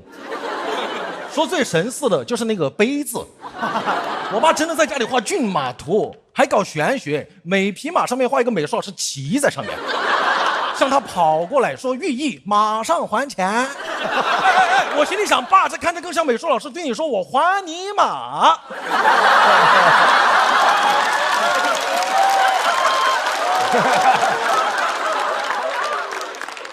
8匹要不回来这个钱，我爸要了几年都要不回来，最后轴的说我要是死了都要不回来，你就接着要，你要再要不回来，以后你儿子接着要。我说爸，都什么时候了还催婚？没有。这个事情对我影响应该很大，因为以前我爸都跟我说，以后你在上海结婚买房什么的，爸给你存点钱。哦，这个事情以后，我爸经常告诉我，我3姨父倒插门也很幸福。又心酸又有点好笑，对吧？好笑的点在于，在我爸心目中，上海一套房的打包价就是28万。28万在上海买房能买啥？能买个2平米、3平米不得了了，对吧？还结婚用，那我结婚都不叫闹洞房，那就叫闹洞。龙生龙，凤生凤，耗子结婚在闹洞。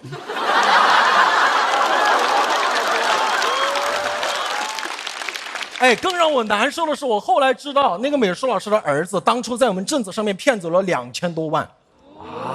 后来潜逃在外地，住着豪宅，开着豪车，我真的很不平衡。我每天骑共享单车赶开放麦，他呢。我朋友还安慰我说：“小浩，你想，你每天给这么多观众讲段子，哪怕只有1个观众笑了，你很快乐。你再想想那个傻子美术老师的儿子，他背负着一辈子的骂名，他一个人在外地住着豪宅，开着豪车，你以为他真的快乐吗？”那一刻我真的呆住了，因为我真的想象不到他有多快乐。我朋友还以为安慰到我了，他说：“你想啊，他只有豪宅和豪车，但是小浩，你有观众们的快乐呀。”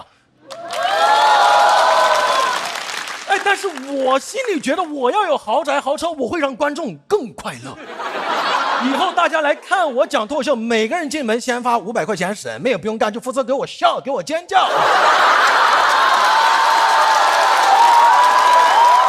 有经验，但我没有，我只有一口气。我告诉我爸，我说爸，你不要焦虑，儿子写点段子巡演2年，这个钱就给你挣回来了。我爸说：“你写什么段子？”我说：“那你别管，这个钱挣回来给你不就行了吗？”我爸又被骗了第2次。但大家不用太担心他，虽然这个钱要不回来了，但我爸今年状态好了很多。我问他是怎么翻篇走出来的，我爸原话说：“就是放弃了。”他说：“我就当买了辆20多万的车，开到悬崖下面去了，但是人没事，人在家就在。”我爸还挺装的。他都没有驾照，所以他不知道车有保险。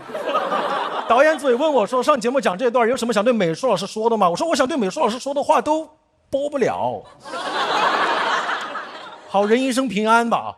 但我有话想对我妈说，妈，真的非常感谢您的谨慎，让您的积蓄没有被骗，我永远是你最好的儿子。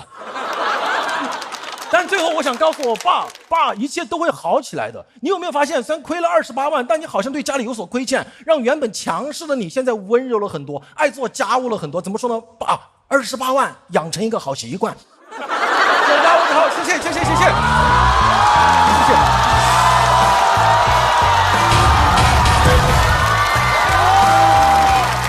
没掉，就一直在往前走。咱们得280往上。准备，能行啊？行，好，我稳住，我先把这一点。贾浩，锁票倒计时。掌声再次送给贾浩。贾浩在我们这期节目里面实在是怎么打怎么有，对，太厉害了。他好像和这个舞台已经浑然一体了。贾浩就是那种极其敏锐的人，对，我觉得他演出是一次亏都不会白吃的，不是白吃啊，就是说他就知道，比如说这次演出也许有一点问题，他下回一定会把这个东西变成自个儿的另外一种写的方式。所有的那些教训都能够对所有的教训，因为他都是有效失败，这一点非常非常厉害。而且贾浩现在的这个架势，他的表演的那种感觉，就是他要蹦到观众的身上去演去。但是我劝一句，就不用这么紧张。就说就可以再放松一点点，因为大家真的很爱你，你可以在台上再。因为大老师，我说句实在话，因为前面2个演员都很炸，我明白。就是我就接那种炸的场合，我前2分钟其实心里一直有在左右的摇摆，它其实有点影响我自己整体演出状态。我甚至脑子里能听到自己对话，对，但我觉得这是一个很好的经历，以后再遇到类似的事情，可能就更放松了。没有白吃的亏，对不对？然后，但是我就觉得他就是这样，每次会变得更强。是的，是的，是的。我觉得他很稳定，对，就这种稳定，我相信就是他不停的在磨这个段子，每一个点他都研究的极其的谨慎。我是这种感觉，而且他的能量在舞台上也是属于高能型的一个演员。对，我想跟大家顺便说一下，你们在舞台上永远看到热力四射的贾浩，但实际上我在后台看到的他的时候是一脸疲惫的，但是他只要到了台上还是热力四射，所以我明白，我觉得这是不光是作品的好，还有一个就是这个就我们传说中的艺德，他是把自己的全部热情奉献给舞台的那种，对。啊，罗老师在后台看到贾浩是疲惫的吗？是。我在后台看到他是妆发齐全、妆容精致，还是神采奕奕的。我看到他的时候，他特疲惫，好像连续演了好几天，对吧？啊，我的原则是我见鲁豫老师我就全妆，罗老师就素颜，咱俩就素颜聊一聊天。啊，我不配，罗老师来装疲惫。哎呀，别聊天，歇会儿。对，没有，可能不同的场次吧，有的是连着演好几天，可能确实会稍微累一些。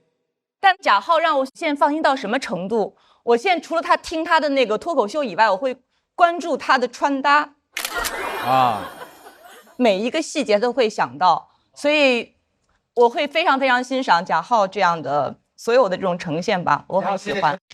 贾浩今天这穿搭有什么讲究吗？啊，白和黑。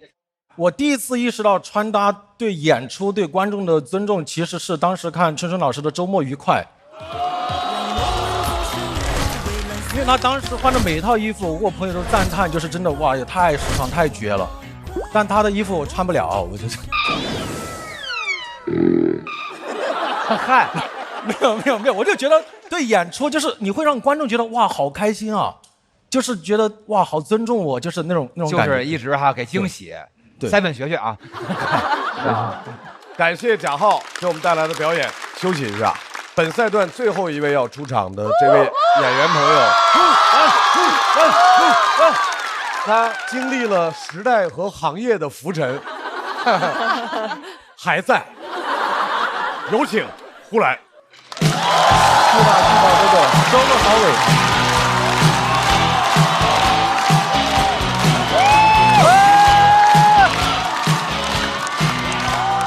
很好。哎，好，打招呼，大家好，我是呼兰。其实这轮写稿时间我们其实是不多的，大家其实都有点想放弃了，然后大家节目组就给搞成这种小组赛，啊，2人一组，然后开始比总分，大家就变得特别的努力，因为你总想着别拉队友的后腿，太无奈了，你知道资本家的招数也太多了。我特别害怕公司以后以2人一组发工资，1个月完了之后在全公司拉通榜，找8个人再不发工资。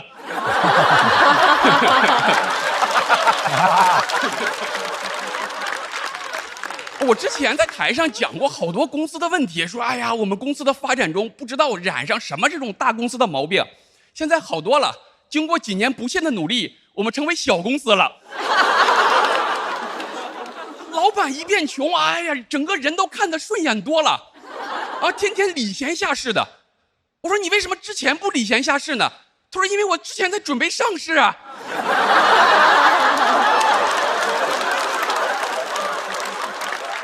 我说啊，你主要是容易上头，你还是啊喝点国民白酒老村长，真正纯粮酒，好喝不上头，让生活更开心。公司一小，整个组织架构都扁平化了。以前我们学着那些大厂搞中台，也没有了。现在公司前台今年也给裁了。现在是保安兼前台。你想想看，只要不是访客跟歹徒同时来，是吧？以后就是脱口秀演员兼保安兼前台，对吧？只要不是访客、歹徒和灵感同时来。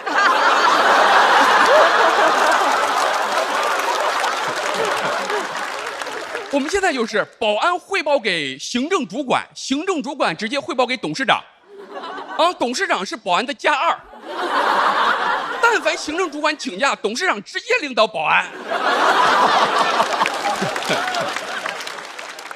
我们公司3个老板，之前我在台上骂完老板之后，3个人全都哈哈乐。我说这是谁都没听进去啊。后来才知道，每个人都以为我说的是另外2个人。但是我们现在失去了小公司最大的优势，就是画饼。你看其他那些创业公司、小公司，经常会说：“哎呀，别看我们现在是小公司，到过几年做大了，你都不敢想象会什么样。”我们现在很难这么说。别看咱们现在是小公司，过几年做大了，做大了就是前2年的样子。我不用想象，我可以回忆，你知道，我都记着呢。前2天一个跟我说，要不然我给你点公司的股份吧。他说完自己乐出来了。我说别，己所不欲，勿施于人。老板现在就是想骗我，没有什么能拿得出手的东西。我特别害怕老板有一天跟我说咱们修的是来世。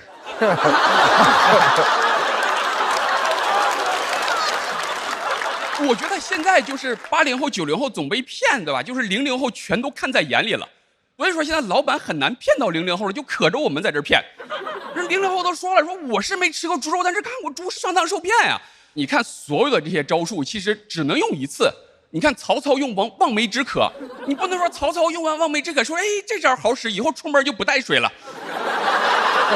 不行，对吧？你第一次曹操用，前方说前方有梅林，士兵还能口齿生津。你第2次就口吐芬芳了。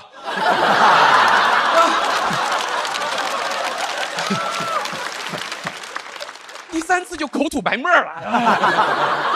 80后、90后还在琢磨呢，说前方到底有没有梅林呢？00后就觉得说这根本都不是梅林的问题，我就不该跟你出去打仗，下次就不跟你去出门了，对吧？你问00后说你为什么不出门？因为好事不出门。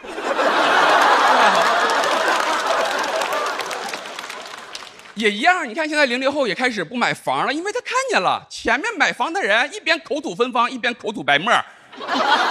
有道理，你看上海现在1平米均价6万3，1平米6万3，你有这个钱，你能去看30-40场演唱会。你要不喜欢听歌，喜欢听脱口秀就更好了。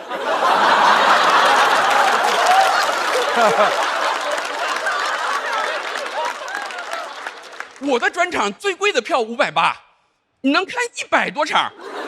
你要不喜欢坐前排，那就更好了。坐2楼一样嘛。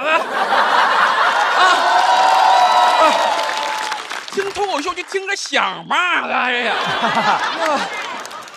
你想想看，之前还总在说什么消费主义陷阱，消费主义陷阱，现在没有了。你看拉布布这么火，没有人在说什么陷阱这些事情，大家乐此不疲。你想想看，这样如果都是坑的话，它就是陷阱；如果有的是坑，有的不是坑的话，它就是盲盒。很帅。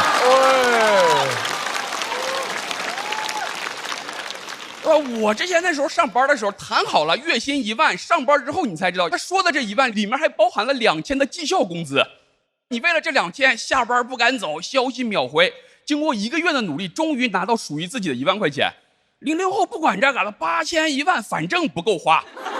一样的，不行就管爸妈要一点贴点得了呗。有人说，哎呀啃老，人家父母乐意跟你有啥关系？你要乐意也可以啃你。哎呀。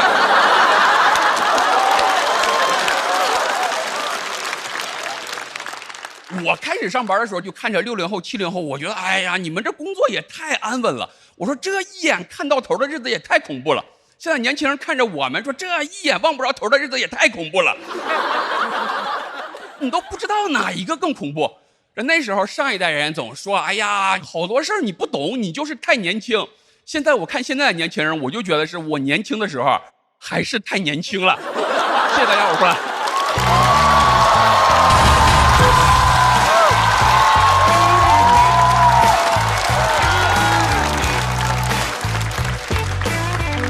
呼兰索票倒计时。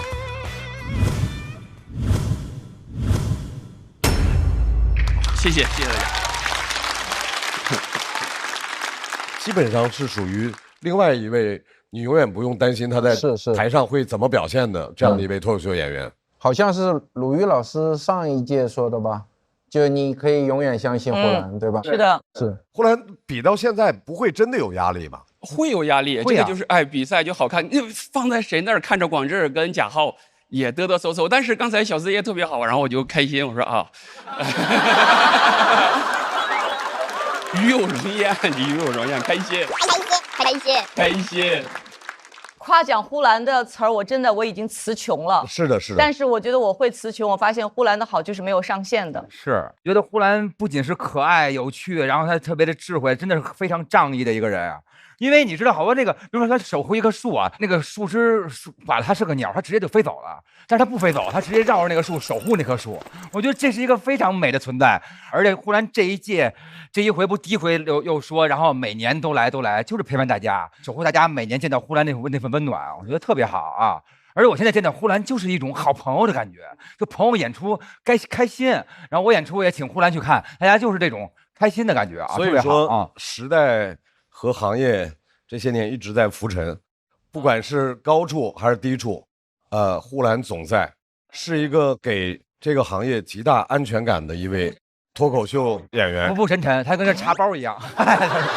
再次掌声送给呼兰，谢谢大家，感谢大家，感谢大家。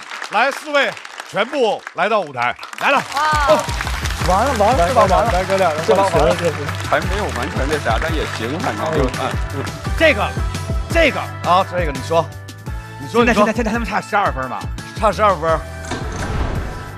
你预测大老师能不能再拉回在8分以内？8分怎么样？我觉得8分。来，让我们看一下贾浩和呼兰各自获得的票数。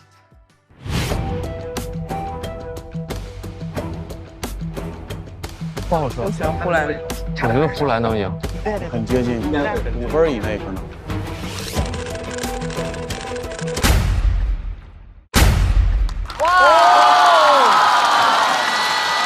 不少。哎呦，我们4个人吧，句号画对了，句号画对了，太大了，那就呼兰跟他们跳段了，对吧？跳段了，太牛了，又是新弄出来的，你们 Study Group。爆梗小区560分，似乎是冠军576。还好浩哥也输了，不然我多难受。是的。让我们祝贺似乎是冠军的2位，厉害！呼兰和小四爷顺利进入下一轮。跳段了。行。表现，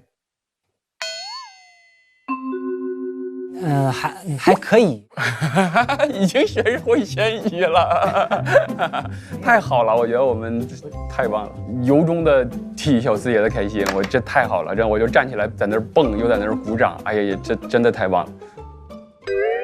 当然，就互相帮助，然后甚至小四爷帮我还更多一些，小四爷真的特别好，我俩友情迅速升温啊，然后大家就经常开放麦窝在那里去写稿，小四爷成稿还成得比较快，所以说他就比较担心，就大家一起讨论，包括第1天比赛的时候，我俩在备战间，小四爷基本就都在帮我忙活，帮我在想。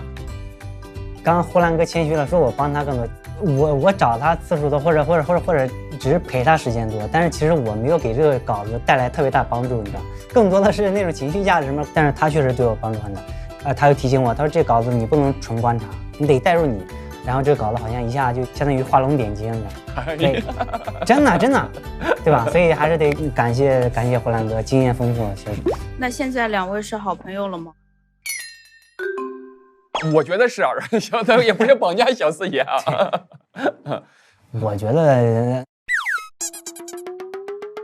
还是不要那么快吧。还是不要那么快吧。好。对，慢慢来。对。我怎么整的跟求婚似的？好奇怪，这个氛围。不至于，挺好。能找到一个创作的朋友已经非常不容易了。以前知道他人好，但是不知道他人这么好。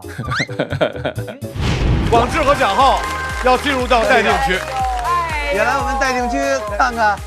第一回来有点陌生，待定区怎么多了这2个人啊？我理解你的感受，接炸的真的好难啊！这个区域头一次见你，哥哥，头一次见你。小梗小区后采开始。浩哥那个位置很难演，前面一个最强新人刚刚炸完场，后边是一个最强老人，你夹在中间演，谁来也演不了，没有人能演得了那个场子。但是浩哥还是在这种情况下281票。浩哥，这将会是你今年在这个舞台上遇到的最难演的场子，以后不可能比这个更难了。哇，在这种艰难的情况下，你都撑过来了，你都已经冲到281票，以后的路就是全是坦途啊！还得是教练请得好，一个好的教练不仅指导你怎么作战，成功的时候跟你分享喜悦，当你受挫的时候还能给你情绪价值和正确的引导。各位，目前我们的34组演员已经全部表演完毕了。我们现在来看一下2人小队的晋级名单。第一名是四湖市冠军。哦，真的是冠军，我起名字有用，有用啊！那你起得好啊，那你还说啥了？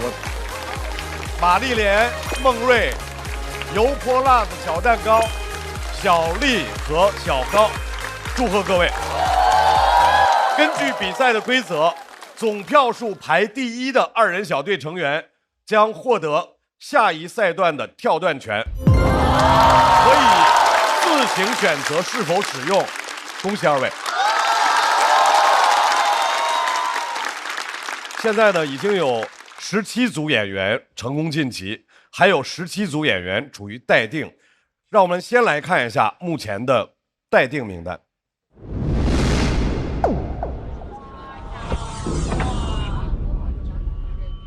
本赛段一共有26个晋级名额，所以目前榜单中得票数前9名的演员可以获得最后的晋级名额。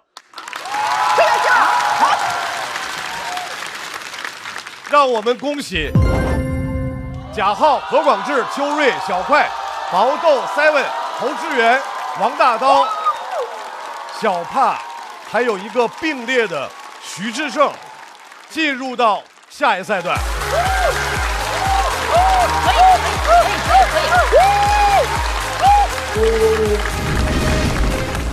再干一场，上一场。我知道这一轮以这个成绩晋级，下一轮对我造成的压力会非常非常大，因为我坐在那儿，我在想，如果只晋级8个人，我和小帕中间只能留1个的话，我可能就会退出了。放弃其实是一个特别轻松、特别简单的一个事情，但还是想再尽力一点，就是哪怕我下一轮被淘汰了，但我在这个过程中，我真的是竭尽全力了，我也能对观众、对自己、对身边的朋友有一个最好的交代嘛。我不想，我如果退了之后，我就彻底的被脱口秀抛下了。非常遗憾，还有几位演员要在第3赛段结束之后告别这个舞台。非常感谢秋月、小雪、菜菜、姜子浩、二哥、火锅和 Echo 在3个赛段给我们带来的精彩表演，谢谢各位！希望在下一季还能看到大家给我们带来的精彩演出，谢谢各位！对我来说很神奇的。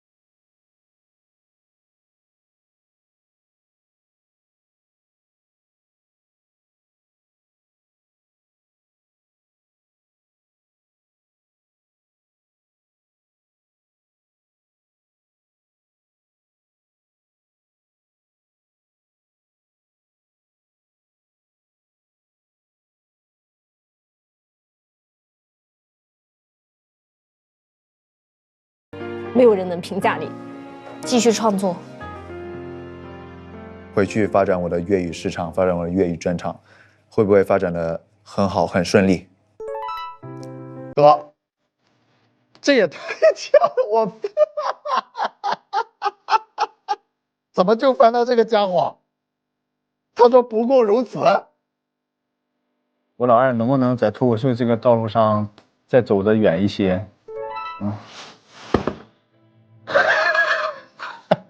他说不行。毛豆肯定他会怼我，你不行。其实他心里肯定奔着二哥行，这个是往我心里说的，不行就是行。我能讲脱口秀讲到60岁吗？哎，毛豆不行，这个太悲惨了，预期违背了啊，预期违背了。我到底能不能找到喜欢我的人？来。哇哦，谢谢张俊，他说了你要永远相信你自己，这份力量我收到了。蔡姐60岁的时候还会跟我一起玩吗？Echo 会过上他希望的平行世界的人生吗？看一下，我们喜欢你是什么意思？别放弃，虎牙。哦，平行世界的那些人他都喜欢你，是平行世界对你的欢迎语。既然你去了平行世界更好的生活，不要放弃我。我可以做得更好吗？我翻到了。王丹丹说没关系，答案早就显现了，就是我可以。你可以，你绝对可以的。It's our destiny， 对不对？但喜欢这句话就觉得挺抽象的，但其实我想表达的意思就是，其实这句话刚好就对上了，因为18岁时候做到了。36岁还可以再来一次。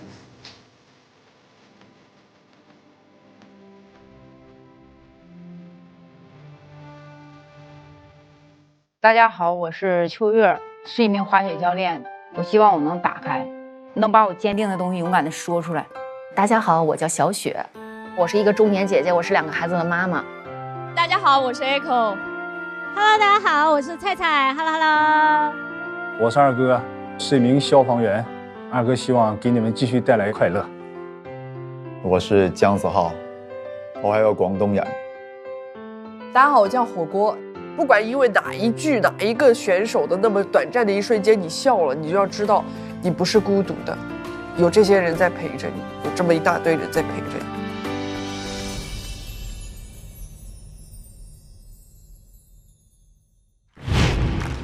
脱口秀和他的朋友第2季第3赛段交朋友赛到这儿就全部都结束了。美团闪购神速晋级快人一步。现在让我们来看一下本赛段的晋级演员名单。